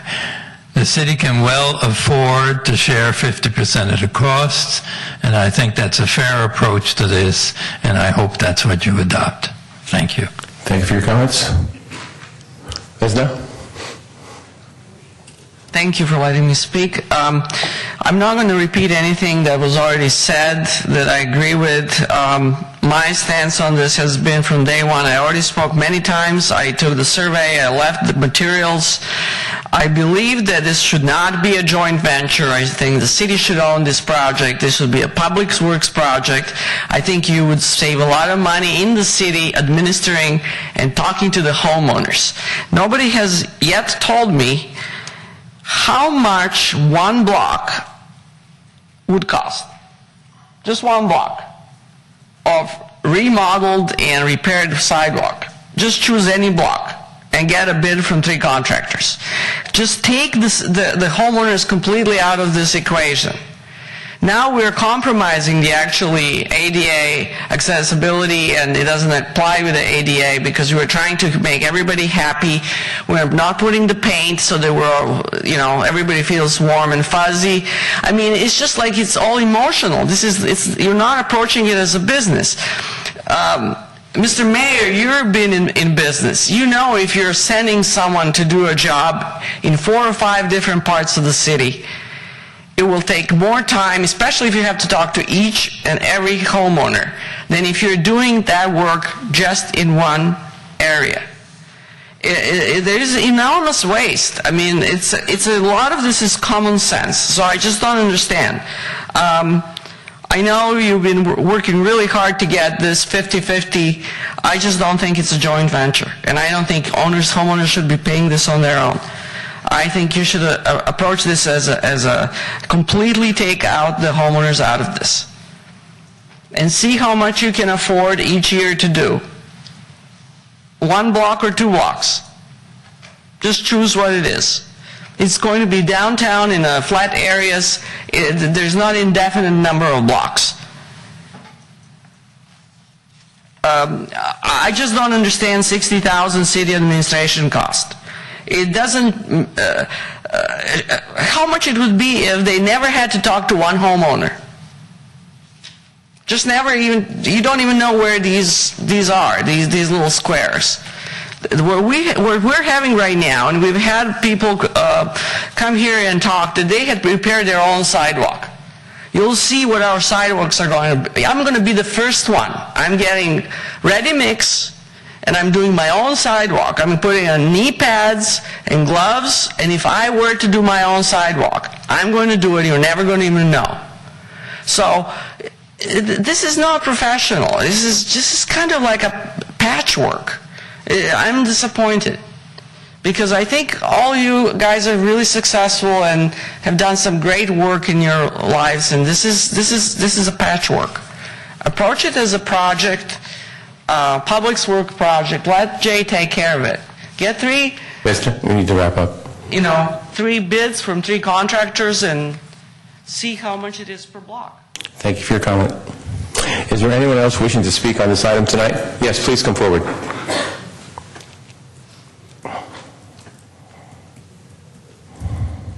Thank you, Mr. Mayor. I realize I didn't have my card filled out. Not a problem.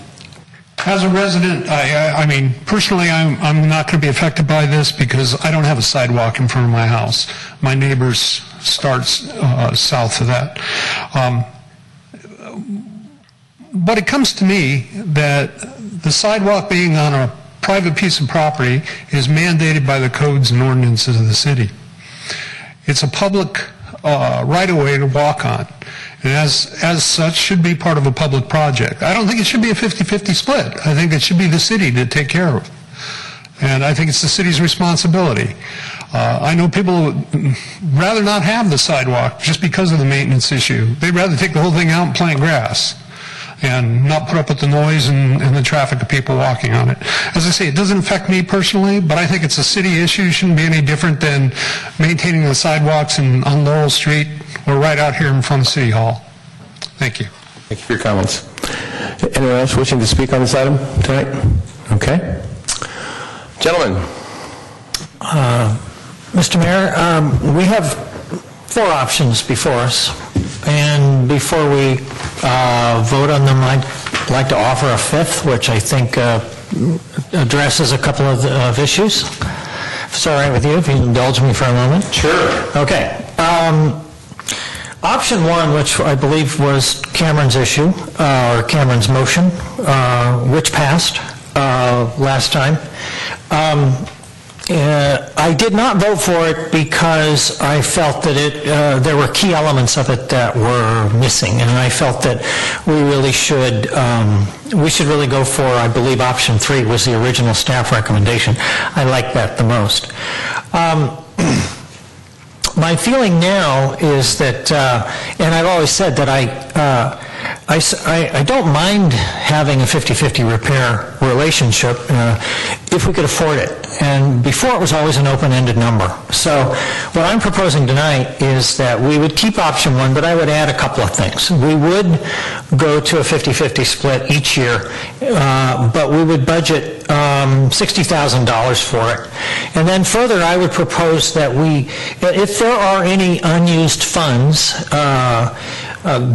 at the end of the year from sidewalk repairs, that we roll those over to the next year and add it to next year's allocation. And we can revisit this budget annually. Maybe next year we might have more money and we want to up to $60,000. Maybe next year we have less money and we want to reduce the $60,000.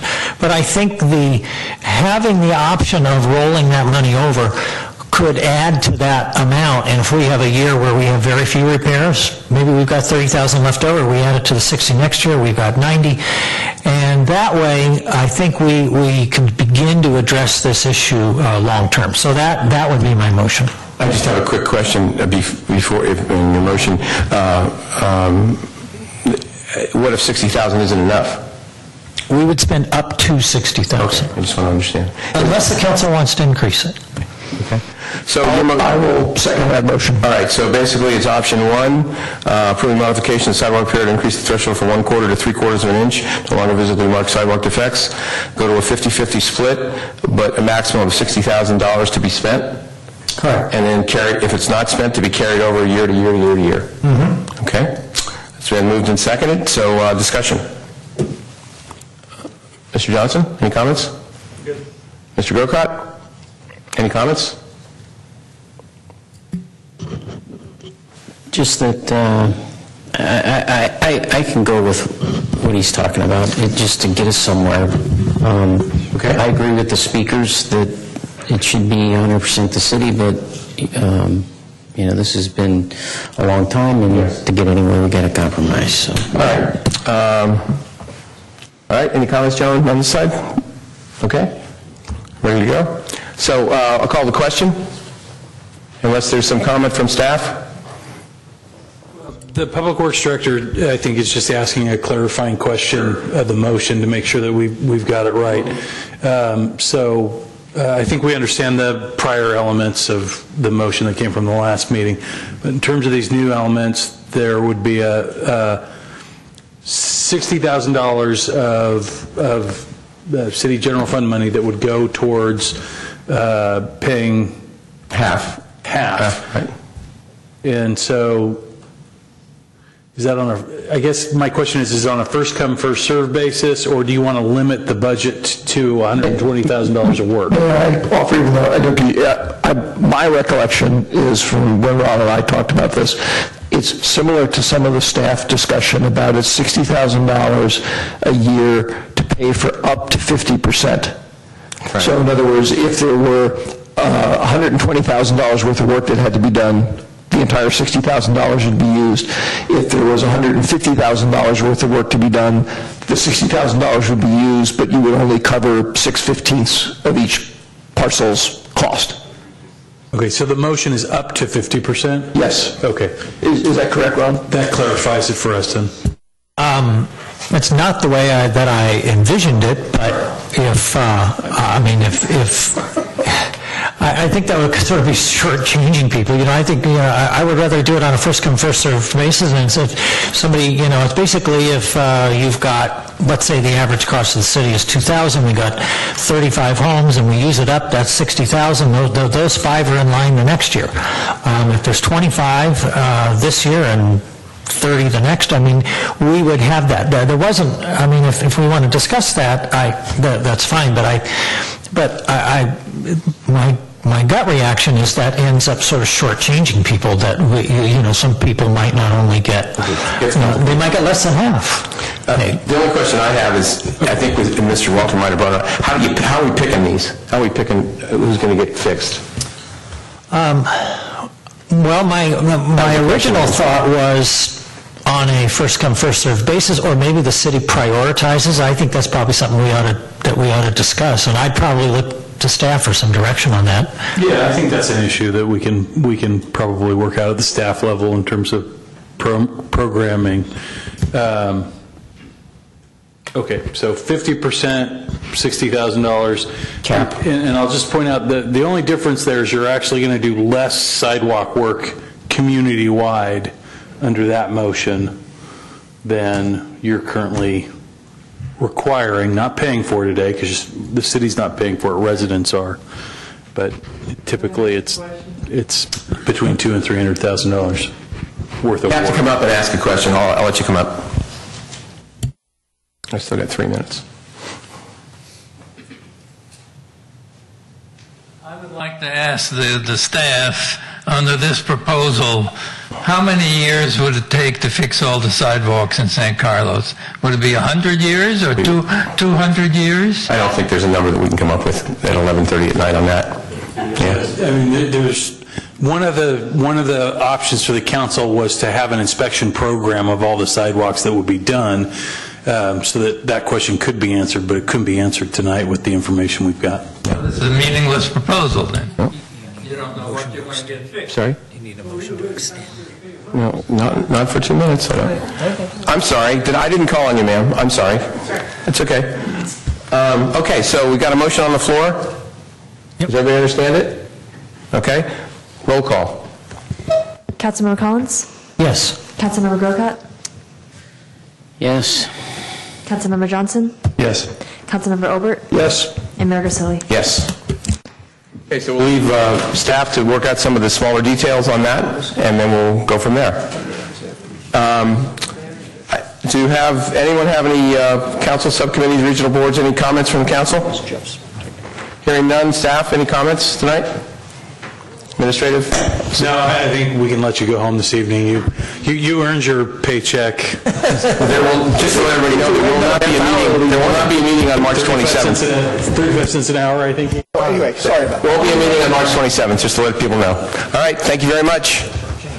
Adjourned.